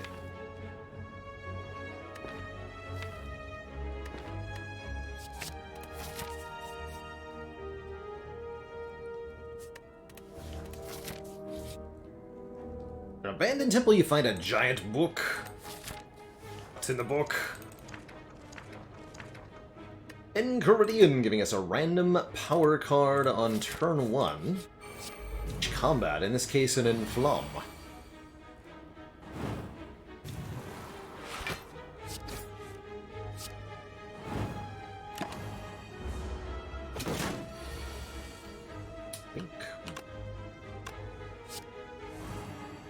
Really wish this armaments was upgraded, but what can you do?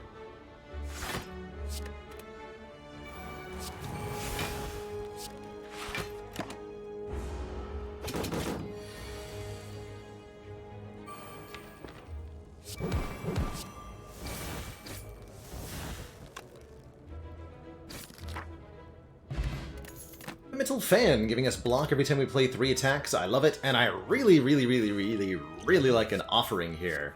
Costing us 6 HP, or oftentimes 0 HP with the Helix. Using Helix just to block offering each combat is a totally good use of it, I think. So I am extremely pleased to have that.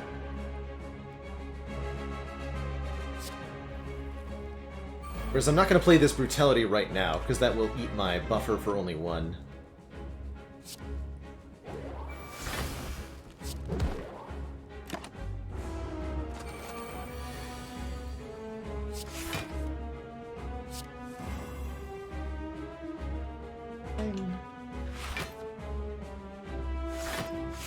It's an extra block here.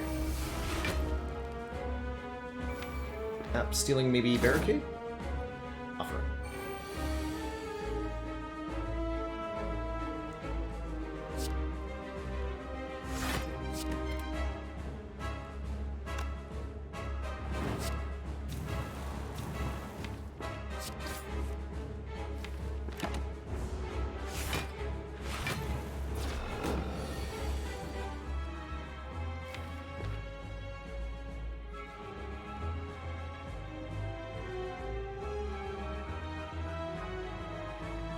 Ouch.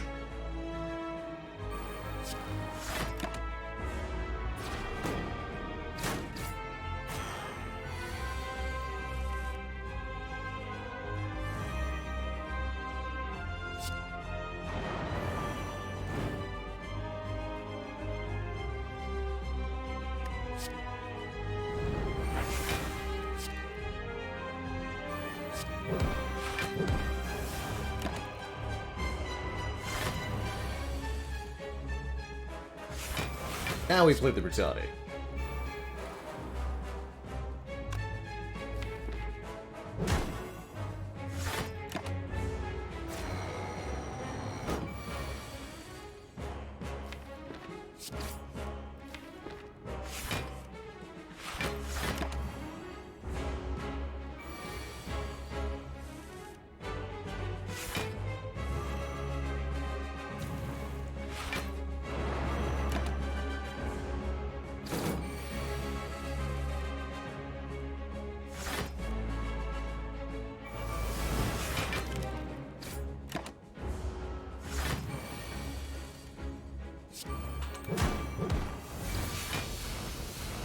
Here.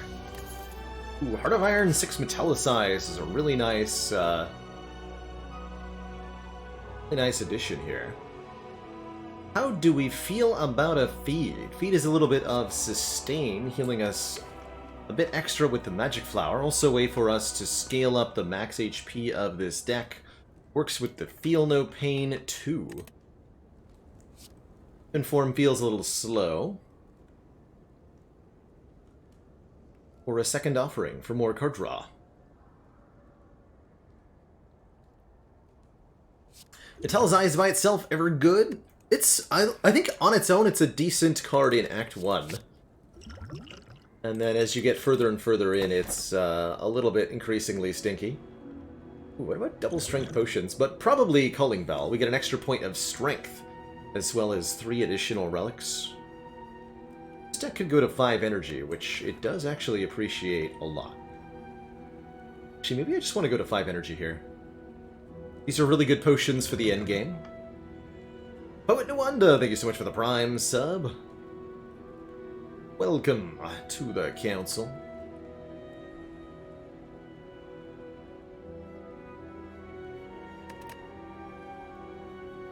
Five energy is a big deal for a deck that has Calipers and Barricade. Well, let's do it. Sozu time today.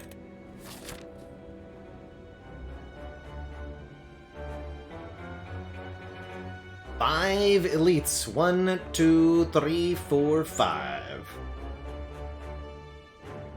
Make it happen.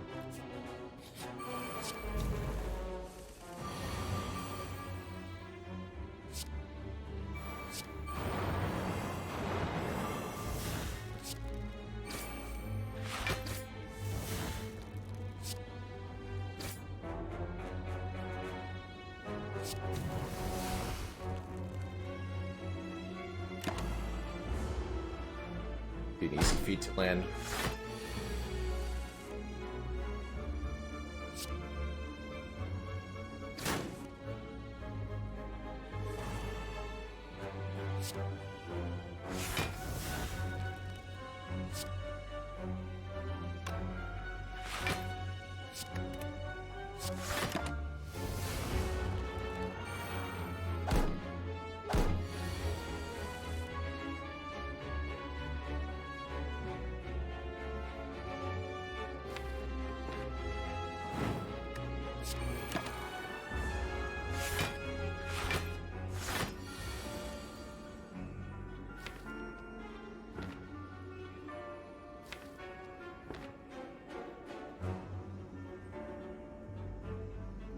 Anything that heals you for a percentage of your max HP, Panda Stakes, is going to have rounding involved. So, Blood Potion and Lizard Tail off the top of my head.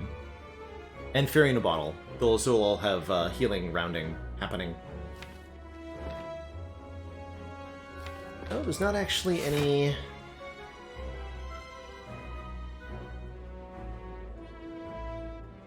$19 to kill you? We have 19.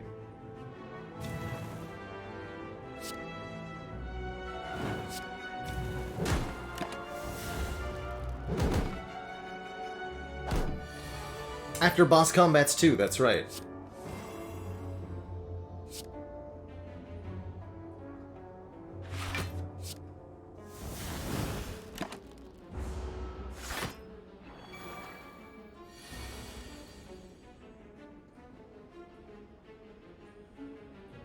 Dang. 29 kills them both. I'm gonna greed out the feat here. It's well worth it.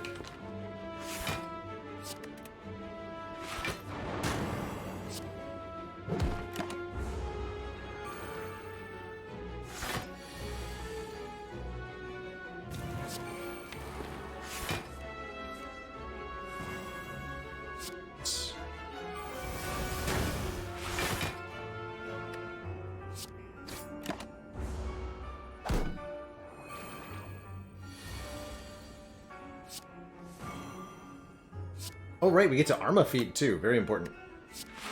So this is... Not only is this 4 max HP, but because of Magic Flower it'll be 6 current HP, so... Normally, feeding would take us to 81 out of 91, it'll take us to 83. out of 91 instead here because of Magic Flower. HP healed 2. Strike plus. Bad, not bad. Power through.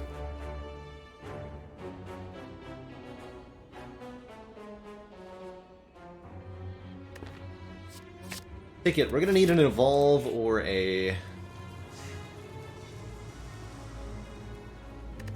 Go.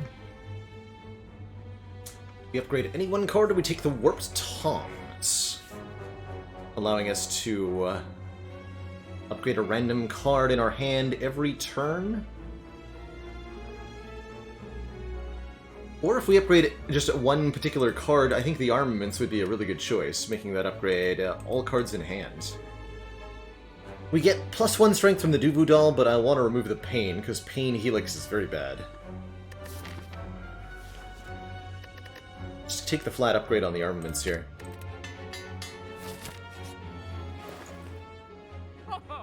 Ah, that's the other way to do it. Perfect. The Medical Kit allows us to just play status cards, causing them to exhaust. So now this Power Through is really good. Definitely take that. Do I remove a strike or do I add another disarm? I want to remove strikes. Uncle Ruckus, thank you so much for that Prime sub and the 7 heckin' months.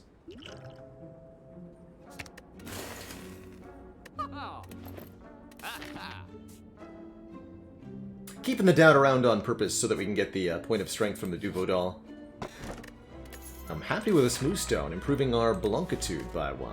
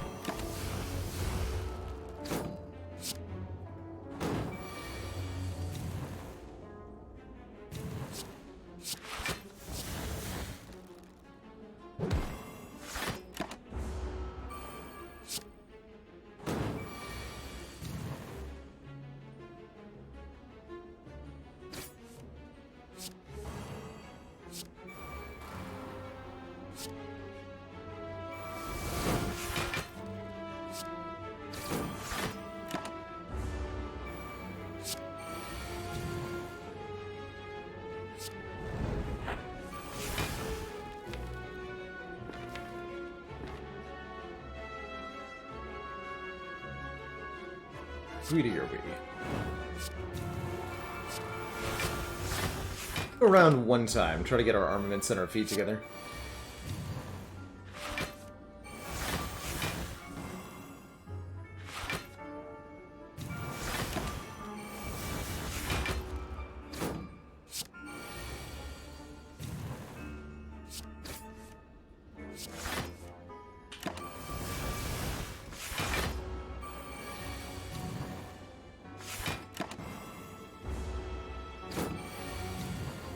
Easy.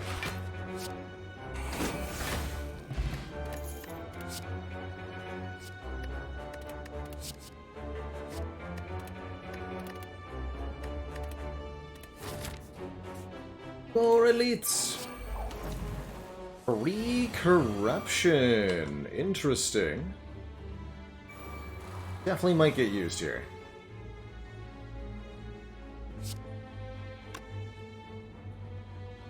That's highly likely to get used.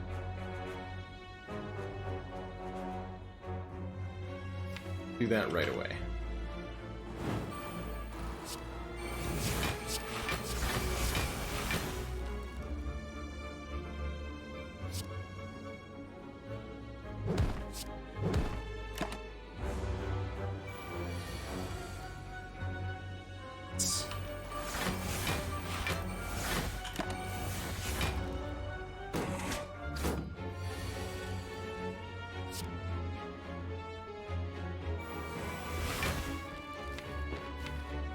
The upgrade on the feet, this one.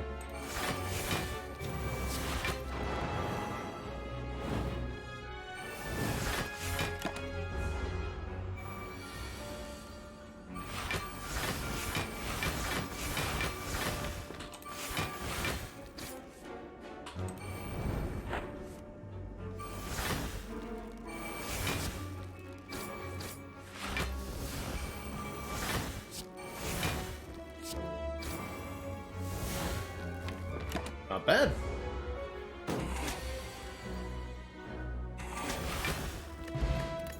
Toxic Egg means any skills we add from here on out will be upgraded. We could take this Evolve, although I feel a lot less need for it now that we have the medical kit. So we're never going to draw the statuses from the power through. That's not upgraded? I don't think so.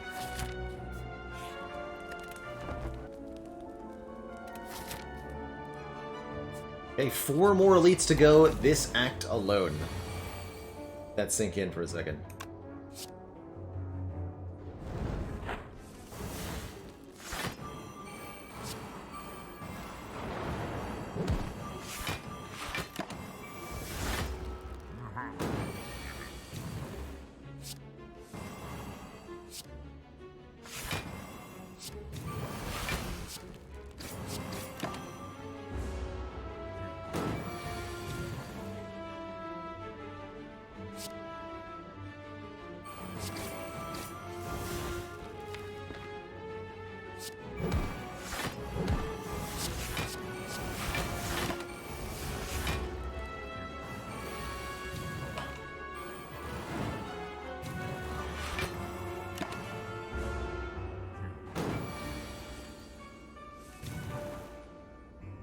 One.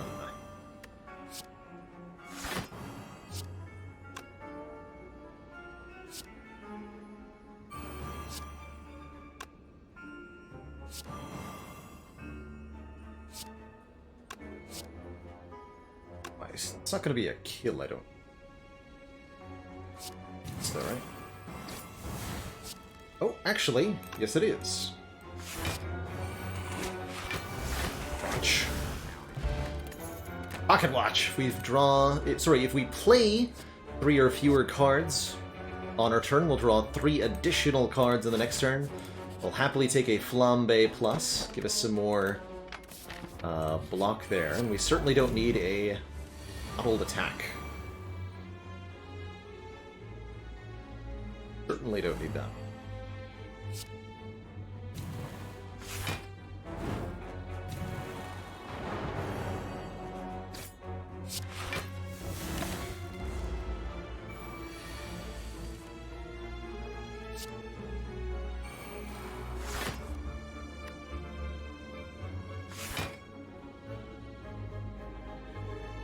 So close.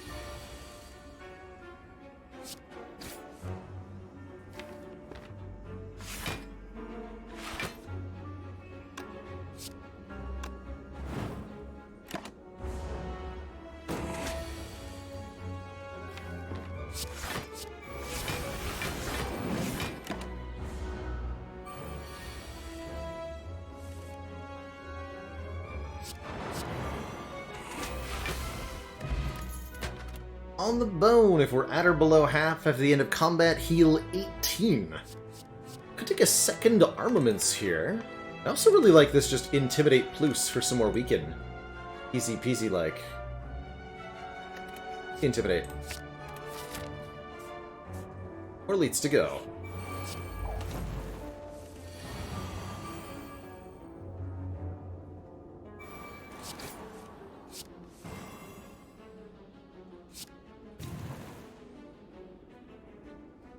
To play this Berserk? Let's say yes, and maybe regret it.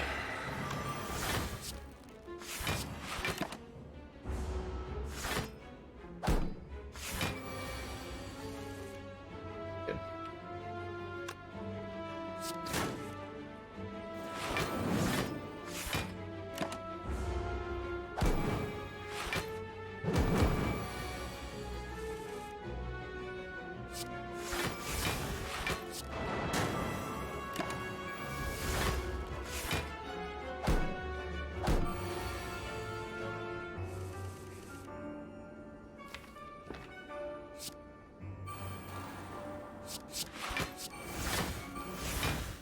Protect.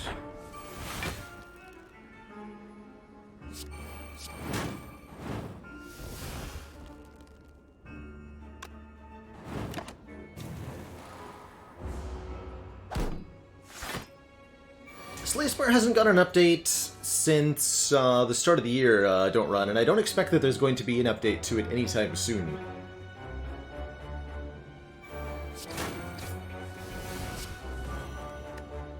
Alright, let's take that. Carnage, maybe Pummel. There's Dark Embrace. Whenever a card is exhausted, draw 1. Perfect. Deck does plenty of exhaust. Oh, and we just get a free one anyway. Alright.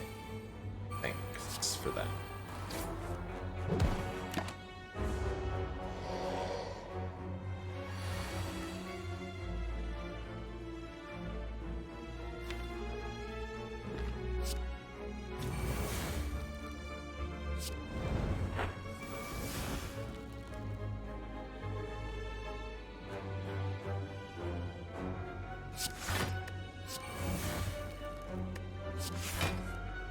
Here's feed.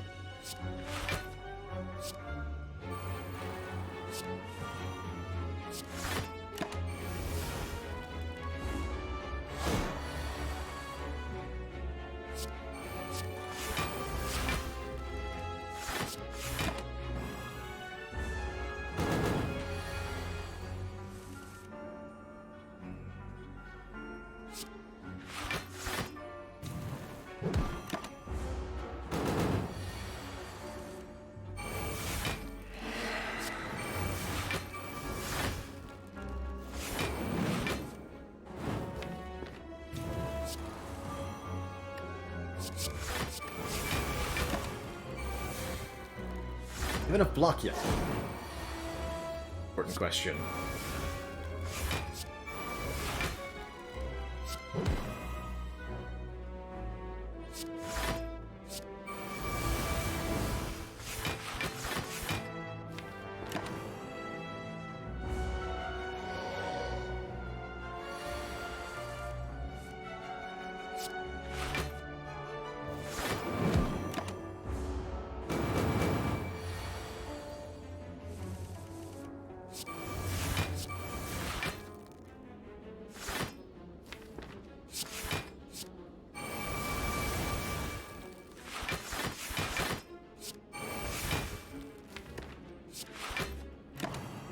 Alright. Your turn.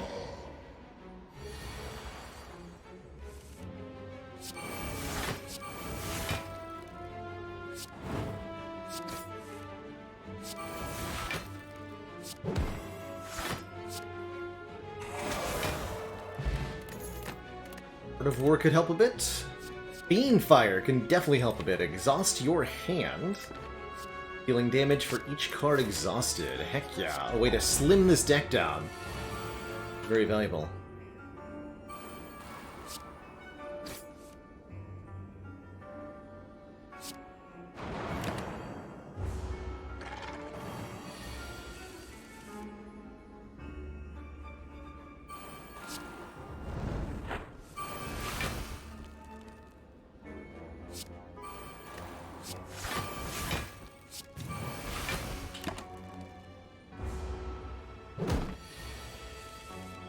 Kind of competes with feed, but it's not a huge problem here.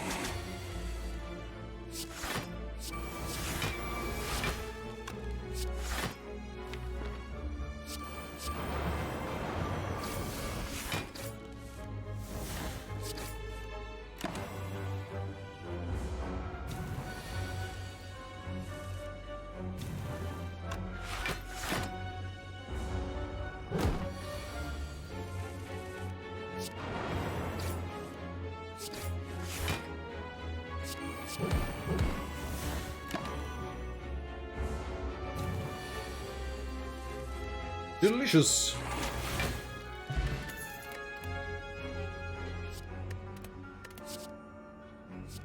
Fitted Intimidate.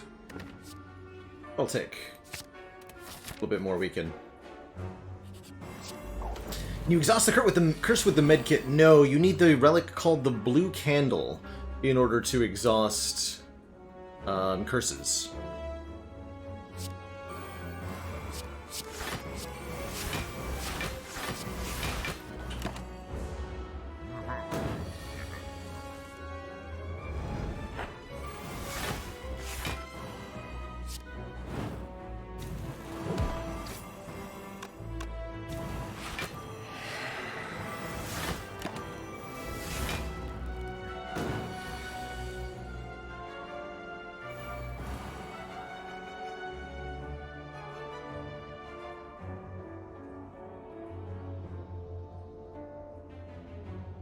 Played status cards are exhausted. Yes, curses are not statuses, is the thing.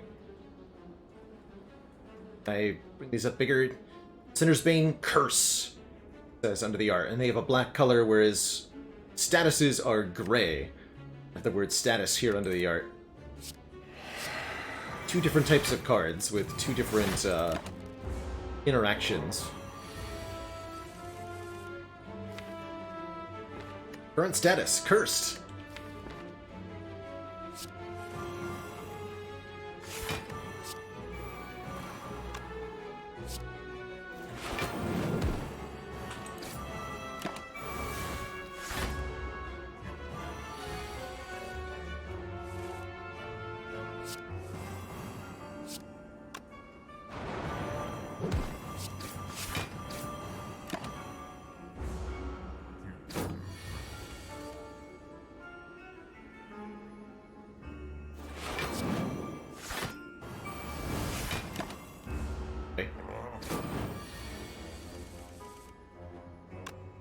You'll never know what hit him.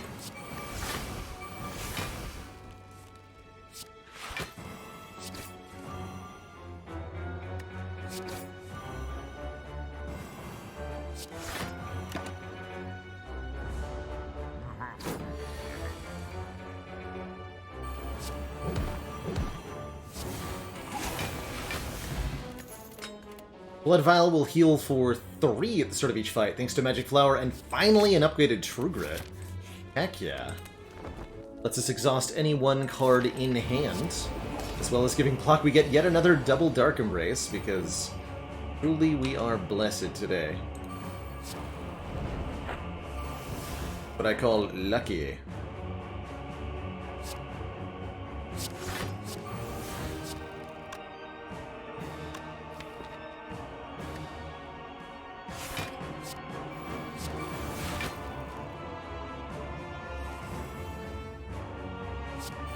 Barricade, nice.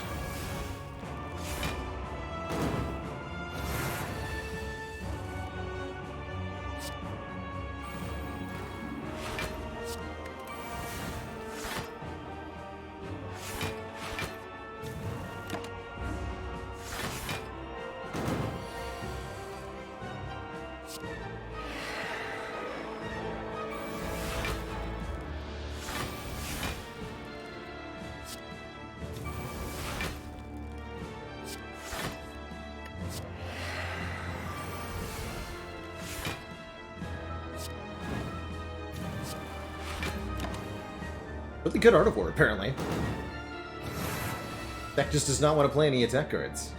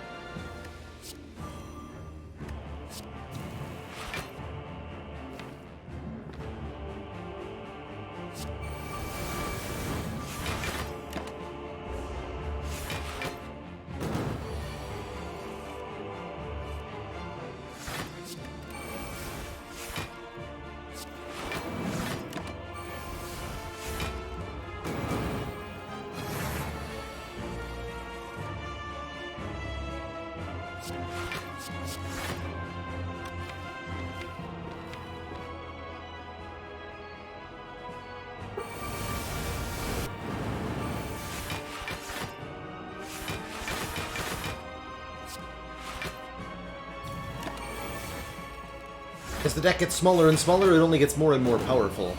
Ultimately, the only block card we ever need is Entrench.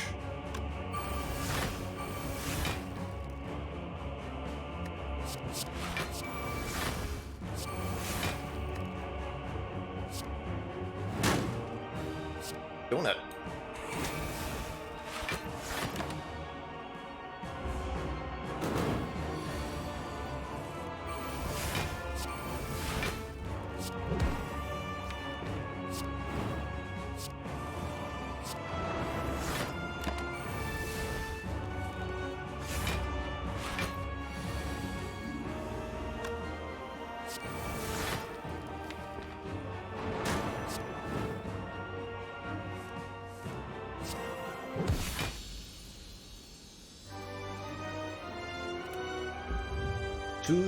To thump, a deep pulsing dread felt about the room. Is this the heart of the Spire? Oh yeah, this deck would absolutely win an A20 run. Once it gets going, and it's got plenty of health to buffer with, once it gets going, it's absolutely out of control, as you can see. Our damage output is a little bit lacking, but because we can block for so long, it really doesn't matter. Some hilarious things for sale here. Abacus could do some really fun stuff. A second Feel No Pain is very good. Card removal also quite good. But I think let's just go Feel No Pain and the Abacus. Whenever you shuffle your draw pile, gain some block. That shrug as well. My Berserk. Sure about that.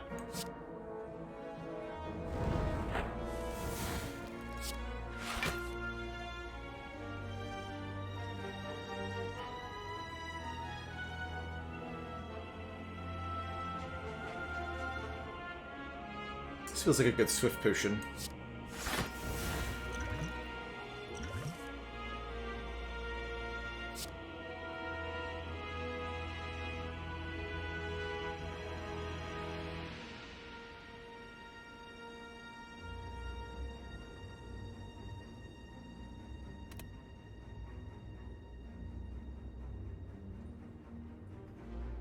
This is currently 81...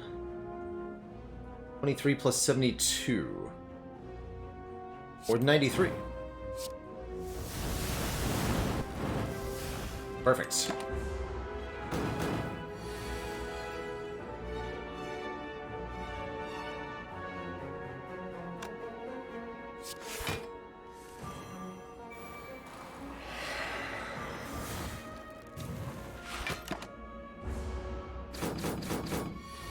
Really happy with that potion there.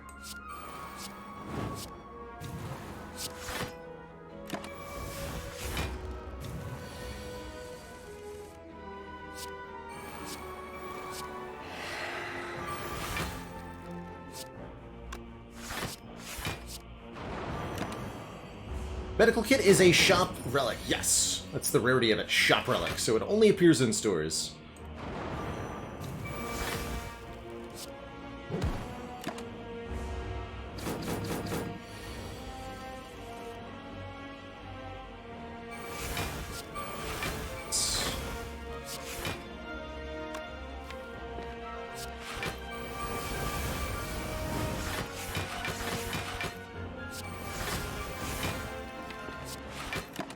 Man, that Dark Embrace is so good.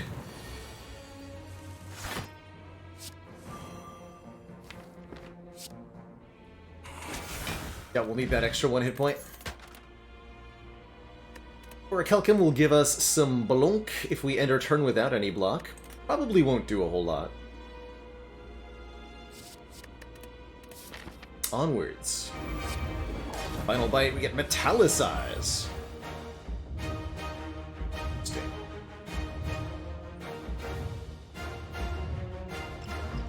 So we'll have 9 block per turn from Metallicize.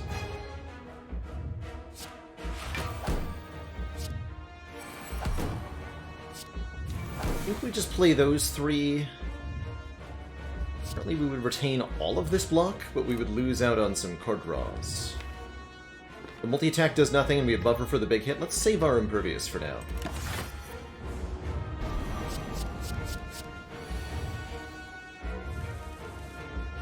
Perfect.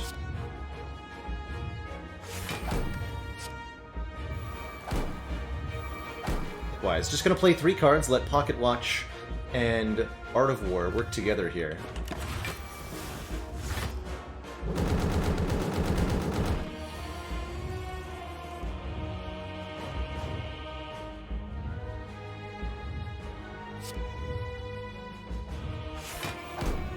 Here's Dark Embrace.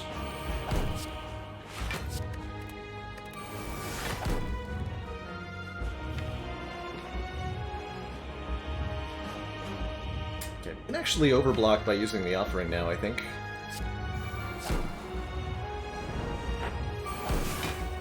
Good. And am I okay just losing all of this? Having Spot Weakness seems like a bit of a liability.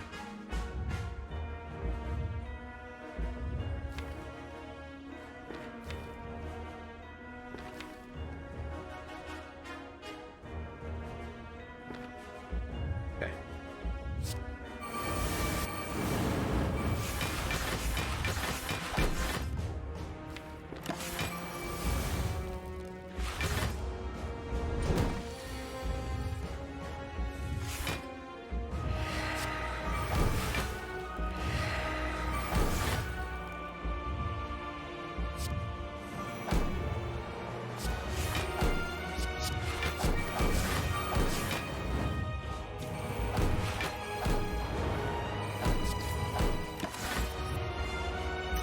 This is going pretty dang well, if I do say so myself. Want to keep shrinking the deck down.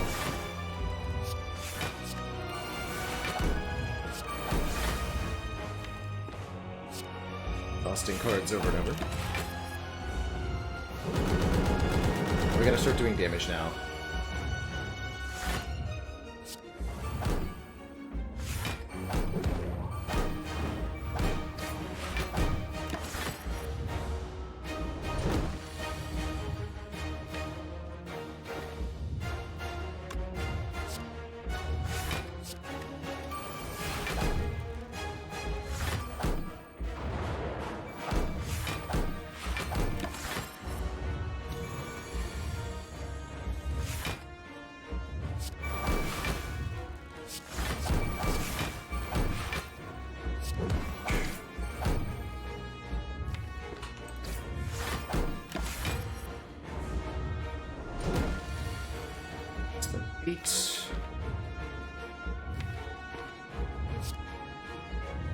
I think I have to get rid of this feed, actually.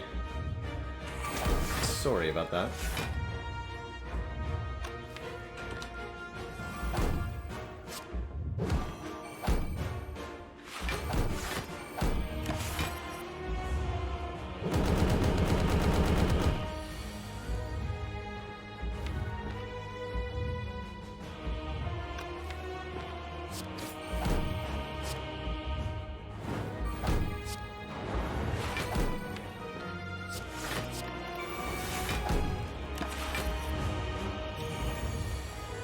Times 15. Okay, we have relatively limited amount of time to kill this thing now. Gotta be careful here.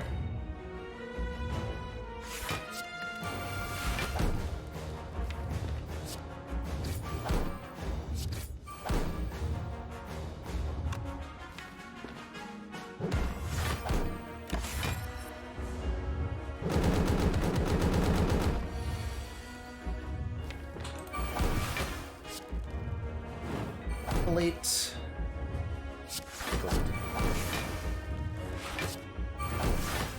Yeah, I think getting rid of Spot Weakness was probably not a great choice in retrospect.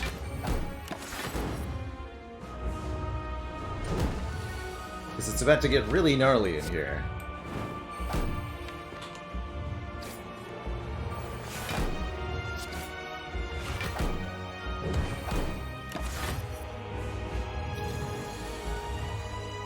18 points of strength now.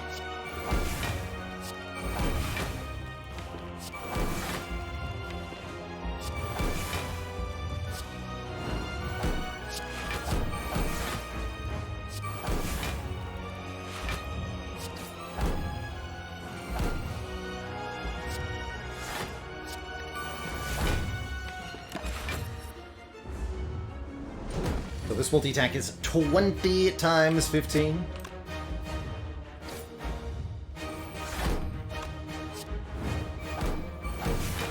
We're good, we're good.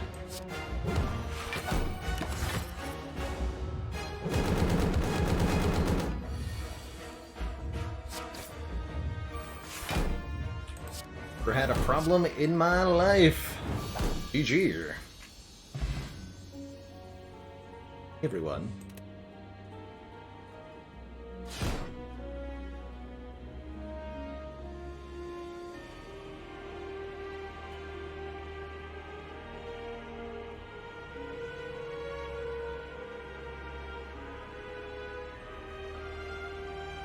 So after that is plus 50 strength. So it would have been 72 times 15, which is survivable with weaken from the, Wait, did we have the clothesline? We lost the clothesline, right? 72 by 15 is just barely survivable with our hit point total. But we were really close to running out of time there. GG. Yeah, G everybody. For this, we've gone on a ladder prankster. We have won several variations of the ladder streak challenge. So we have indeed gone all the way up to A20 and won before. The hope is to do so again. Right here. Right now.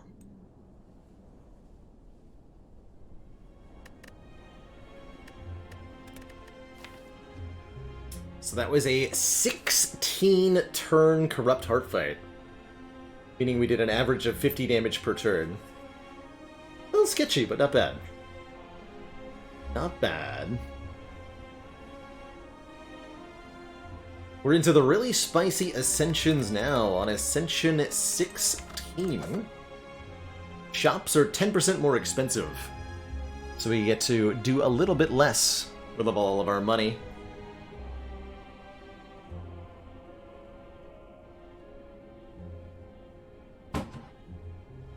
Record for max HP, check this one out.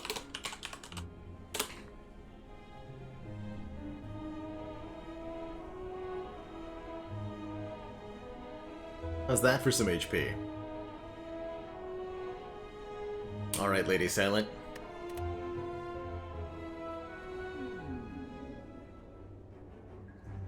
Starting with the Fusion Hammer.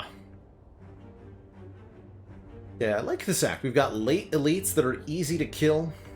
Easier, comparatively. We can opt into a store before our first elite. We can go a bunch of question marks. Very foolish. Ladder itself is a mod. We're using the Filter the Spire mod, and that allows us to predetermine what boss relic we get from Niao here. So yes, we are using a mod to ensure that each and every single one of these runs starts with the same boss relic.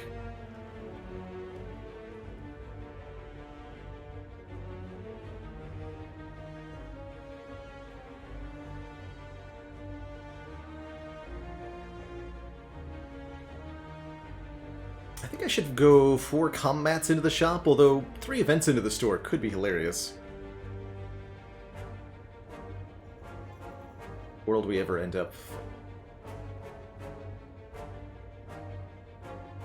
Apotheosis in that first door, I could smell it.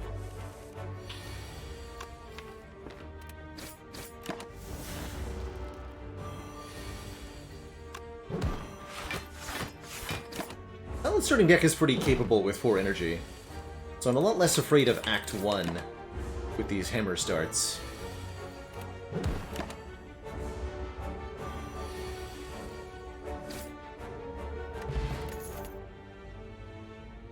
I'll first pick a Poison Stab. Gives us some direct damage and some poison. The Sneaky Strike and the Bane are combo cards,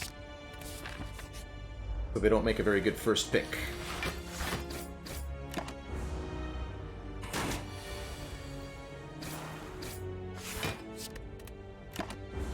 Yeah, Mormos, I generally just continue a rotation that we've got going, or pick randomly to start the ladder. I don't strategically decide which class does which ascension. Okay, Distilled Chaos is pretty good. How do we feel about Cloak and Dagger or Flechettes? Neither of these feel particularly good. This Cloak and Dagger's okay. 6 block and 4 damage for 1 energy. Decent enough here in Act 1. Decent enough against Guardian. Okay. With that. Wait, it's turn 1 draw.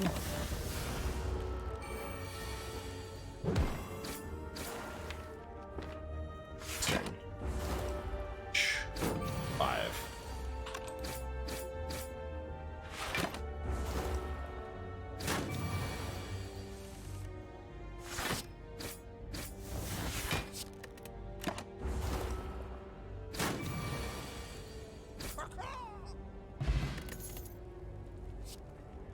Corpse Explosion. 1, we already have poison going on. 2, this is a 2 energy poison card. Although compared to the deadly poison, right, 1 more energy for 1 more poison doesn't seem like a good deal. But that secondary effect, when the enemy dies, deal damage equal to its max HP to all enemies, that's good. That's really good. Something that's going to allow me to deal with quite a few different encounters here.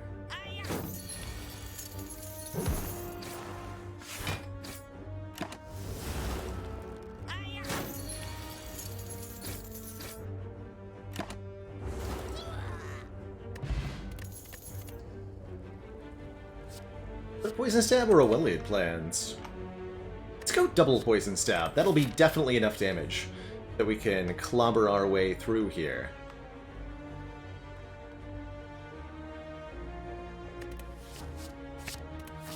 Yeah. Can't afford the Prismatic Shard because of Ascension 16 here. Would take a 3rd Poison Stab. Otherwise, potions, card removals. Honestly, just remove a card sounds good here. With 2 Poison Stabs and a Corpse Explosion, I'm down to remove 1 strike.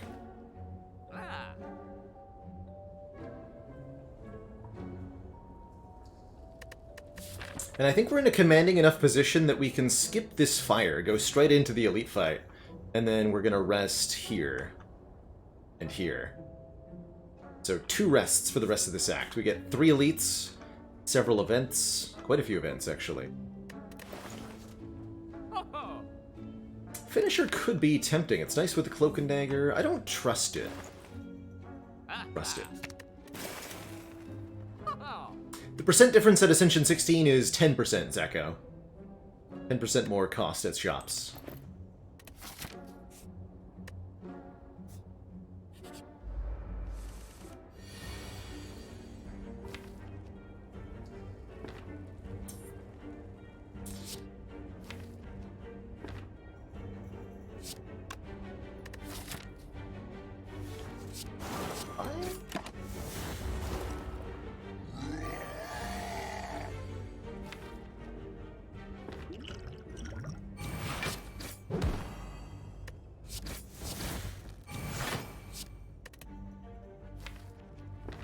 Okay, we definitely don't kill next turn.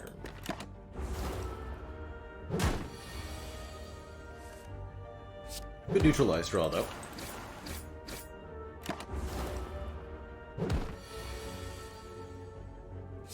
Axes. Okay, that was a little sketchy. Love this oddly smooth stone, making all of our block cards block for 1 more. That'll be a very significant defensive upgrade. And that makes me like Dash as well. 10 damage, 11 block. For 2 energy. Should make for a very smooth remaining, oddly smooth Act 1, as it were. Take it. Not a bad acro either, but I think this dash is better.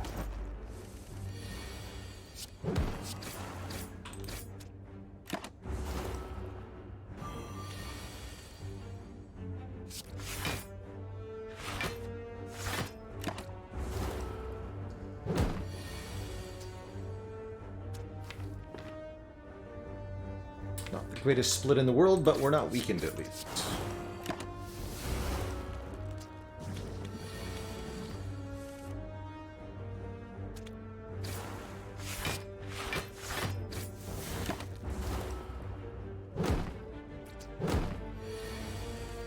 In.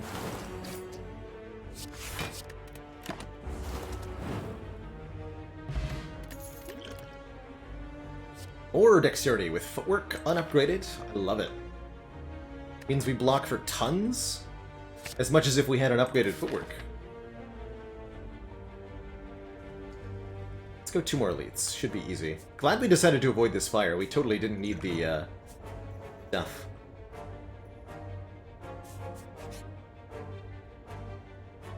Enter a corridor full of hypnotizing colored mushrooms. Due to your lack of specialization in mycology, you are unable to identify the specimens.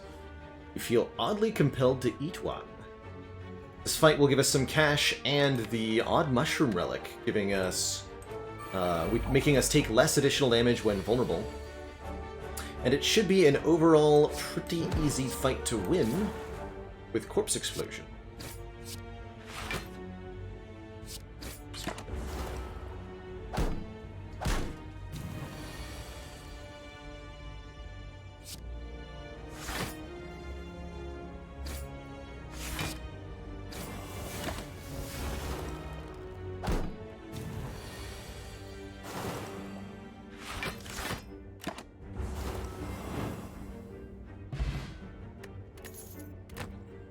So when we're vulnerable, we take 25% more damage instead of 50% more.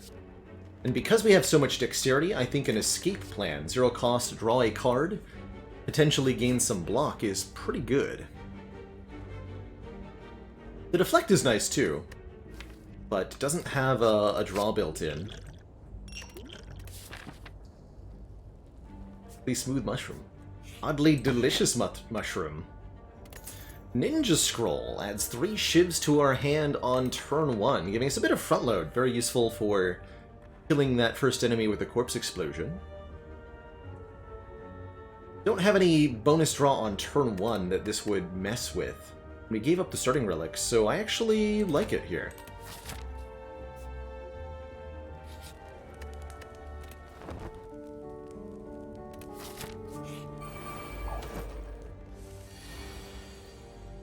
Have our own bag of preparation.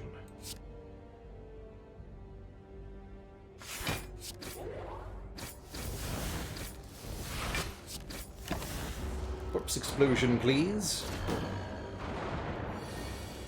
Hooray! Boom! Ginger makes us immune to weaken. Take another dash. Silent Cart Double Dash.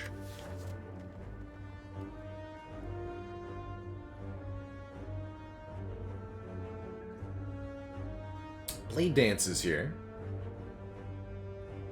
Blade Dance is only 12 damage right now.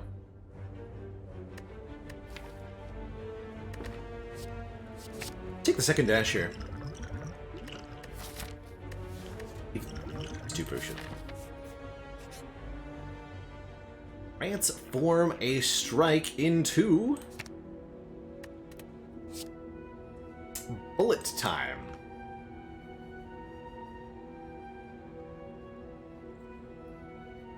Cannot draw additional cards this turn. Reduce the cost of all cards in our hand. That would make it very easy to take either a Snecko Eye or a Runic Pyramid from our boss. So we'll hope to see one of the two.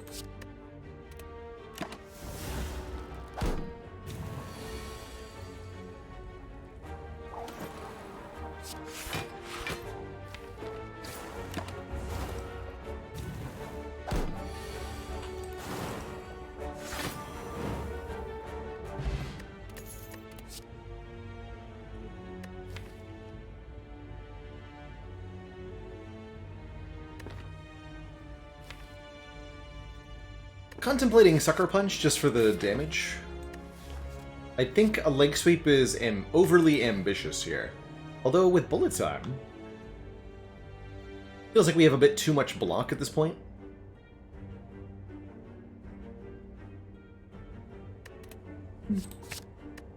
I'll take it. Hopefully Nob won't punish me too badly.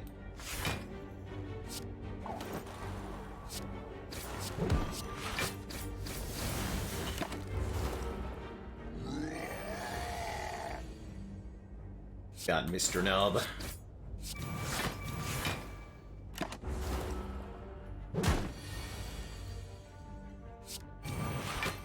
That nerd weak.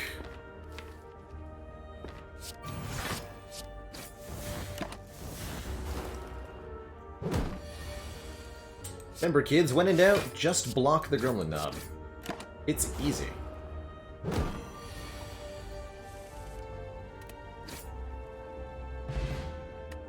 Okay, Smiling Mask will make for cheap removals at stores. I appreciate that.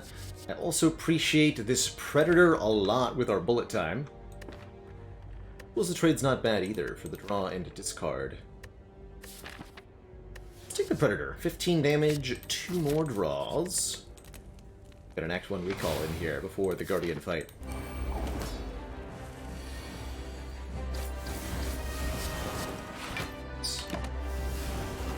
Yeah, I went a little too fast there. I'm clicking on the wrong cards. It's 10. Better though.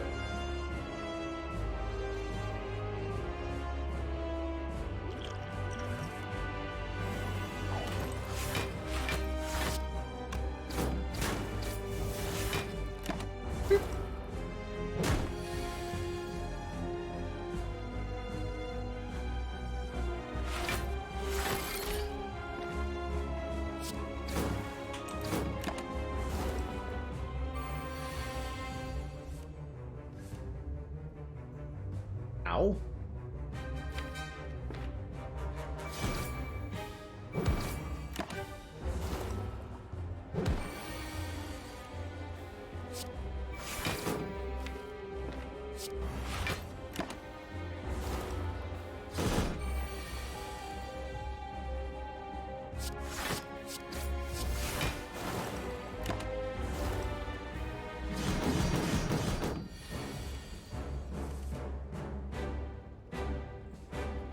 Great question, Curran.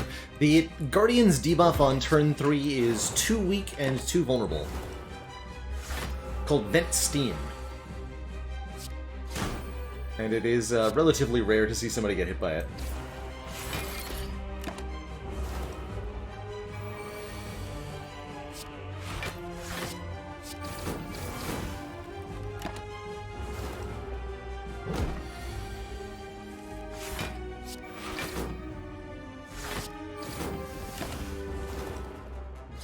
Alright, not a bad fight at all. Potion. Good potion at that.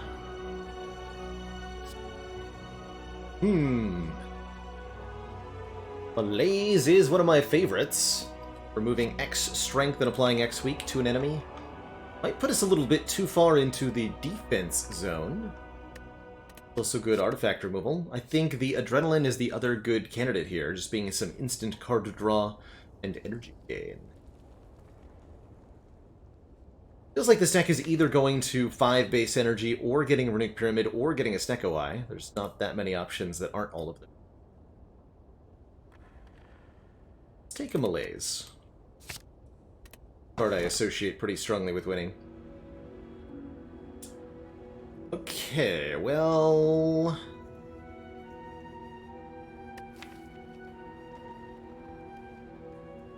Bullet Time Wristblade, huh? That's an option.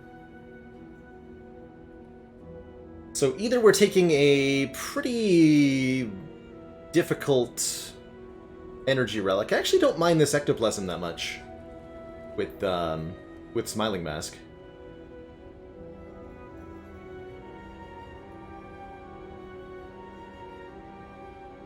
So Zoo prevents us from gaining potions. Or Wristblade. Attacks that cost 0 deal 4 additional damage. One, that's our Ninja Scroll shivs, so we get 24 damage on turn 1. Neutralize, Cloak and Dagger, and then anything that's under the effect of the bullet time buff also would do +4.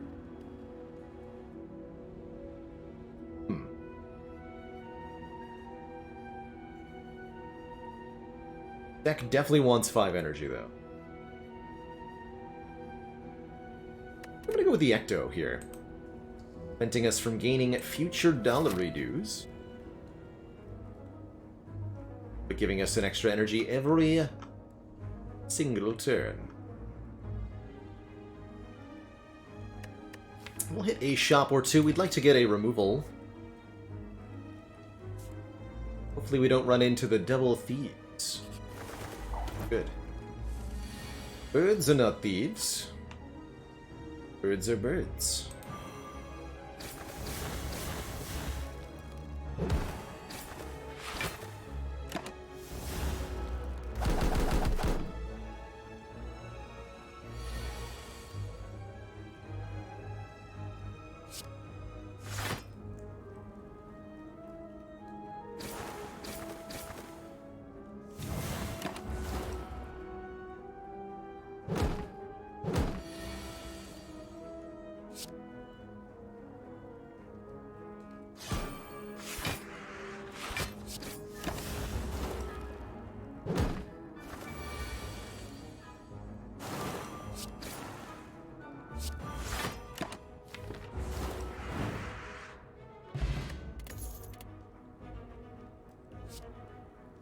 Energy backflip. Card draw, especially with the smooth stone in the decks. Although we're really, yeah, actually I will pay 75 gold for a card removal. Do some starter cards here.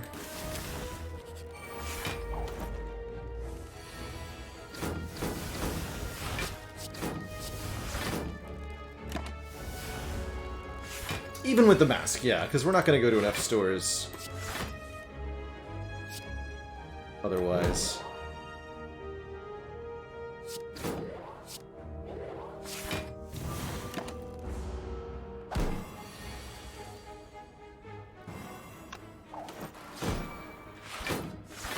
Take 5.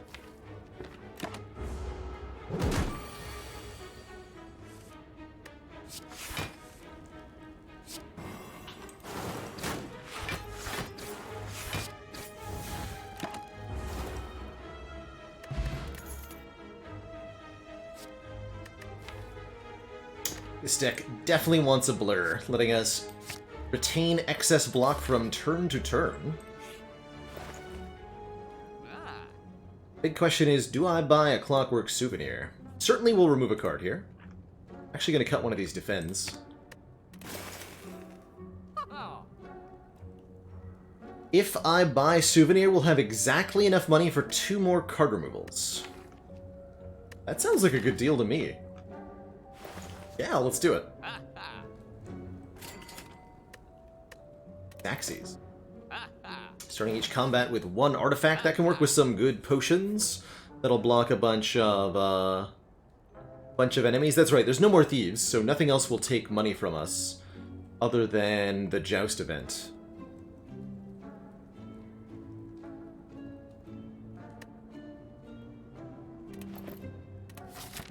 This does...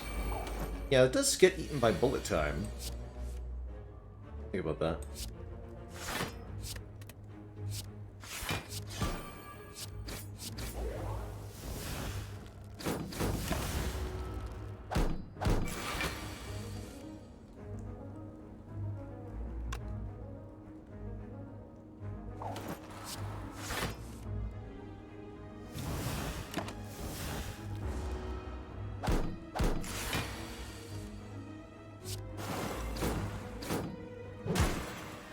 That's right, thieves are an easy pool fight from Act 2, so you can only find them in your first 2 encounters of the act.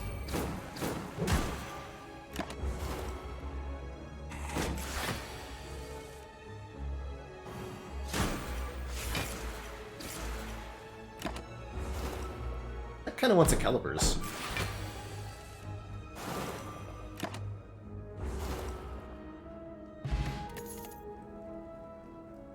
terror.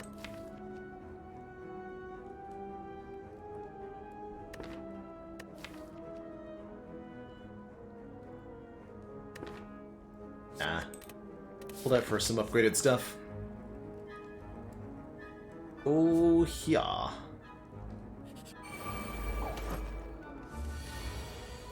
Like the Gremlinius leader.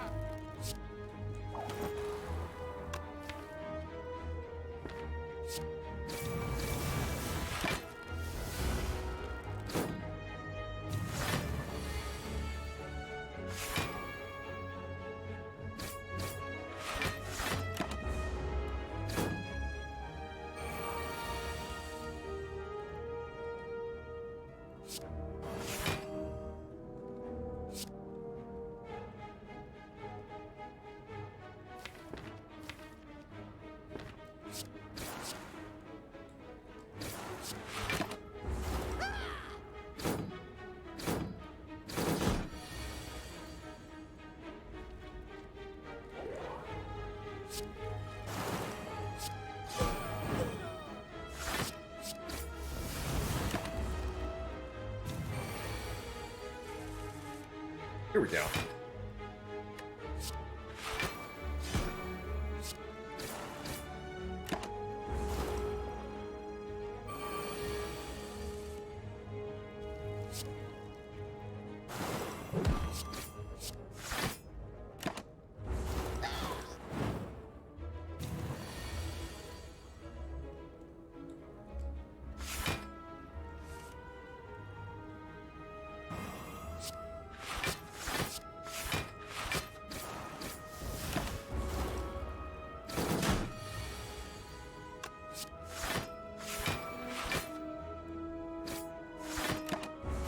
Definitely a little worried about our damage output currently.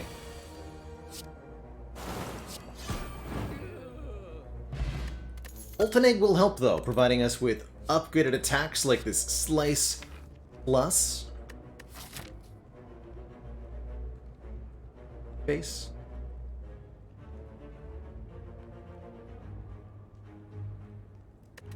Don't think I want a Slice Plus. How about a Crippling Cloud? Our other boss relic choices 039 were Sozu and Wristblade. Was a tough pick, for sure. Boy, this combat, this event. Let's get 2 more combats. Try to find a good upgraded attack. A Bane Plus would serve us pretty well here.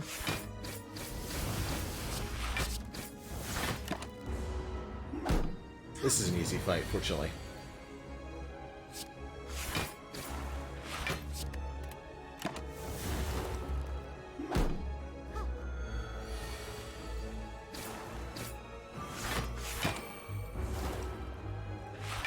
Just gotta do enough damage. Should be totally easy, right?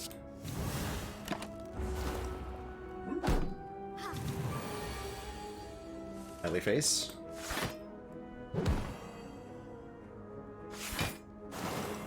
Yeah, there we go.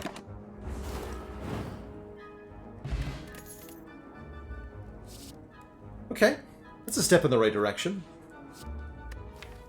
I like the Quick Slash Plus the most since it draws a card. But another Poison Stab ain't bad here.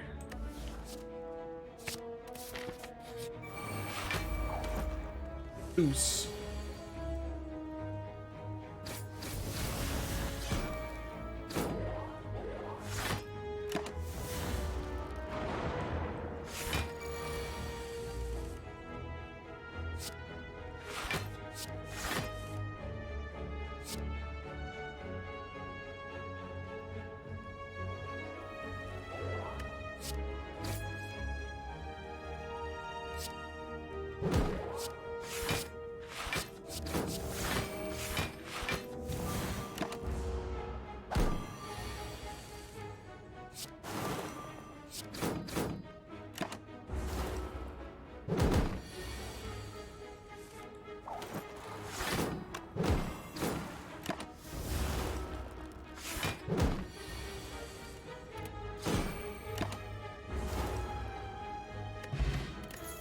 Fruit juice.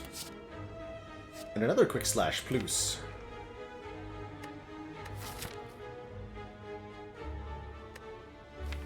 Now I'm wishing I had taken that terror. Pick one more.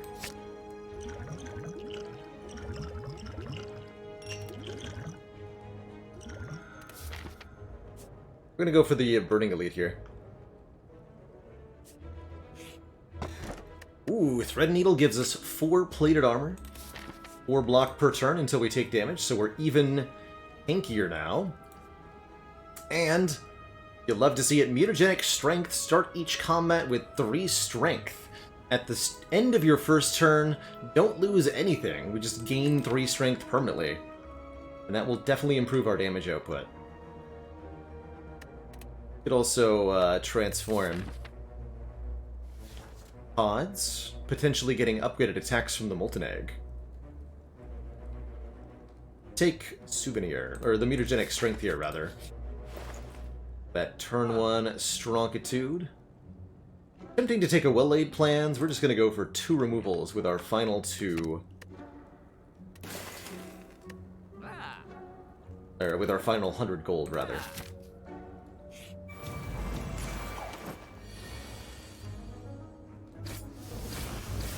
Plus Strength Book of Stabbing. Terrifying.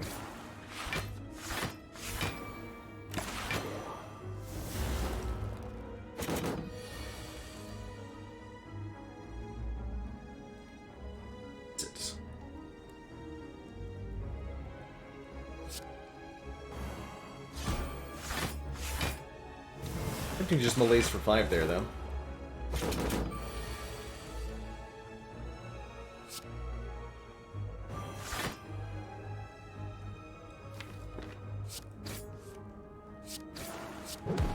Strength to use.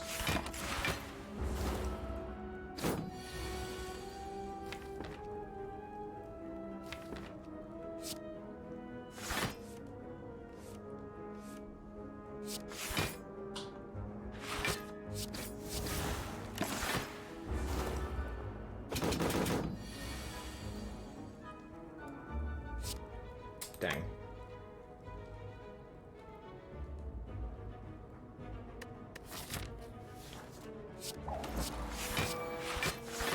Only 2 damage, actually.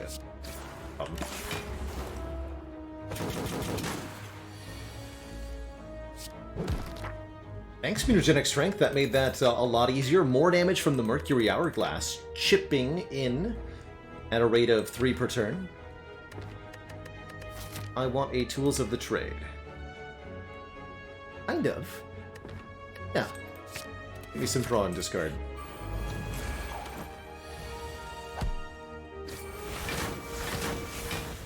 Whoop.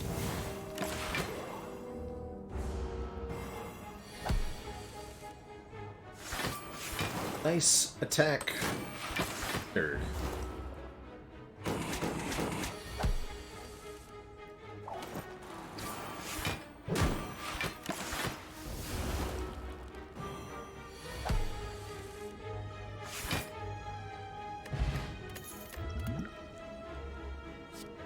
There's that Bane I wanted, and with 3 points of strength, it's even better than before. Pick this one up. Okay, now I feel like we have enough attack damage with these 2 quick slashes in the Bane.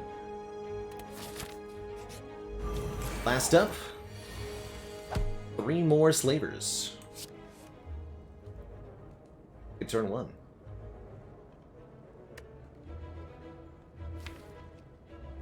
To Distilled Chaos to try to, like, YOLO into a corpse explosion here.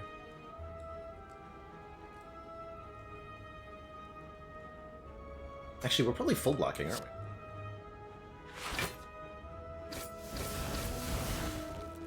we?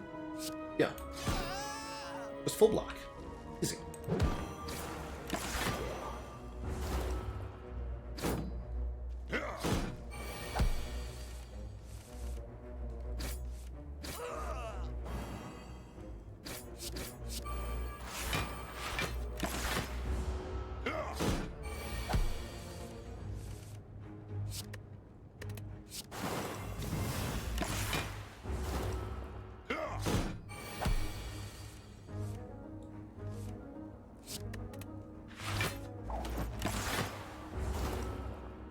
Get him, Hourglass. Yeah. Okay, Darkstone Periapt will give us max HP should we ever obtain a curse. Offered a Wraith Form Plus. Or non-Plus, rather. But I want the non-Plus version. Get the card save, please. Potion Tempting with whatchamacallit. We could go 5 additional dexterity against the heart with the Clockwork Souvenir here, instead of the additional strength. Of course, we'd need a way to kill the heart then, but figure that out later. That said, these are pretty good potions. Go Speed Pot Distilled Chaos here. Doesn't feel like we need Weaken, because we have Malaise, Leg Sweep. Soak's okay if we draw it on turn 1 or with the bullet time. I think a waste otherwise.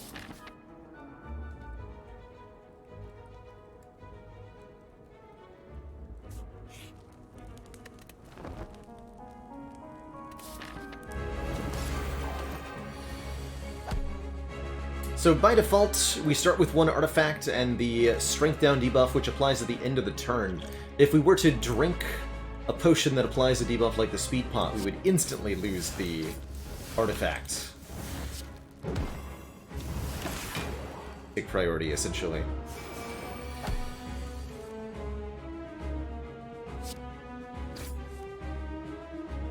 A little bit of the old ouch. It's okay.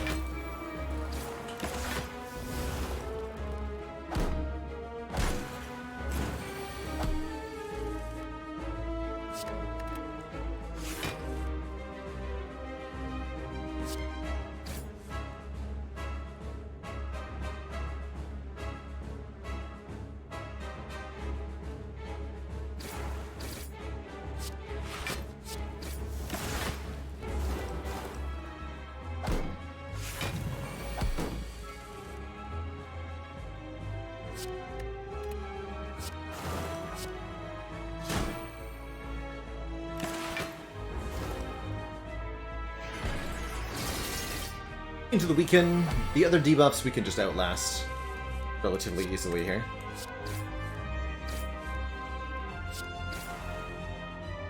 That weaken going.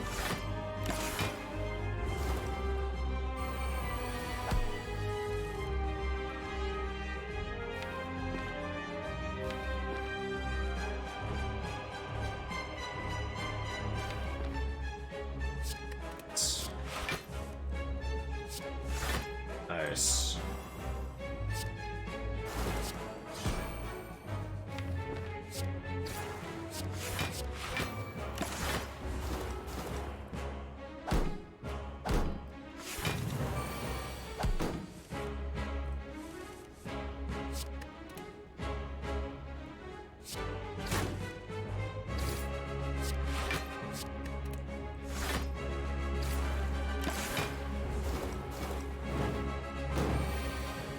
And with the debuffs gone, this is really easy from here.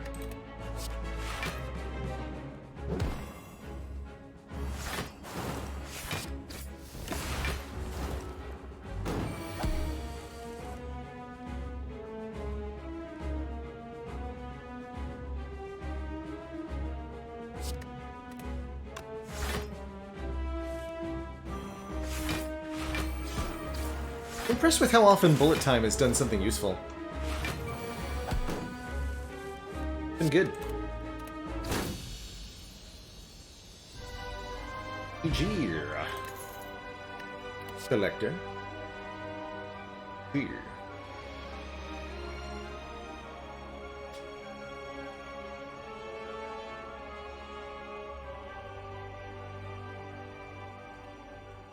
Could take more potions with Alchemize. A second Corpse Explosion's an interesting offer here.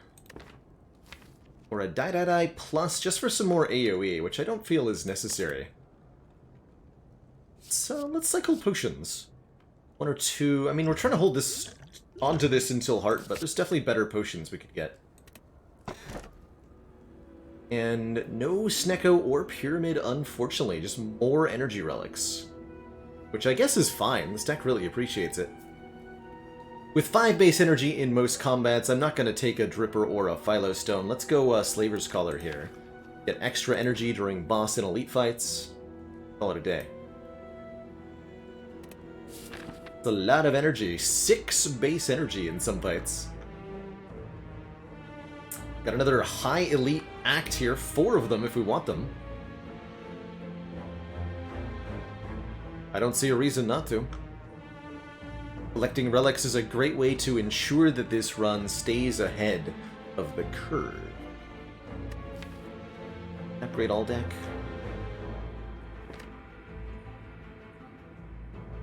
Events. If go hunting.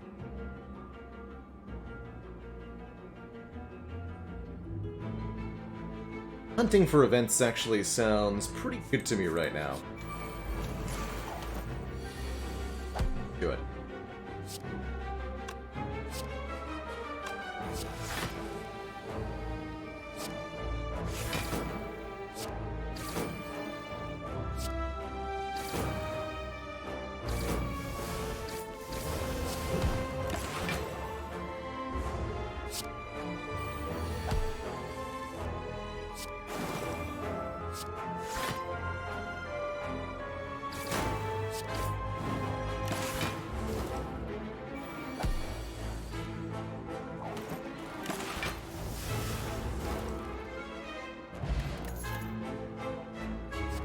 Six energy, I'll take a backflip again.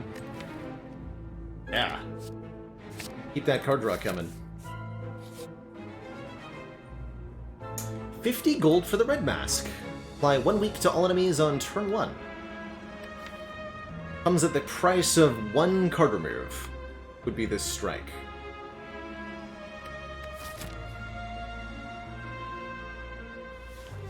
Yeah. Make that deal.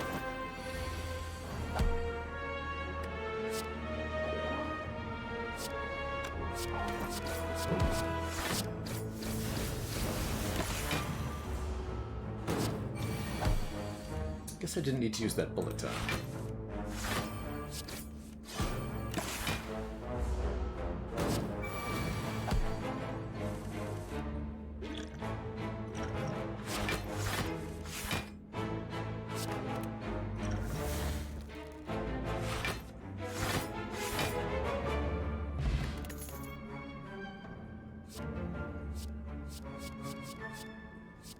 Both Acro and Backflip are great sources of card draw. I'm going to keep taking more Backflips on 6 energy.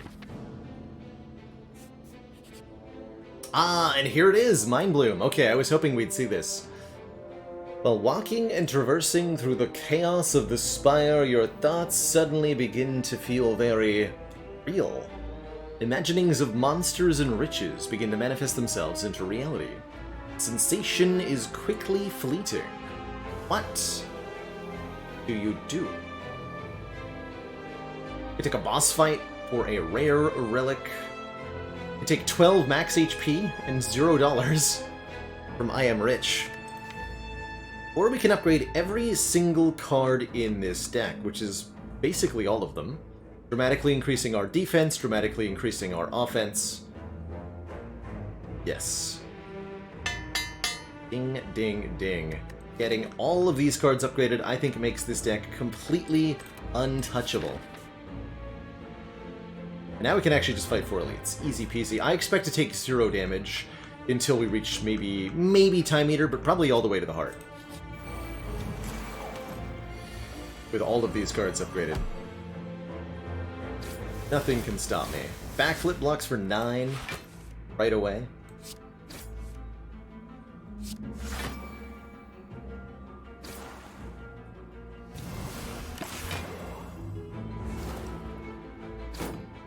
So the Mark of the Bloom prevents healing from working on us. Any and all sources of healing. So that includes resting, but also any relics, potions, anything. There is no way to gain hit points when you have Mark of the Bloom. Not even one.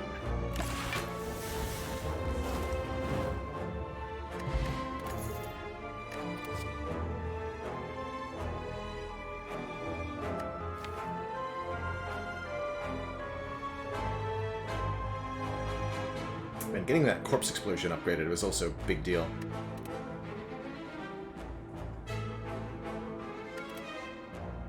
Lizard Tail and Fairy in a Bottle also both unable to help.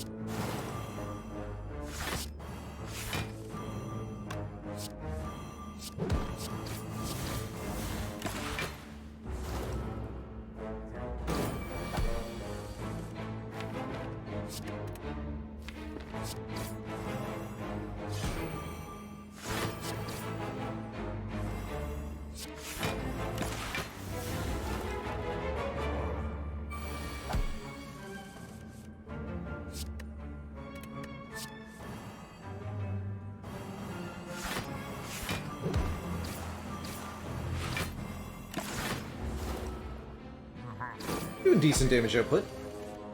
And our block is obviously unrivaled here.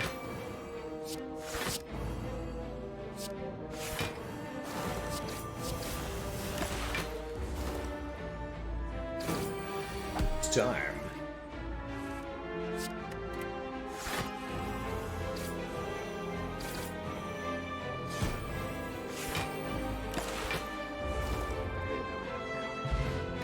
Captain's Boat Thingy, applying 18 block on turn 3. Any of this. Definitely a decent survival boost.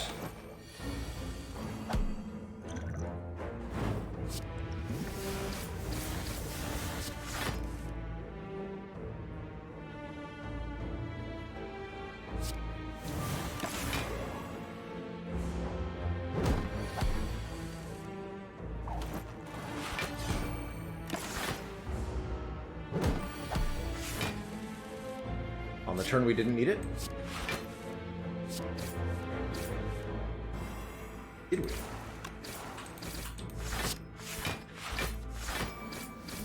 Bang.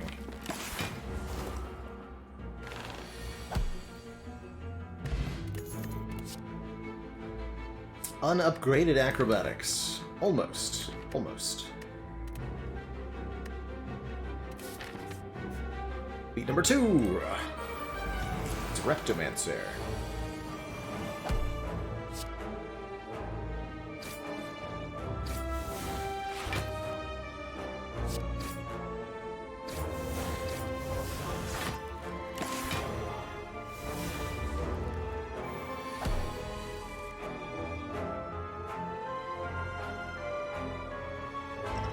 There.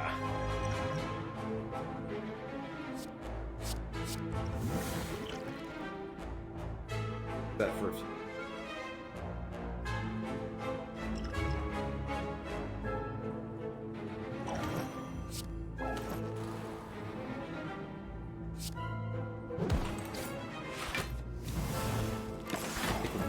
One hit point that I can never get back. Ever.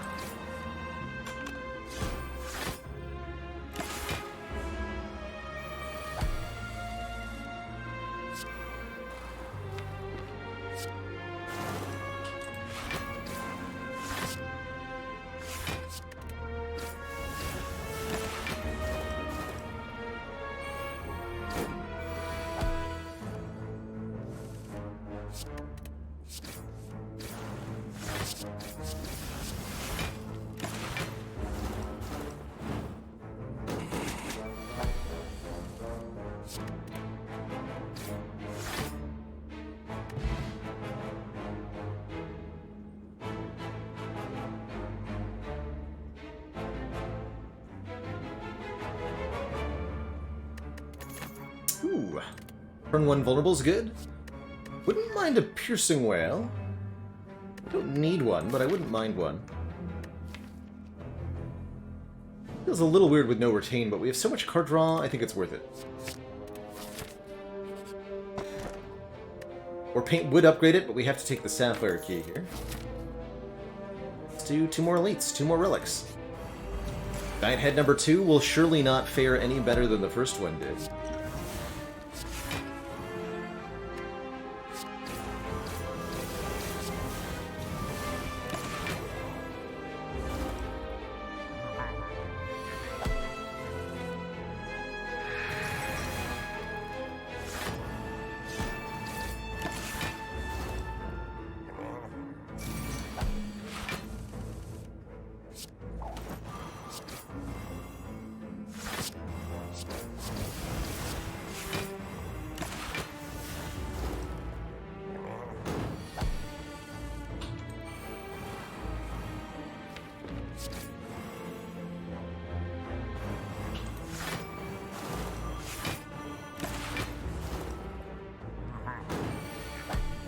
One.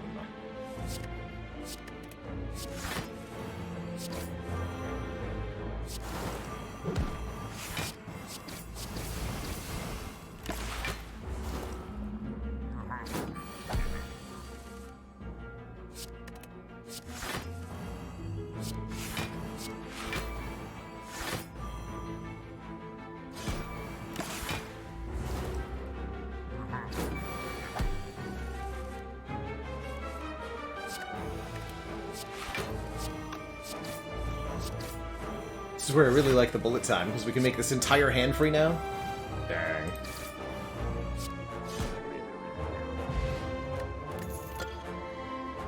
Turn, more energy on turn 1. Makes for better initial malaise. Second corpse explosion, unupgraded. Not quite as good as the first one. Yep. Rare's here, by the way.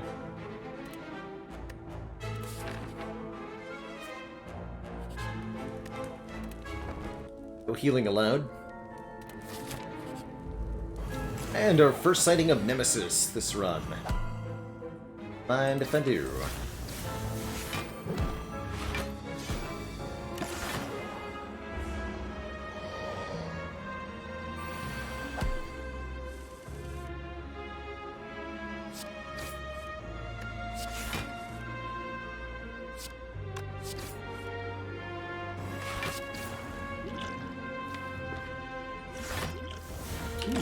Ooh, yes, Ancient Potion. Very potentially good.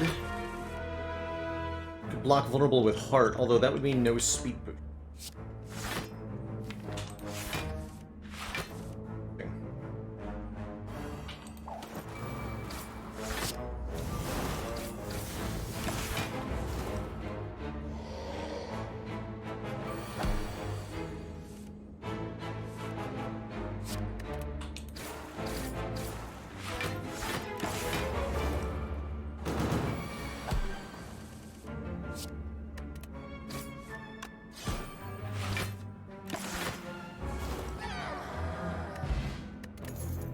Whetstone will upgrade 2 random attacks. Like so.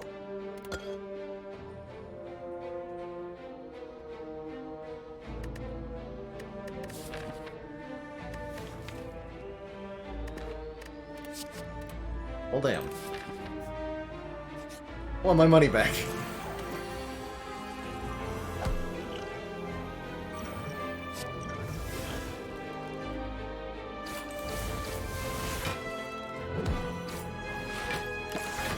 Maybe I'll use one of these speed potions against Time Eater. That sounds like a good idea.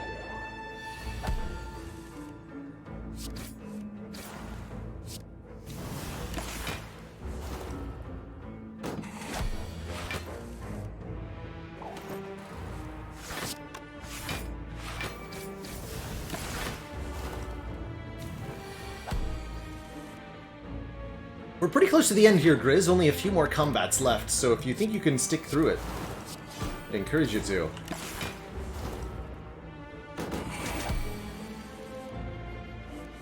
Os.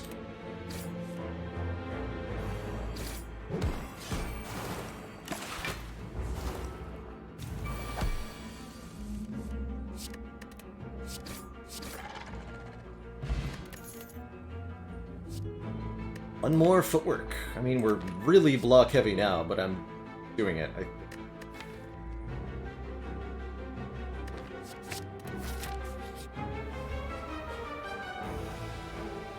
Ooh.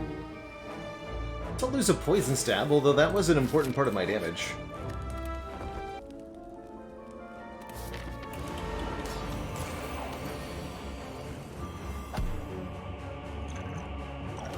So, using a speed potion on turn 1, we immediately consume our artifact and gain a bunch of dexterity permanently. But then we lose the strength. Is that going to be a wise choice? I guess let's find out.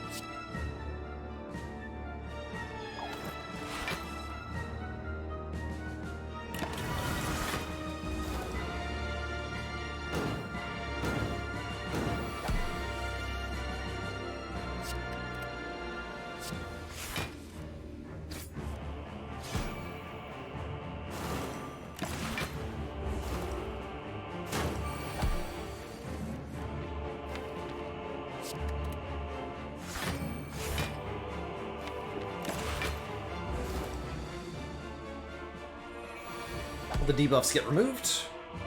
Now we're on to phase 2 of the fight.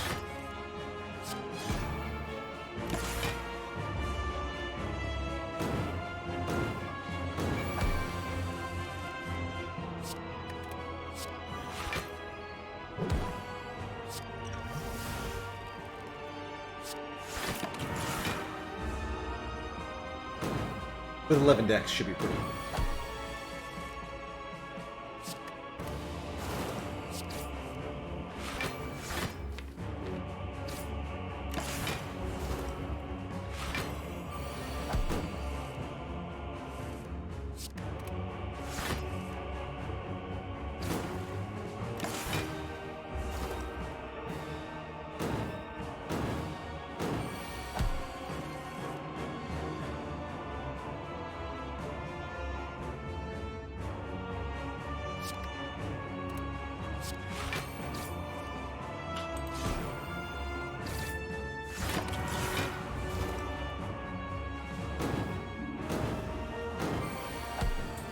Turns to do this much damage.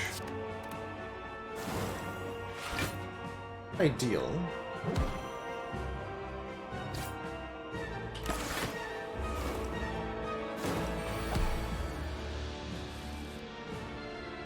Maybe we can get a Caltrops in the final shop.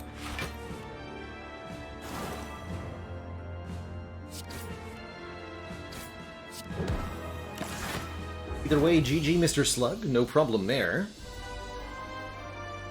Next up, Spire Spear and Spire Shield. Two thump, a deep pulsing dread all throughout the room. This part of the Spire, the source of all this evil.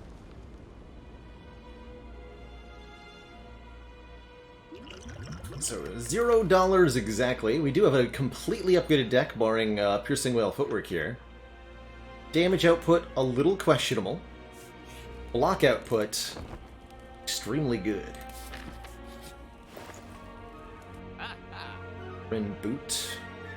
You know, I'm not exactly upset about having no money here. Not a particularly good store. Alright, onwards and forwards.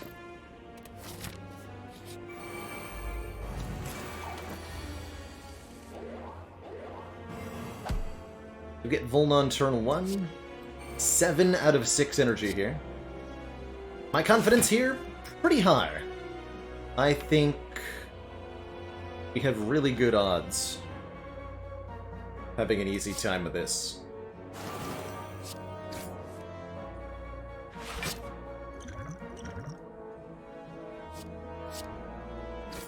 Especially with this turn 1.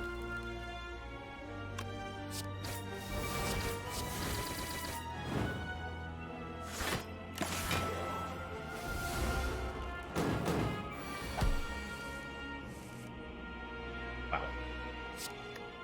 The draws, though. And an Entropic Brew, that's even better for our odds of survival here.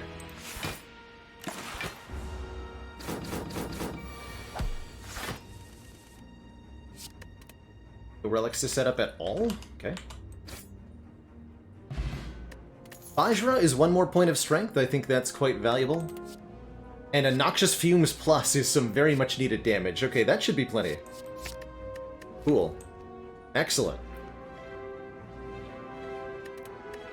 Liquid Memories versus 2 random potions. I think 2 random potions. Sounds good.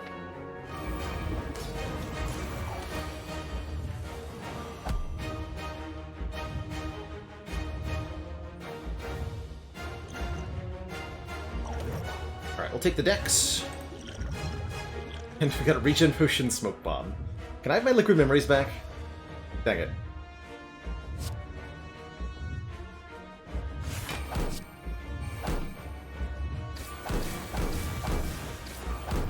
Well, at least we do a bunch of damage on turn 1. Over 100. Wait, neither of these do anything. Wait a minute.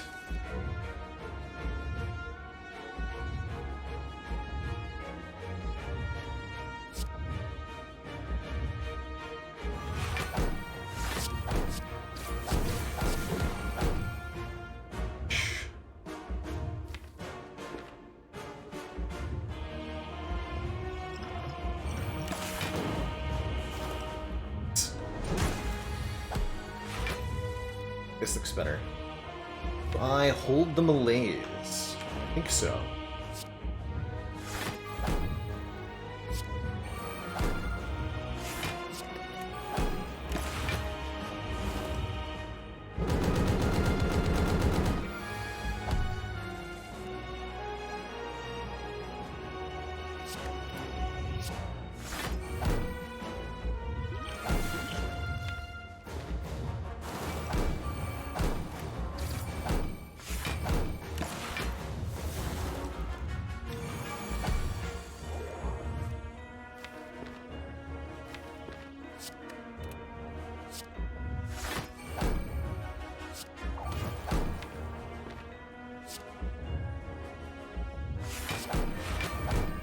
Exactly full block?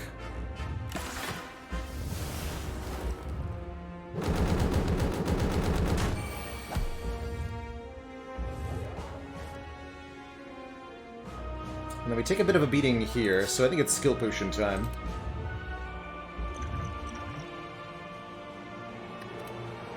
Nightmare. I could Nightmare forward. Interesting. I'll risk it for the biscuit here.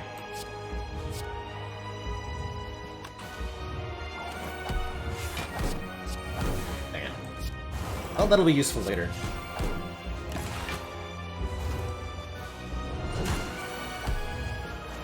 I'm concerned here.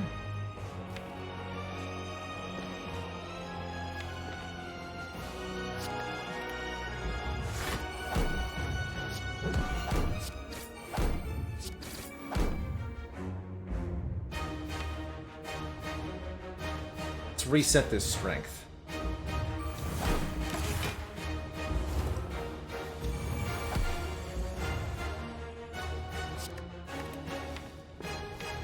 Guaranteed hit off the escape plan.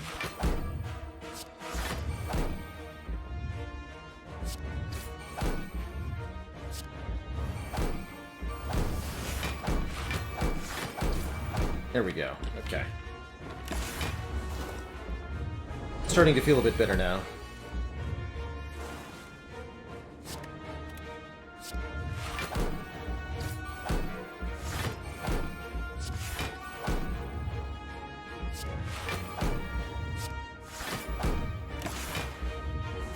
a little slow on our damage output here. Poison is getting up there.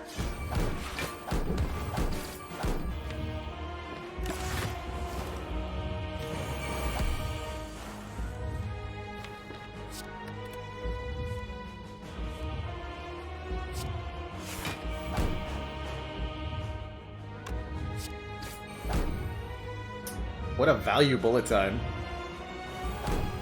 Get him.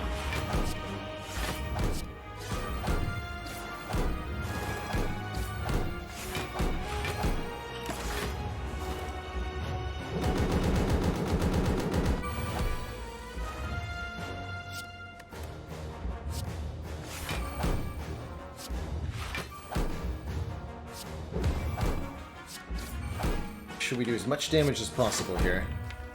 We have very little time to finish this fight. Next multi-attack is the 18 by 21. Or 15 by 20. But looks like we got there. Another relatively low damage output hard kill.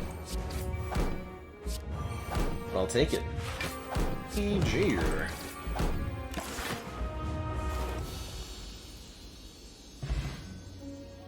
GG. Despite that trolly entropic brew, we got there.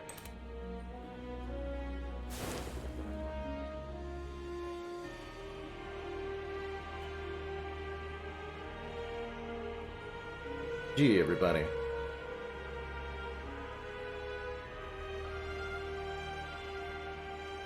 Be free, my smoke bomb friend. Be free!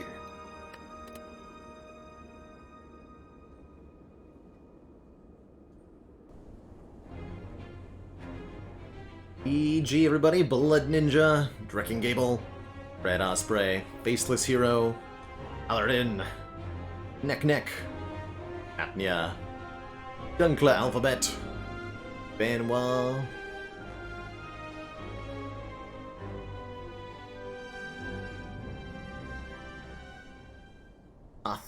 It. Inst done.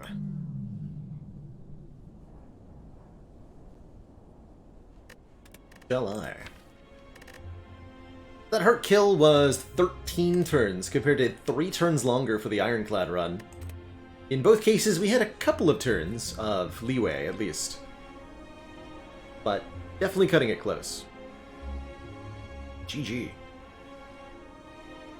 Beat of Death becomes 2 starting on Ascension 19, Faceless Hero, so only the last 2 runs have to face off against Beat of Death 2 Heart. Thankfully. That's a great one. How many upgrades did we get out of that Mark of the Bloom? Many. Many upgrade. Many upgrade. Oh, and noted Shayla, let me adjust the mic a bit here.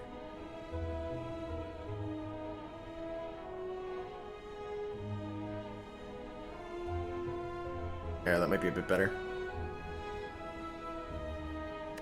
Little closer.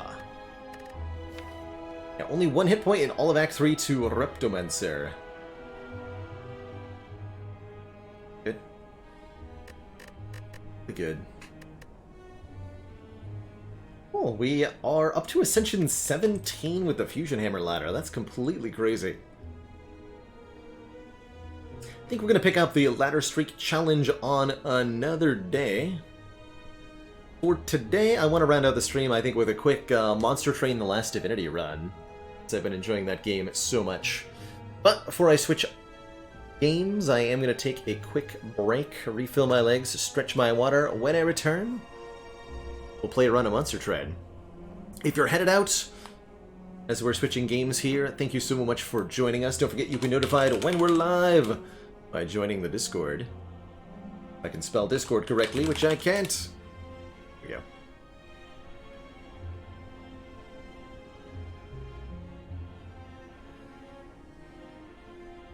Anyway, I'll be right back, and when I return, we go home to hell.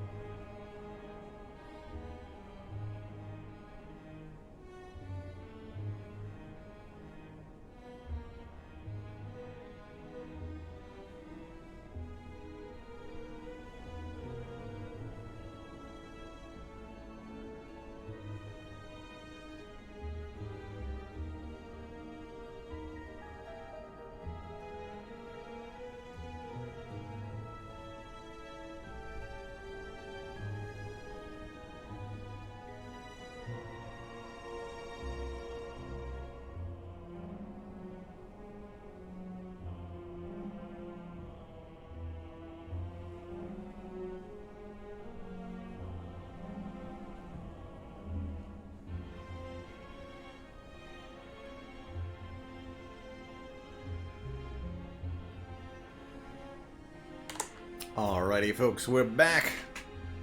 It's time to switch it on up with some Monster Train.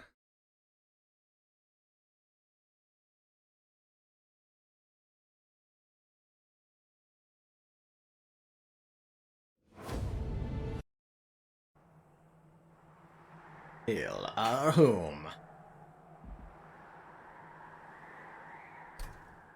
So, Monster Train, for those who might be unfamiliar, it's another deck building roguelite, kind of similar to Slay the Spire, but with some seriously different core mechanics. You play the forces of hell defending your train, the Bone Shaker, from angelic invaders. You're starting a run on random here. Random primary clan, random allied clan, on Covenant 25, the game's highest difficulty level. Similar to Slay the Spire, there are 25 different penalties that'll stack onto you when you're playing on the highest difficulty here. Loading Hawking, thank you so much for that Prime sub and the 5 heckin' months. One more to that half year.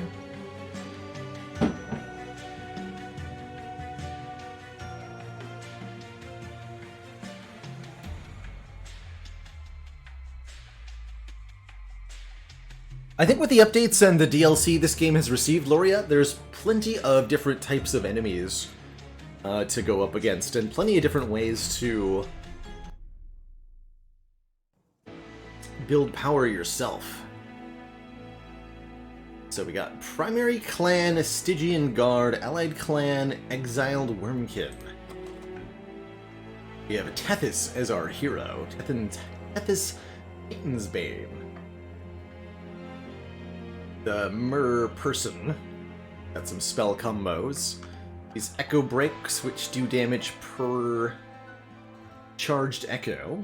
It's the Wormkin special mechanic. Bunch of Frozen Lances, which do damage to the front enemy. And then some random cards from our clans. Snare is Consume, apply a Reap 2 to enemy units, causing them to take damage based on the amount of echoes on the floor. 2 Ice Tornadoes for big damage, and a Guardian Stone, which applies armor to friendly units with Incant. It's like a pretty helpful start.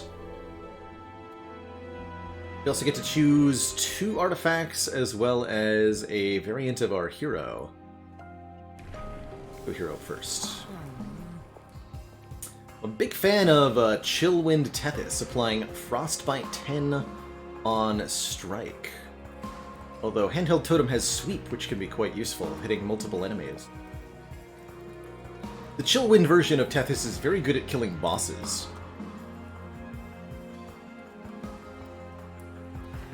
And I think our spell damage can deal with the other stuff. Let's take Chillwinds here.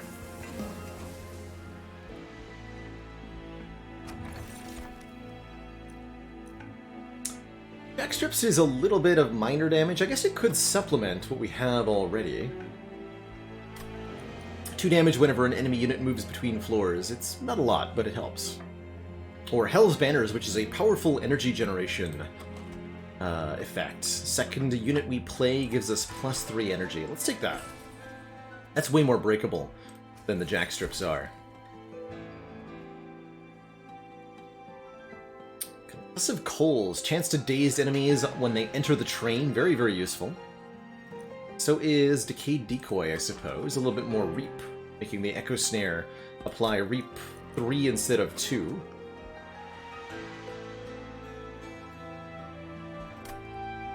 Armor 15 could be nice too. Let's take the Concussive Coals. I really like dazing enemies on the bottom floor, shutting down their abilities. Take the... So enemies do bonus damage, but we'll get a unit draft if we win. Shards! That's what these are called. Pact Shards? Yes, Pact Shards.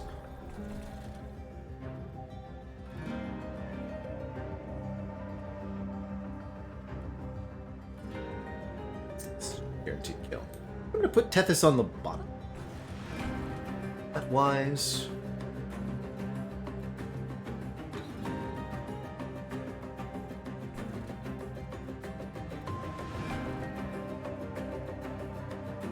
first relic, the purple one, is the Worm Tooth. The Wormkin clan start with it. And it means that one card in each draft has the infused property, causing it to apply one charged echo to the floor when we play it.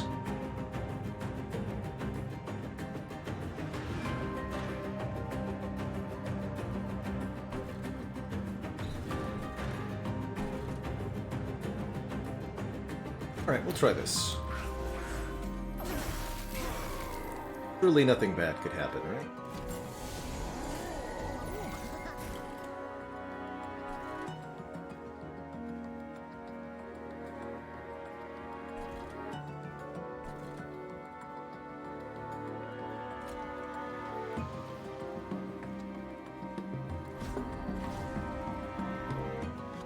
Stone has to take a hit here.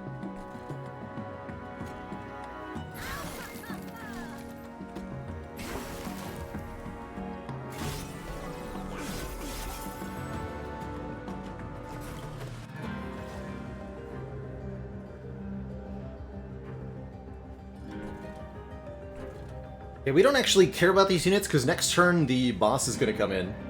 And if we can kill the boss in the relentless combat, it won't matter. These enemies are here. Sure you die, though.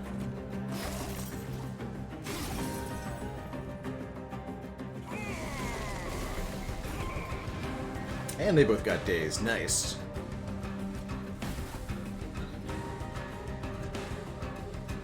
Make extra choo-choo, lad. Perfect. We block enough hits from the champ here with our Train Stewards. The Frostbite stacks up and we win.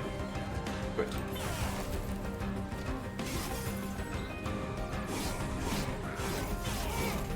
That Frostbite doing, essentially being like poison, doing damage to the boss at the end of each turn.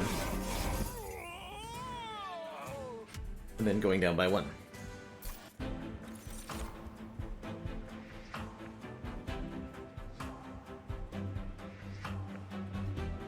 Infused helical crystals is okay. It's Guy, thank you so much for the tier 1 sub and those 5 months of support.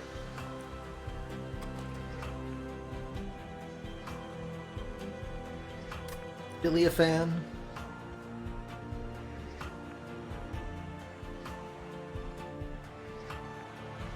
Ice Storm is a good recipient of magic power, doing 1 damage to a random enemy unit 5 times. I guess I'll take helical crystals. Let's see how it goes.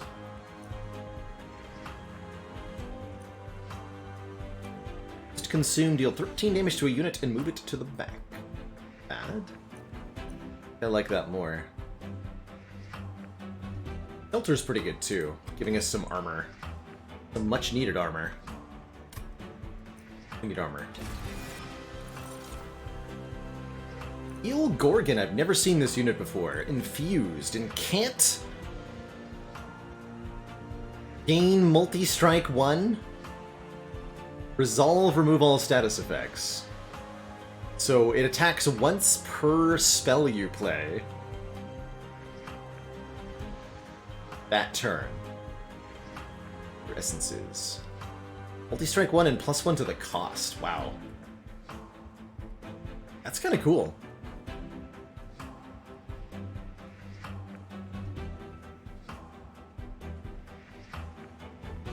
I'm gonna take that.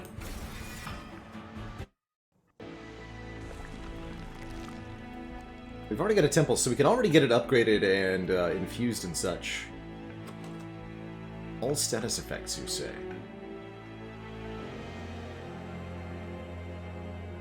The Titan's name has been lost to time, the Titan now trapped and harmless. The name's power has lingered within the sea and seeped into the life of all those within it.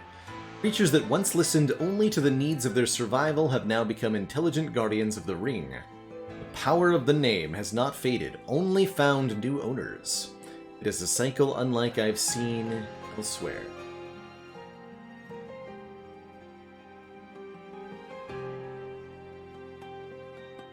Very little health, though.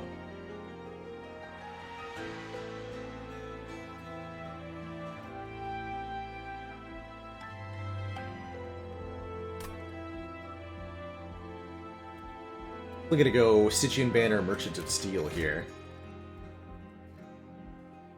Let's see what upgrades are available first. So we do have Multi-Strike on offer. Don't know that that's actually useful for Gorgon, but we can work around that.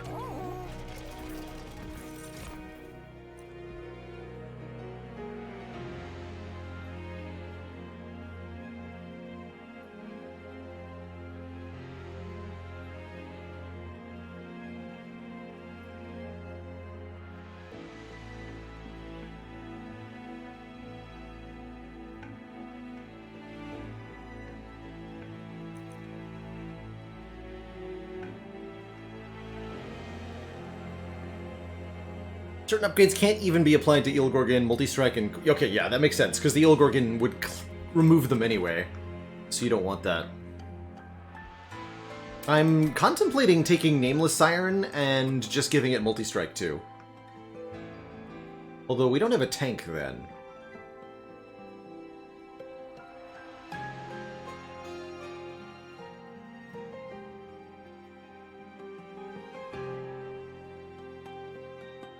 So that would be using the Eelgorgon to infuse into Nameless Siren.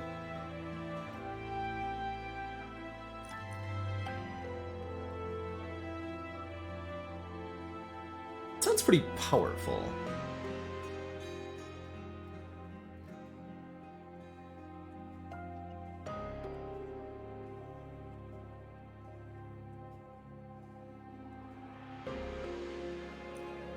I'm taking Icy's Silophyte.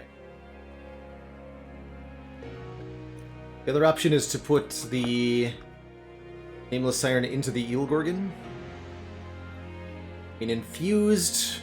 If we give it Incant Rage with its Incant Multi-Strike, that ought to be pretty good too. Okay.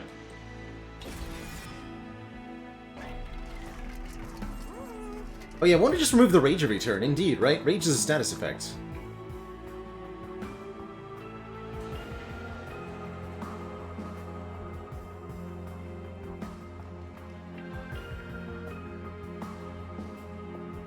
In that case, I may be like merging the Guardian Stone Nameless Siren.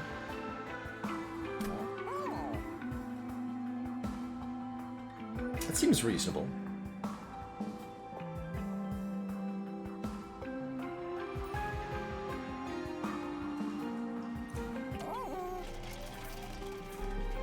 Upgrades available here. Piercing Spell Chair.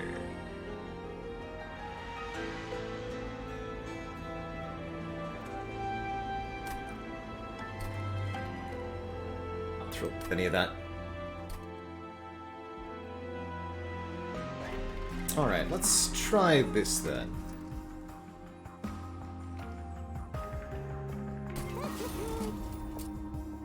Reload health.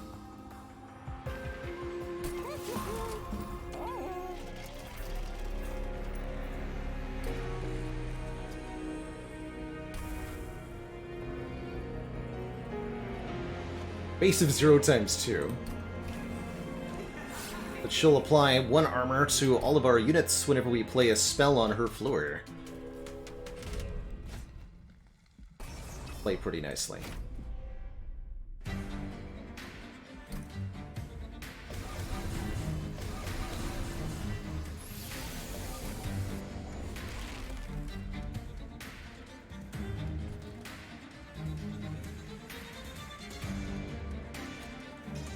See if it removes Burnout from itself, too.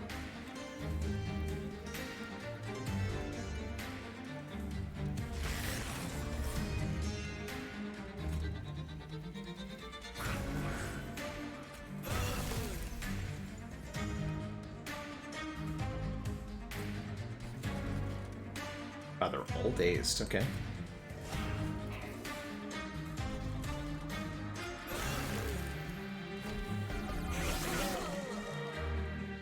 Yes, it lost the Ember Drain. Nice.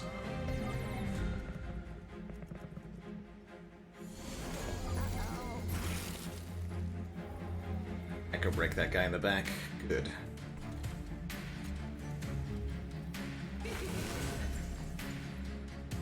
haha.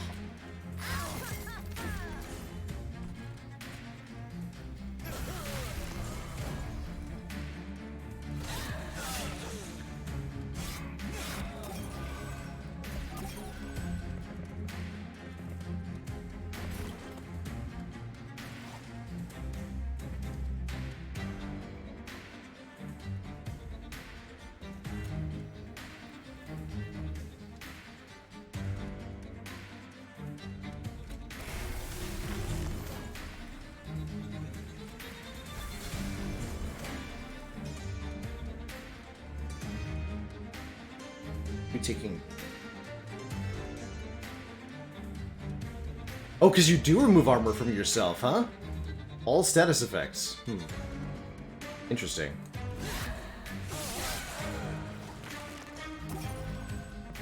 Yes, it removes its own armor. Interesting.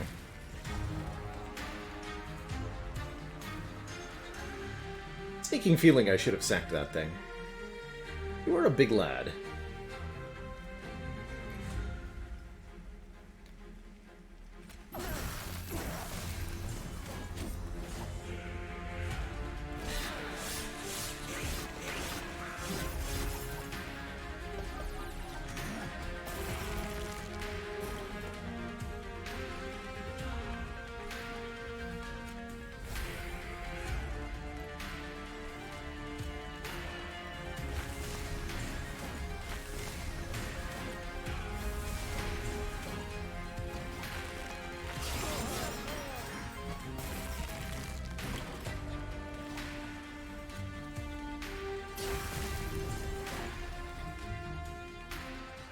Combat. So is this as strong as I think it is for boss fights? Find out.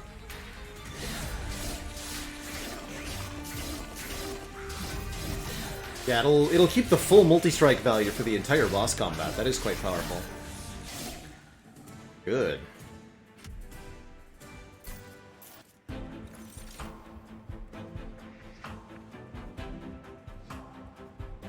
I don't need another one of these.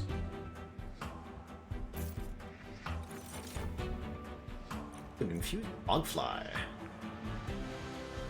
Also like Echo Infusion. Extract 1, apply plus 10 health. That can help us keep our big boy alive too.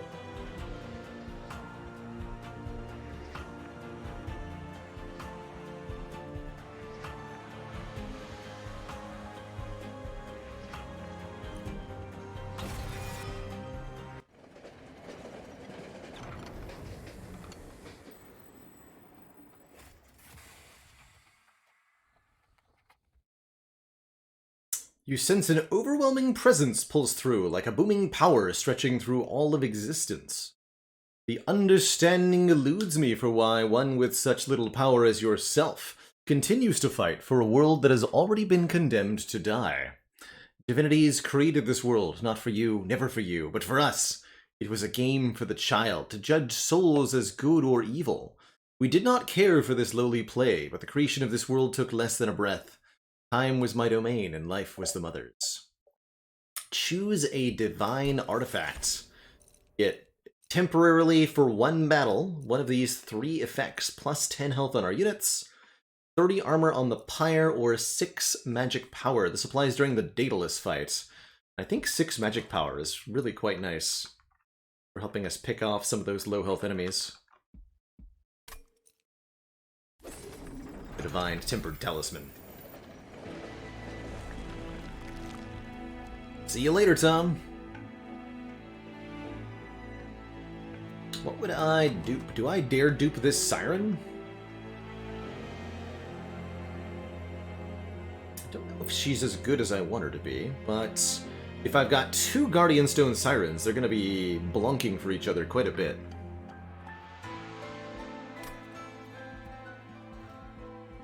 Merchant of Steel doesn't seem that helpful.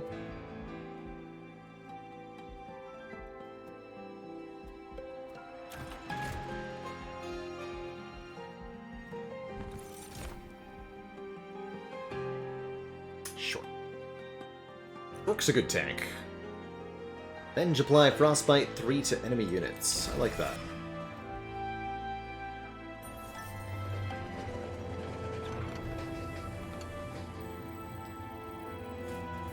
Health or money for an artifact? Sure. Fire health. Raider's Quill. When a card with Consume is played, deal 30 damage to the front enemy unit. Extremely good. Lots of Consume in the Wormkin. 1, 2, 3 so far, and more to come.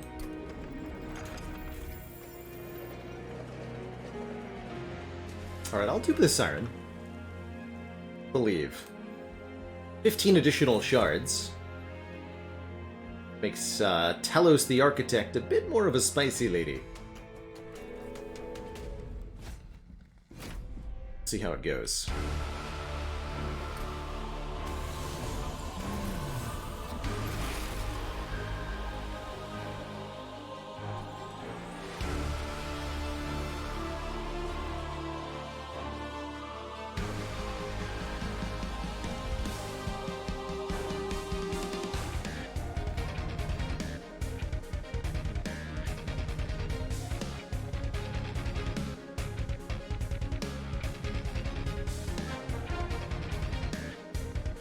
Do I set up bottom?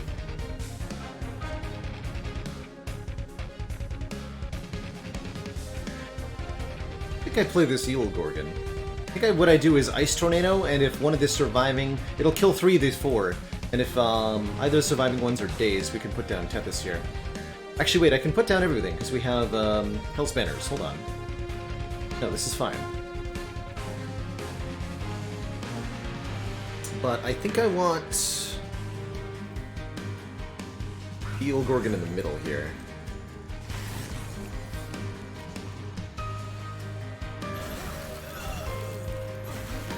We actually got 2 additional energy from Hell's Banners there, and when we summon the second unit, gain 3 energy.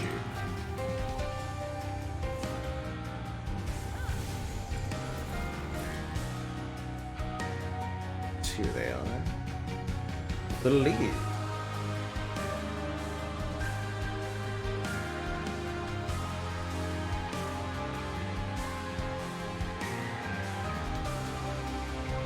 Actually, let's go Sentry, Aimless Siren.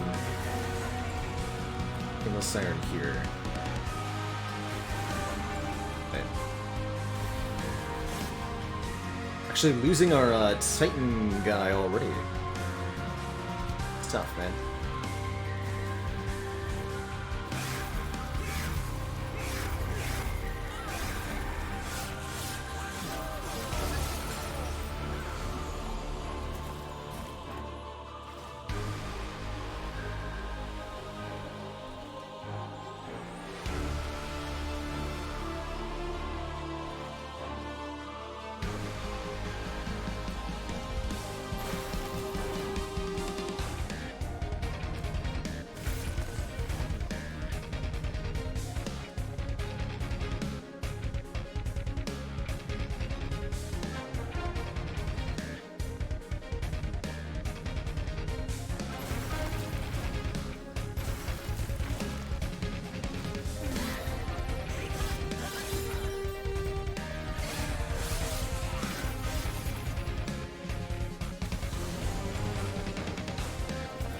Those concussive coals doing work. All of them got dazed. Easy.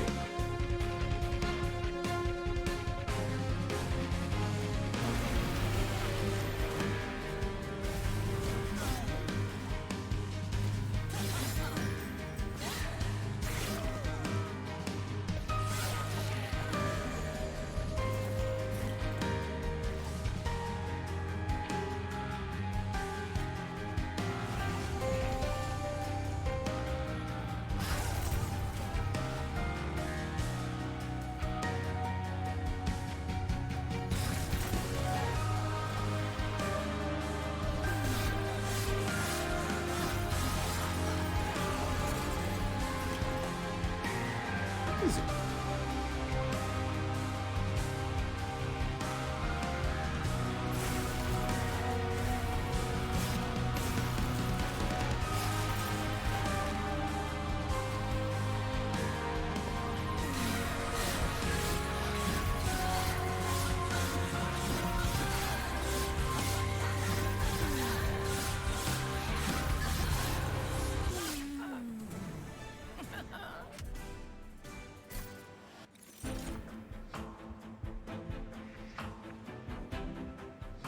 Ooh, probably want either Deep Offering or Wormkin Spike here. Both say consume on them for the Trader's Quill. 4x Reap's kind of interesting. Had a lot of luck with Deep Offering recently, and I think it really effectively works with any attempt to incant.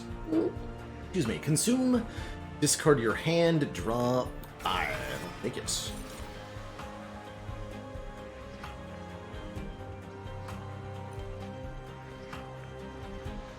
Can't +1/+1. Siren of the Sea would make a good merger for the Eel Gorgon here, as that's not something that's going to wear off.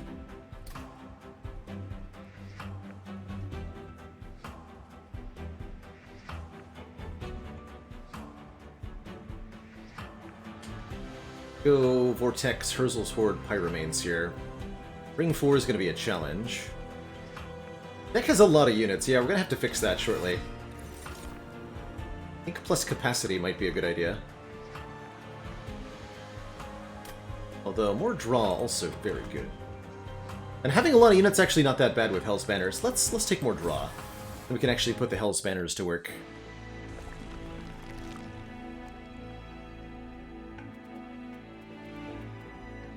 So skip the Merchant of Magic, take the Divine Horde. We want to get... we're ideally looking for the Incant Effects Activate Twice relic. That would be the best. Go Merchant of Steel next floor.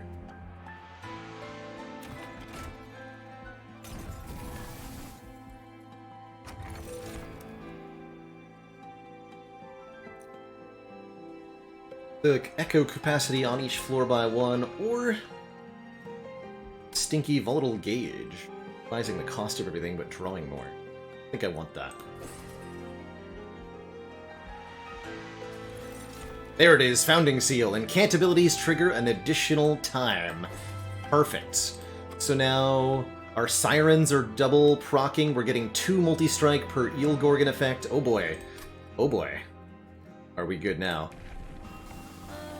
And yes, we also get Conduit, which is also what I was hoping for. Damage spells cost -1 Ember on the floor that Tethys is on, which will enable us to spam our Incant procs constantly. Perfect.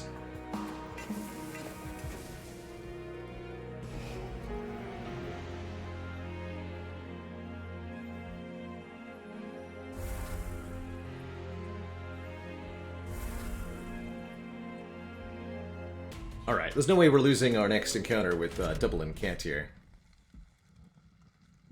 Dead, giving enemies +6 combat damage. Nothing bad could ever happen to me.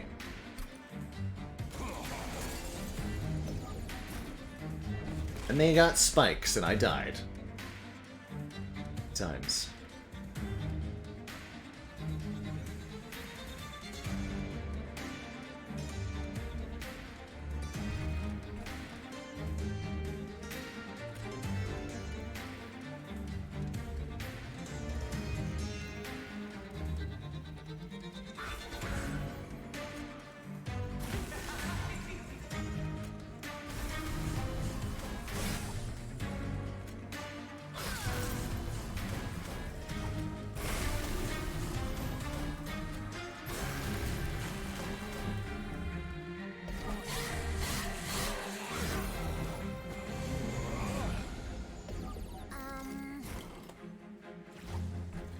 Perfect. This time we're going to put all of them on one floor.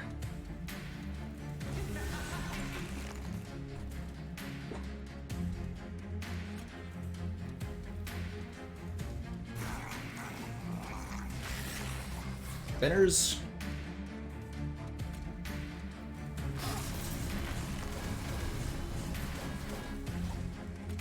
Hold.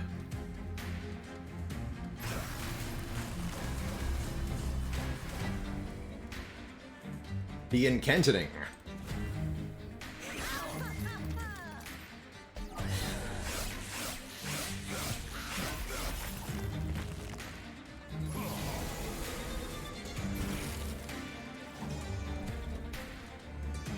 Sure this guy dies. I should just do that with Ice Tornado. And all of these are free on the bottom. Man, this Conduit So good.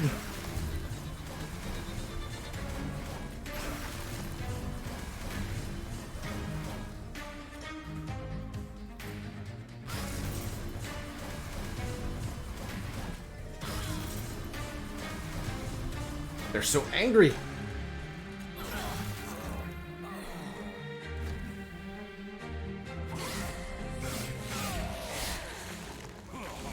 Mr. Oh No Bananas, thank you so much for the 5 months. No. Anything but bananas.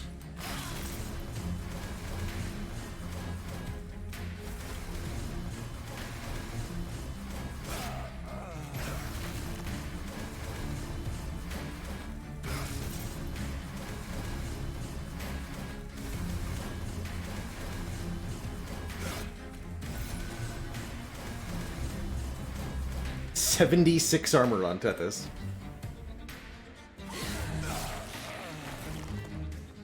Wild.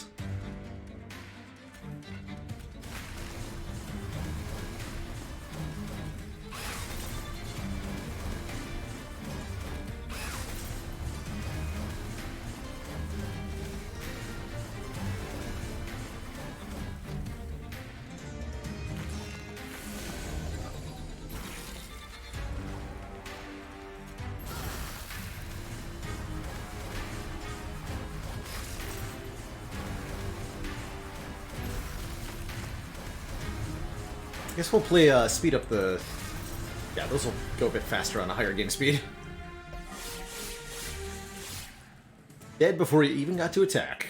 That's a good sign. For the money, he... Oh! Sap 2. Man, they super nerfed this so many times. Nerf the Diligent.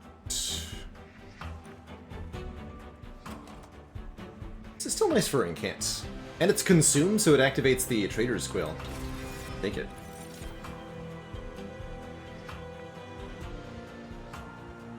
Turn a spell card from the discard pile to your hand and apply infused -1 cost consume.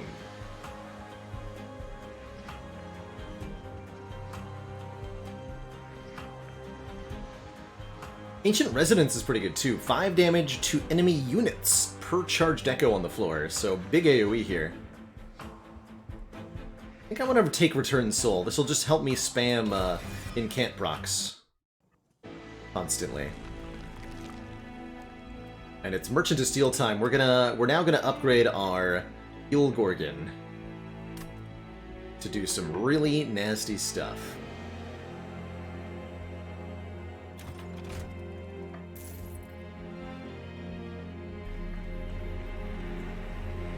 Spell Chain again. What if... Spell Chain Return Soul seems suspicious, right? I don't think that's a good idea. Unless I get, like, the wing clippings or something.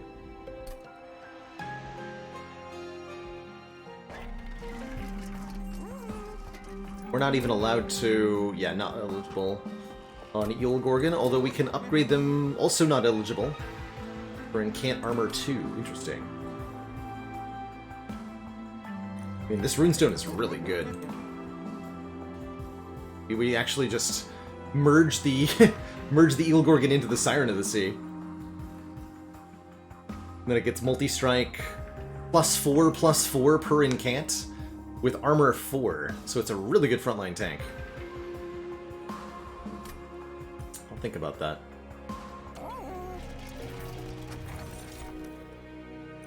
Stacks of Frostbite. Each time it is applied, Frostbite does not decay. Not bad. We have Frostbite Tethys, but we've kind of left the Frostbite strategy behind now.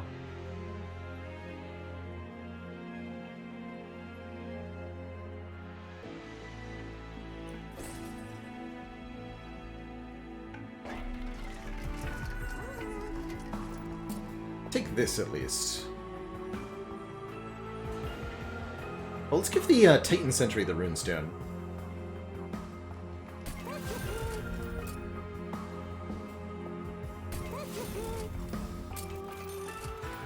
Ah, big stone. Yes. My large child.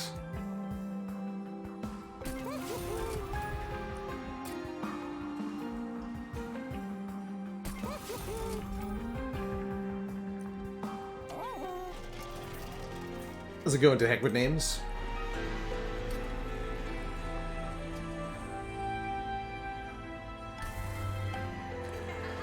Yeah, we're still gonna put the siren in here.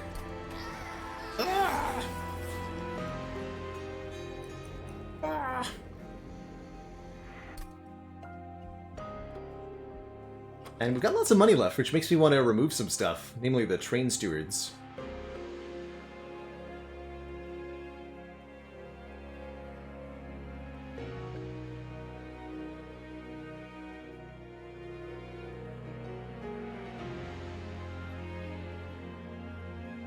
Two.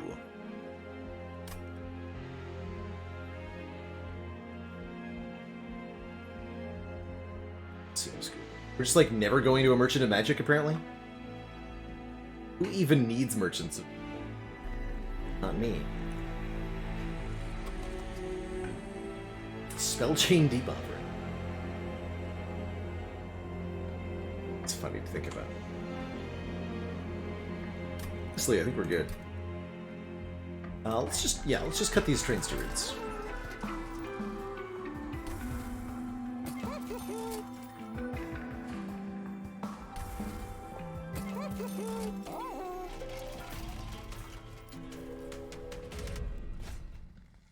Everyone can have multi-strike.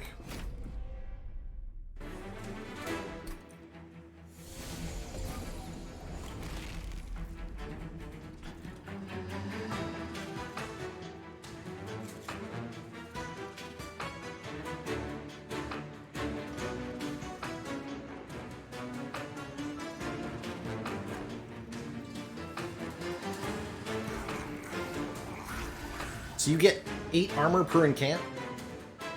Oh god, sweep. Shoot. Sweep. Well, that was foolish. Rip Tethys?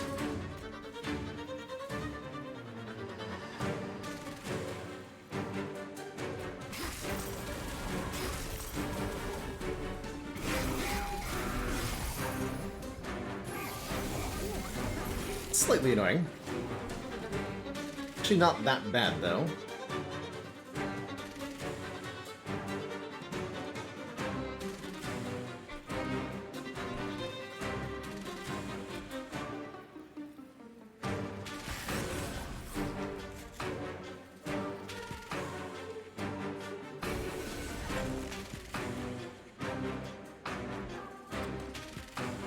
Does mean a lot less incanting overall.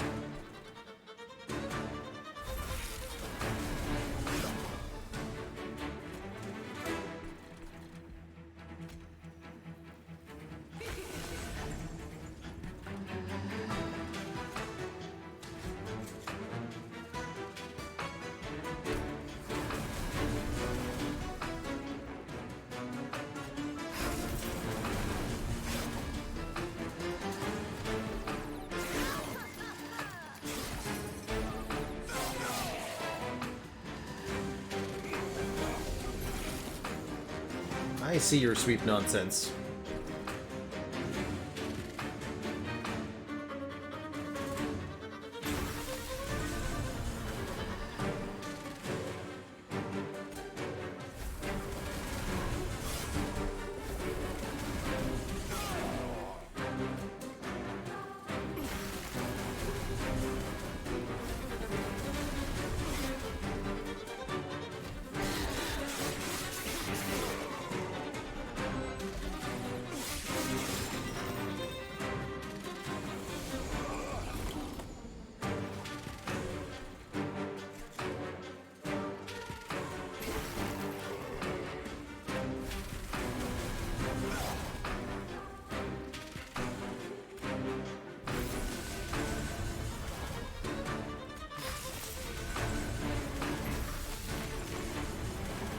Pretty 3 times 7. Wow, yeah, that scales up big time, fast time.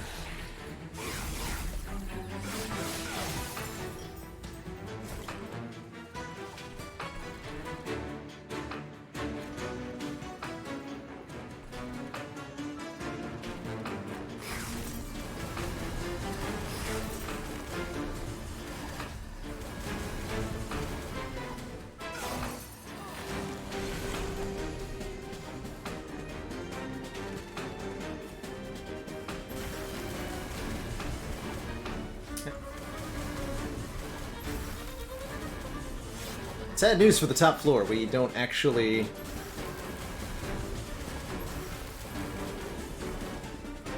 even let the boss get past this. Who needs our hero anyway, right?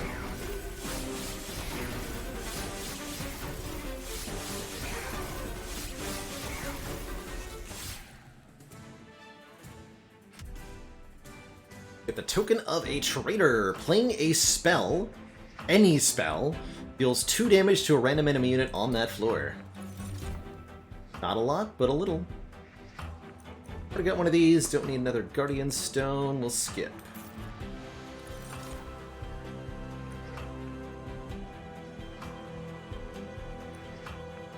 Three random spells to the discard pile, apply Consume.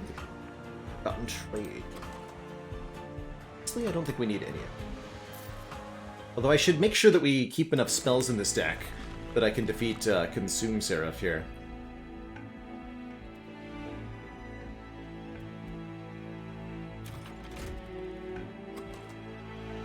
Might end up duping a spell or something.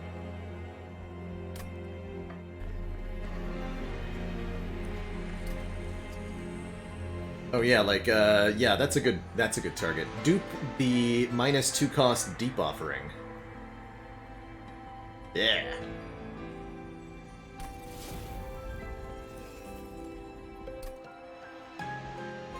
Sounds grand.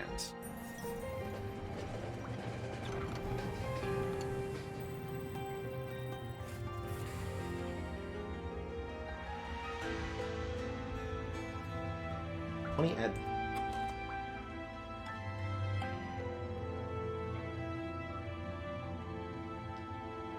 Get rid of a spell permanently? Get rid of one of these ice tornadoes.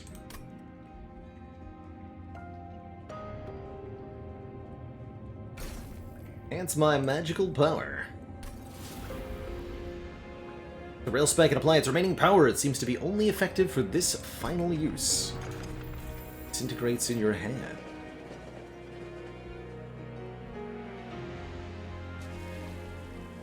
Plus 10?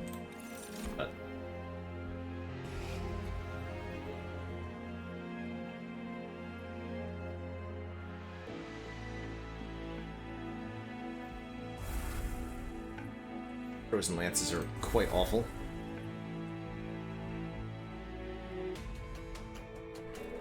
Alright, Arcus, Darkness Incarnate. Using unknown ancient powers, Arcus summons shards of the divinities. Alt R advance. He'll periodically summon these dark shards, which penalize us for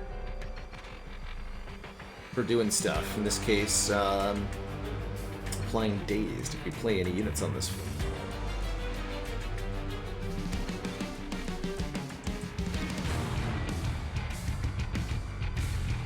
Seemed like something that I want to do.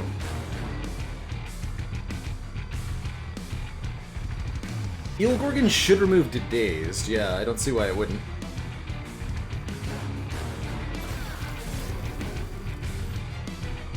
I'll play this to kill you, so these two can go up top. Like.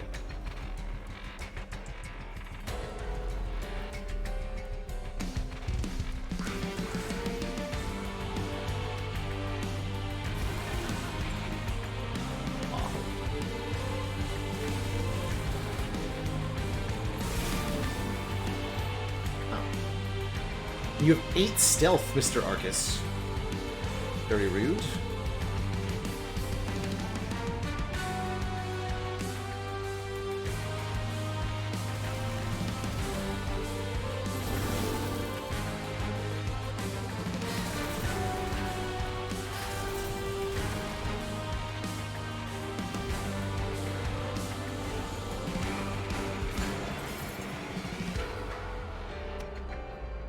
Dies.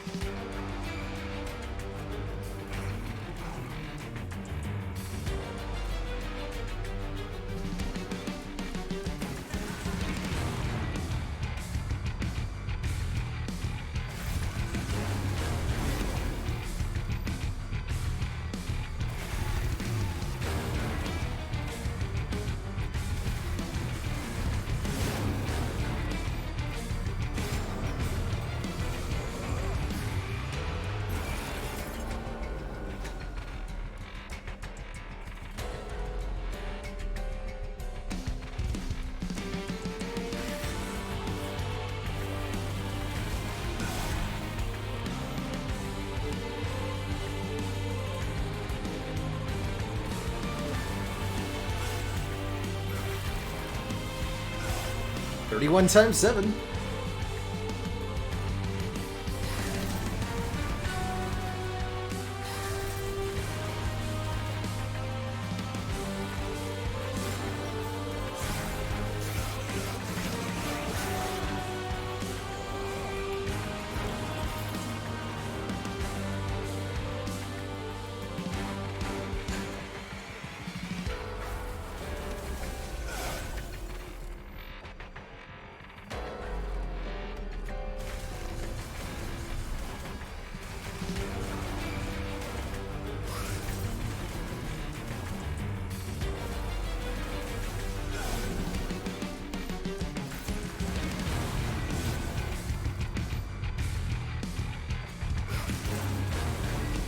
Times 9. Times 11. Times 13. Wow.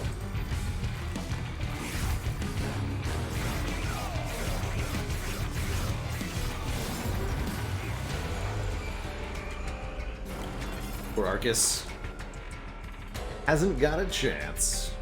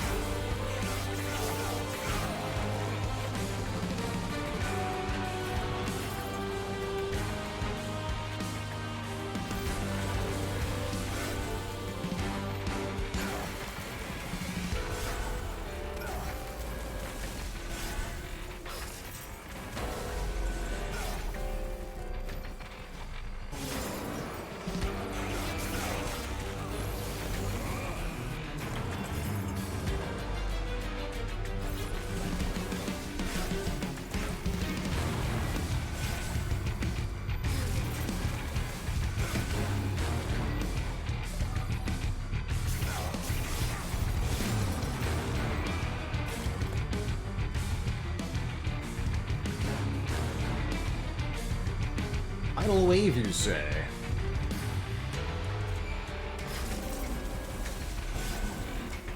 So an extra 1,000 damage from one spell. Go up and up and up from there.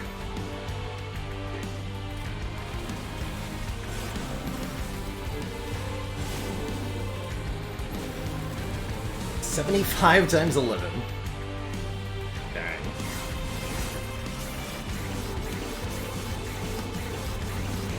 Pew pew pew.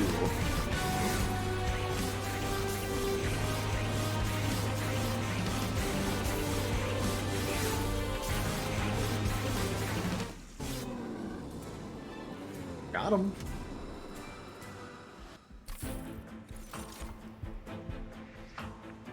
Return 5 consumed spells to the top of your drop pile. Good against Seraph for sure. What are we consuming? Stuff from Return Soul, Unnamed Tome, Echo Snares, Deep Offerings? Yeah, give me those. And I think we want plus capacity, a little bit more room to work with. I'd also like to be able to set up in the middle floor in the Divinity fight, because I don't want to do a sweep. Let's take Light of Seraph.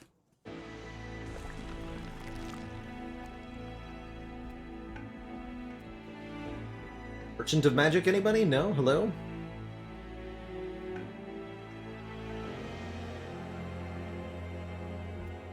Merchant of Trinkets could be good.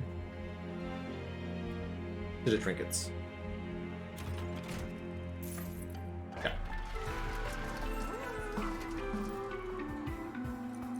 Whatever. Chance to apply Silence could be nice. But we have Silence in a card if we need it. You're good, yeah. You're good, Gispins. Small amounts of magic power not doing anything for me here. Let's reroll.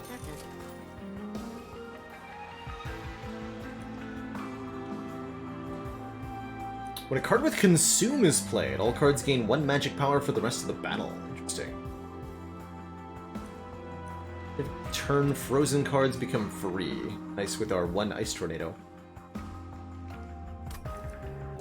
Not actually thrilled with any of that.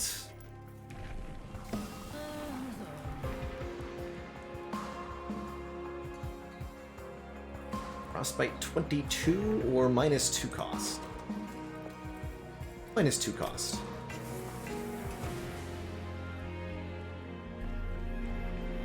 No, I don't have any kind of monster train lost command or anything. Do I make Wormkin Itchings free?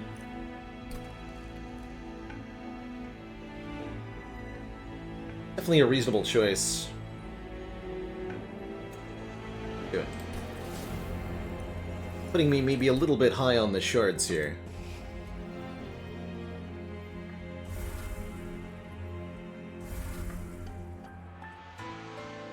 It's okay. Okay.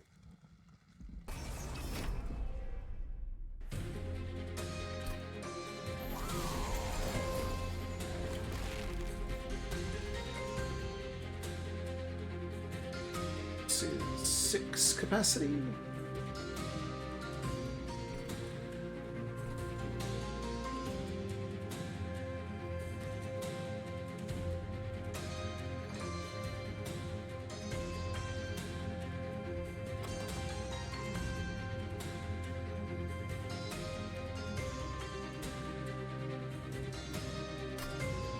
Set up on floor 1 here.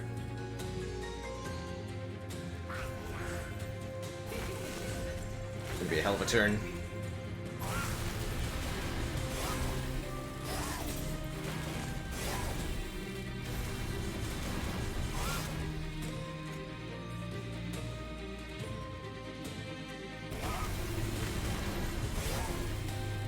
Are we actually losing?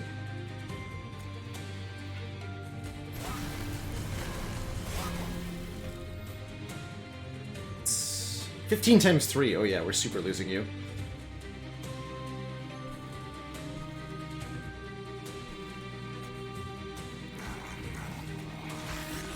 Spooky.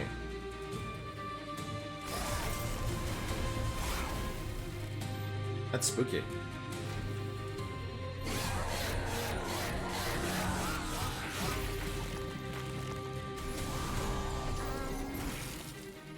Oddly concerned right now.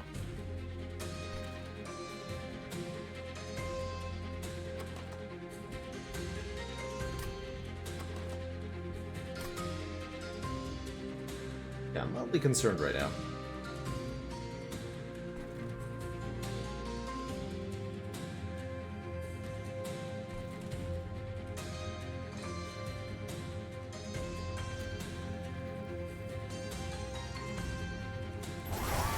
Nice. It's handled.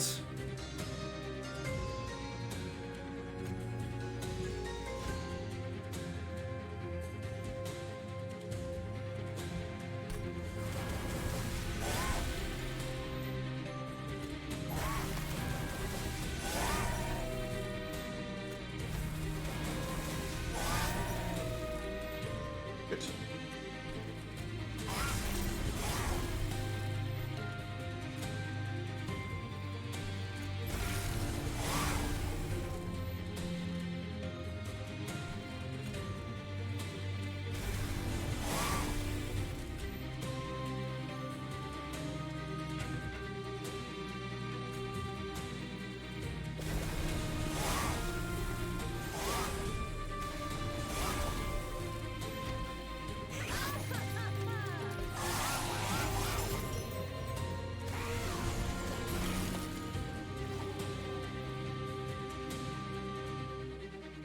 Turn 5 consumed spells to the top of the draw pile. Yeah.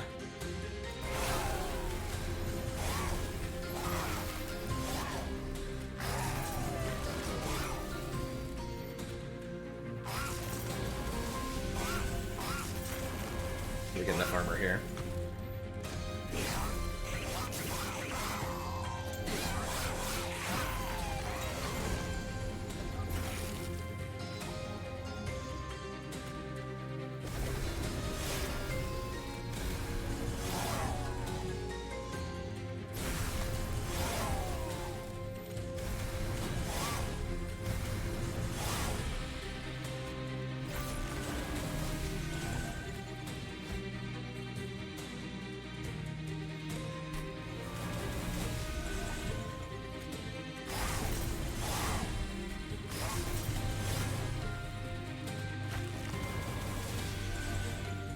75. Dang.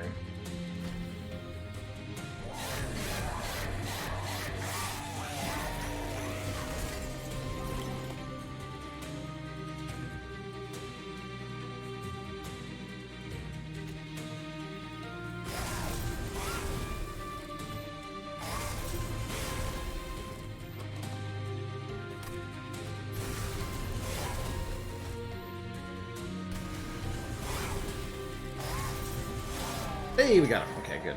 That was close. The random damage from Token of a Traitor worked hilariously. Man, you sure got good damage, but no HP. We'll try to keep you alive a little bit longer.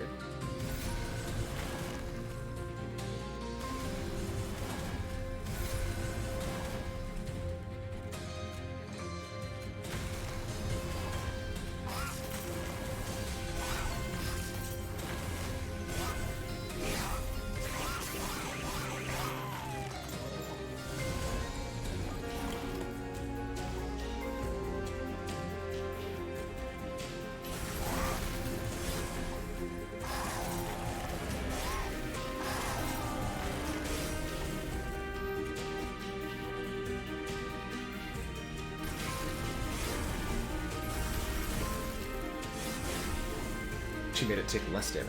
Okay.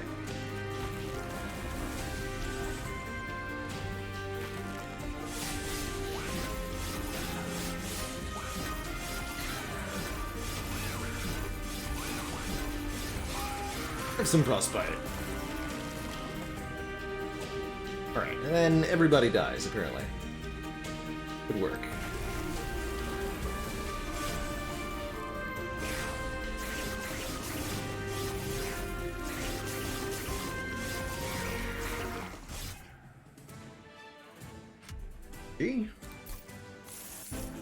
Flush with cash here. You know, actually have capacity. Since we took the Light of Seraph, I'm going to take one more Guardian Stone here. 15 damage per spell in the Consume pile. Could get pretty wild. I think I should take... I'm just going to take a Consume card, again, so that we don't run out of spells against Seraph here. And I think it's finally time to go to Merchant of Magic. We'll also get to dupe one more time, maybe making yet another copy of Deep Offering. A couple of fun things we could do. Double Eel Gorgon could be fun. How's it going, Shoveler? Double the Wormkin Etchings, never run out of spells ever? Also a fun option.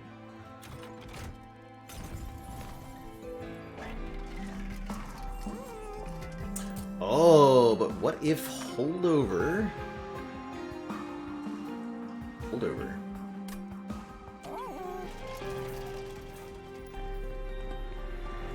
Dirty Magic Power, the Extreme Stone.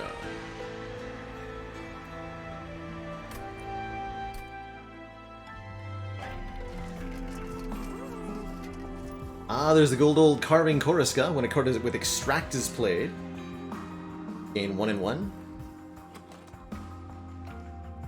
We have 1 Echo Infusions, so I don't think that's that helpful. Although we could slap Holdover on Echo Infusion, and that changes things a little bit. Maybe some tankiness, too.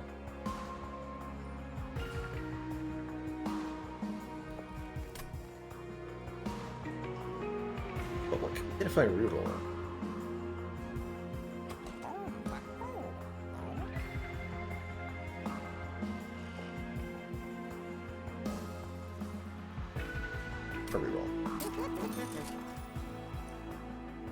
Spells get an extra upgrade slot.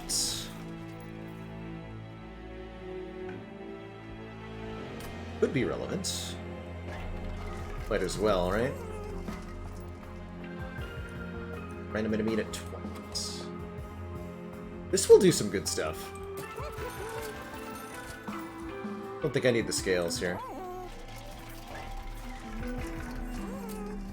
Some spells upgraded.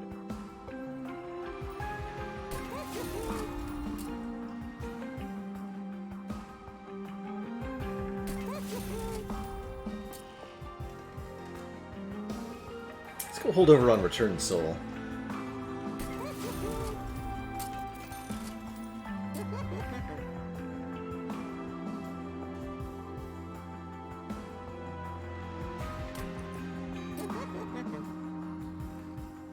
Necessarily want to add Consume to anything? Suppose that I will.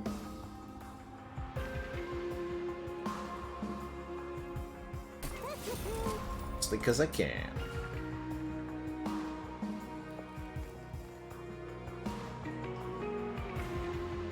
It's a good one to, for Frost. Especially if I dupe it.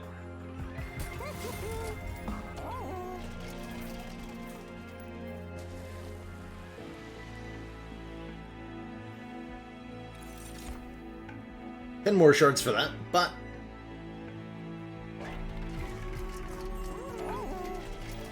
now we can infinitely get back consumed spells, which is going to be some broken nonsense. On to our final fight against Seraph here. We've got 130 Pyre health. Real good. Seraph causes the first spell card played each turn to gain the Consume keyword, which can be a bit of a problem. Do I go Eel Gorgon on the bottom? I think so.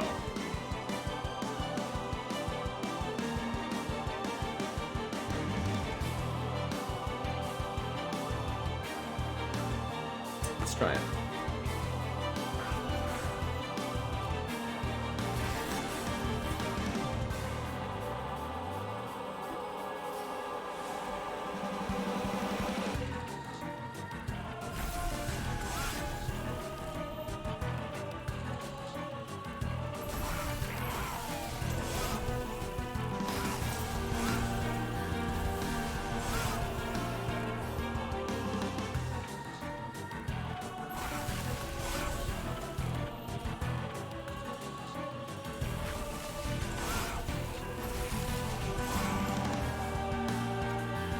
And then, put both of those deep offerings back on top of the deck.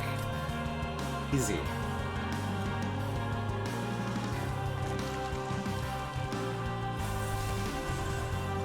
OP. Leave those alone for now. I don't want to destroy the entire deck on turn 1.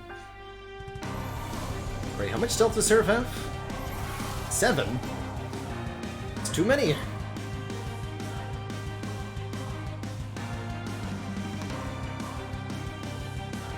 That's decidedly too many. Put all the sirens on one floor? Haha.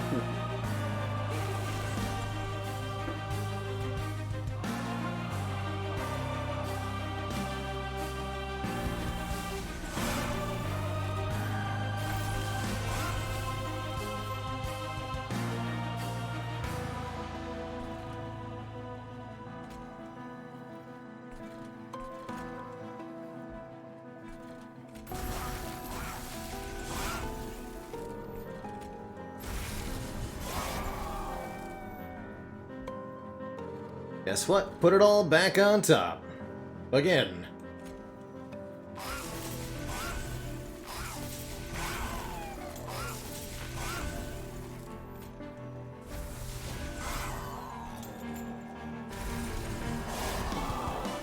Amazing.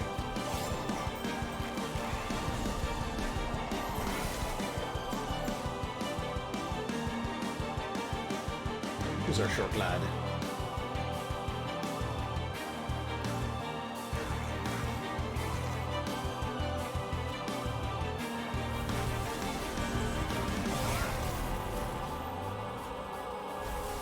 Am I ever gonna get to draw the things that I want?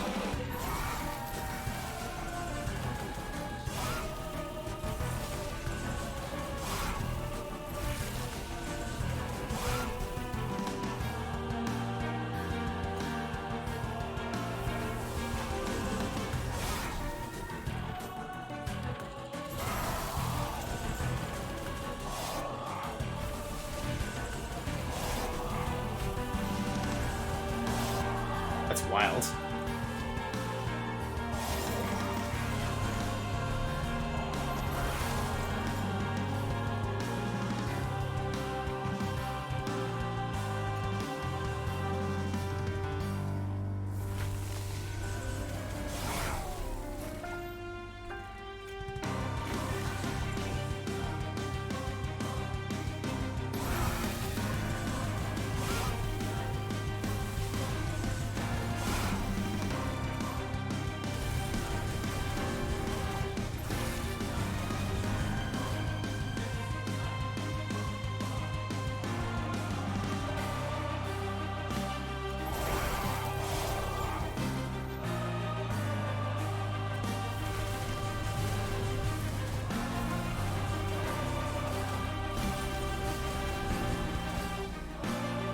Good stuff.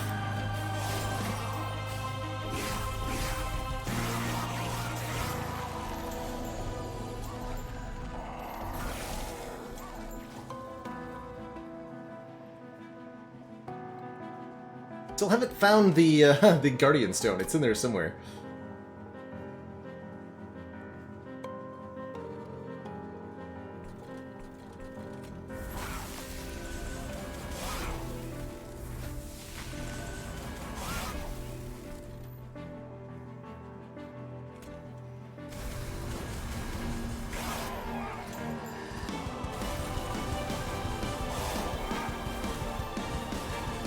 There you are.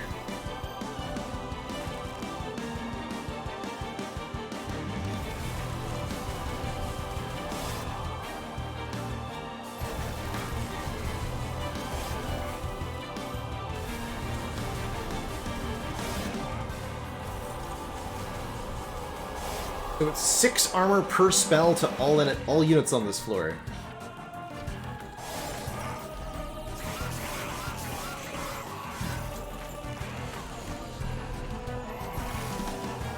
Glorious.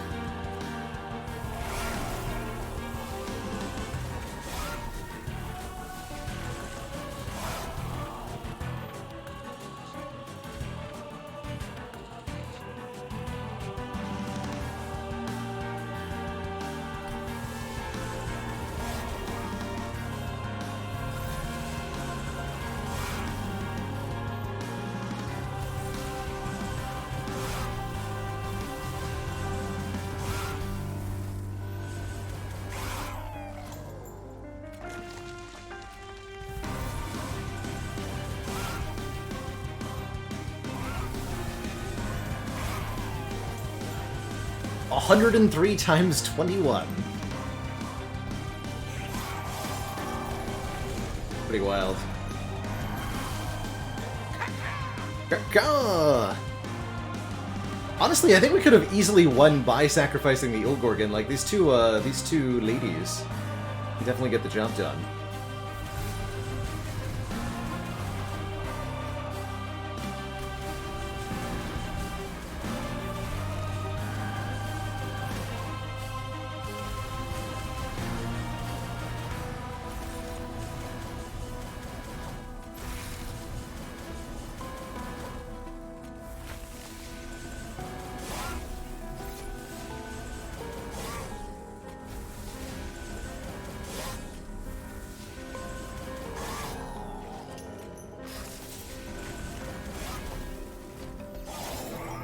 Wait, that guy's gonna get to the top. I actually didn't even notice him. Oops. And actually not currently beating Seraph, but what if we gave ourselves a million multi-strike?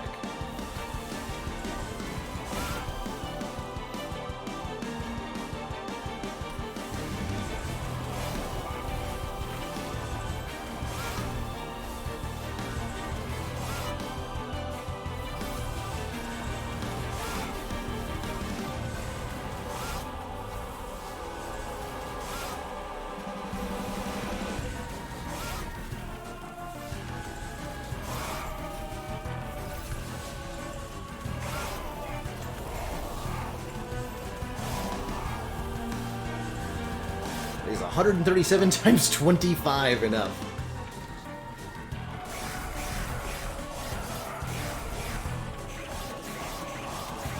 Pew pew.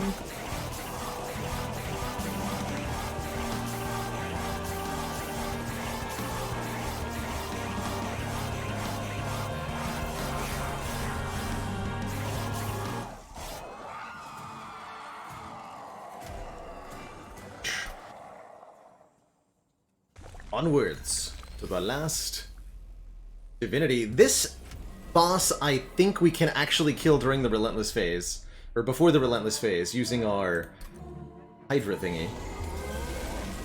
Do the big damage.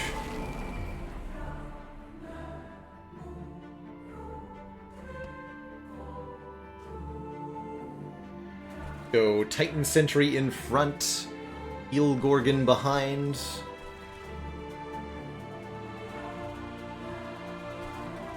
and we put them on the same floor as Tethys.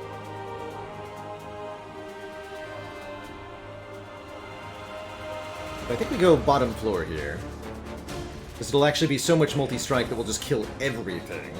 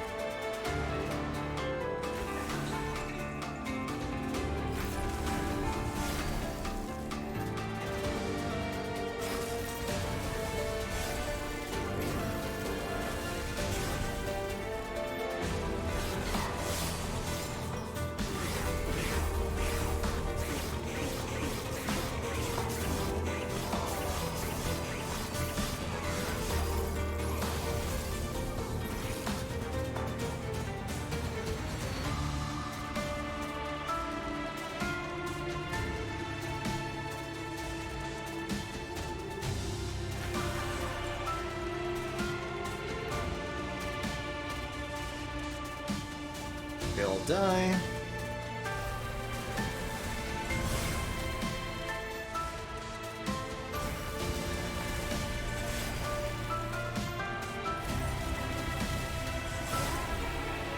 Good enough.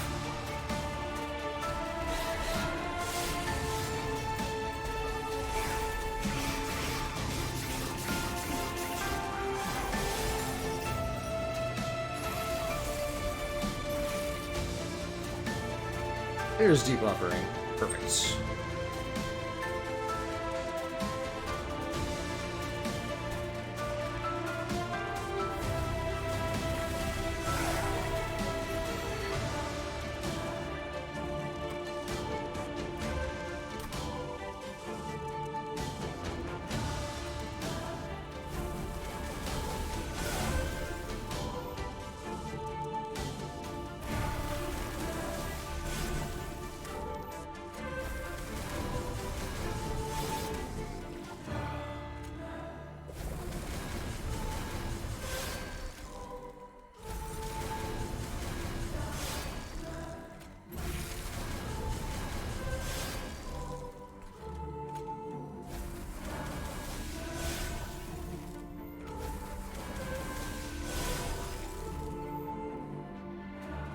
And we take quite a bit of damage.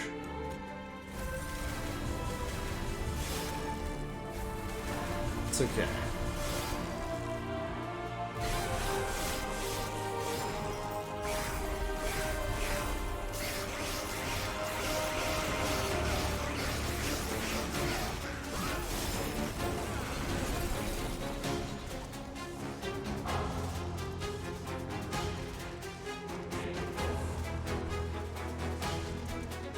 Not as easy as I thought this would be.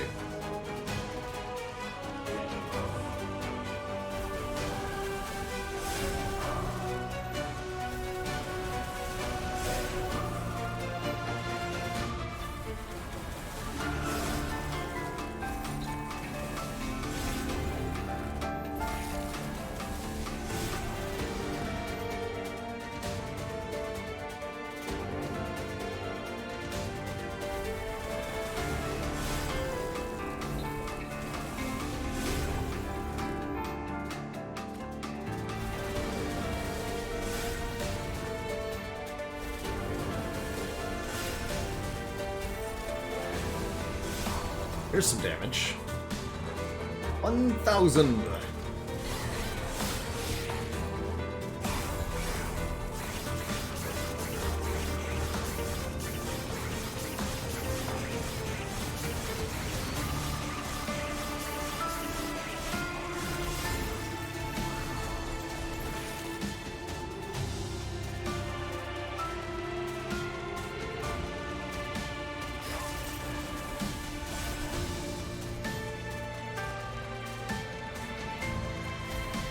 keep them alive at least.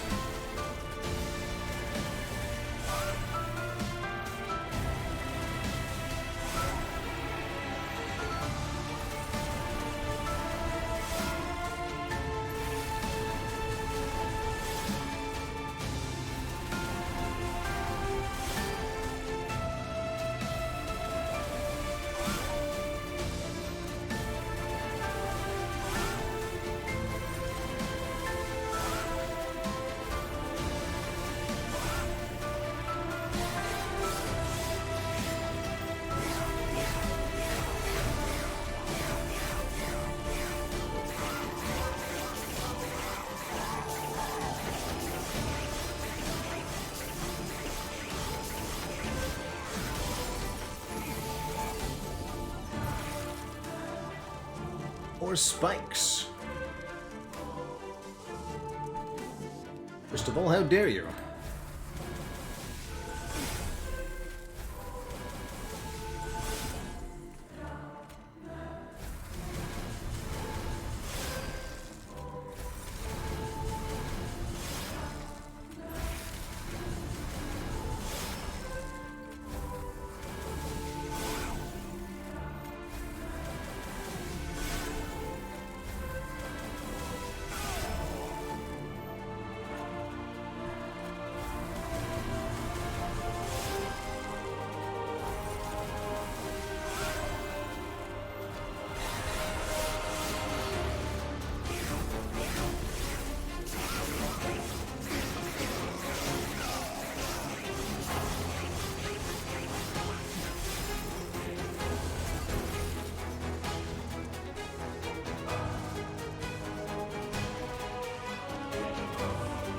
We've never seen this return, Soul. We keep putting the same cards back on top of the deck.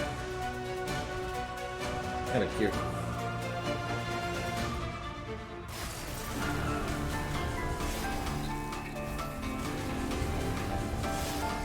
I think we got him this turn.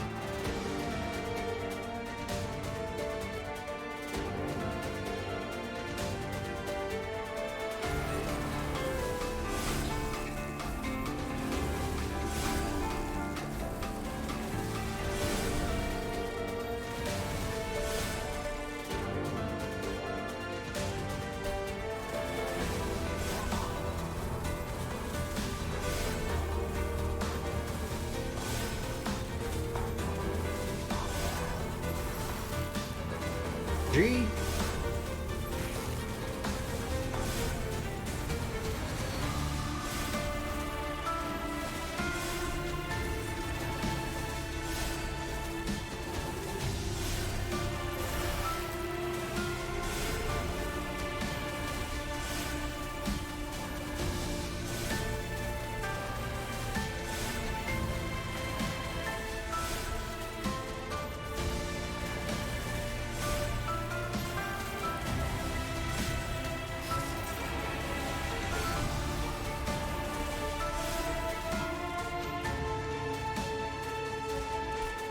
About 145 times 50.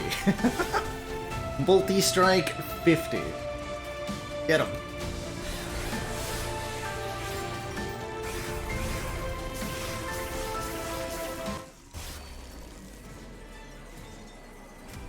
EG.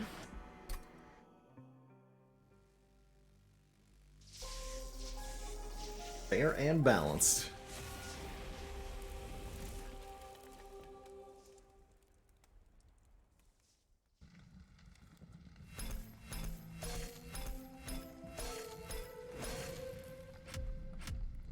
I'd say that run really wormed our way to a victory. We got a Divine Mastery on the Eel Gorgon and regular Mastery on the Eel Gorgon now. Stuff. 64K.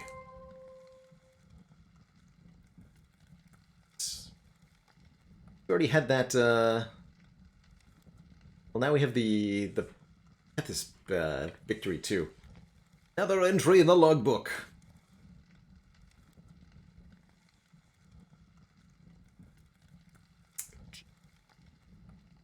Lots of Wormkin victories. We've just been getting them a lot randomly.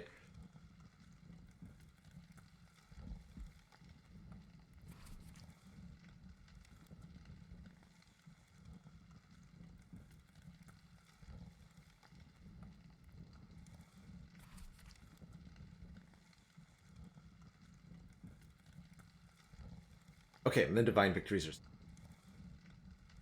Cool. New personal record, 6,000 status effects applied. That would be lots of rage happening. Gee. Alrighty, everybody, that is gonna bring it towards the end of our stream here tonight. It's been an absolute pleasure streaming some Slay the Spire and Monster Train, both for all of you. Only one more stream in this week. It'll be tomorrow.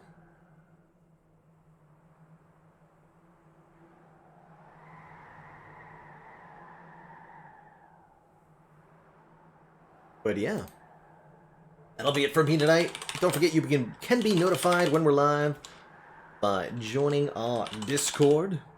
Expecting to do some more Slay the Spire tomorrow, maybe wrapping up the Fusion Hammer ladder, or maybe some A20. Actually not sure.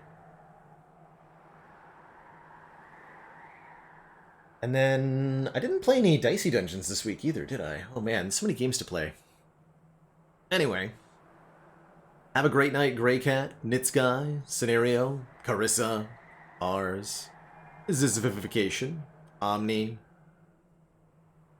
everybody else. G-Max, happy meal. Thanks so much for watching, everybody. Ta-ta for now. I'll see y'all next time. Blue.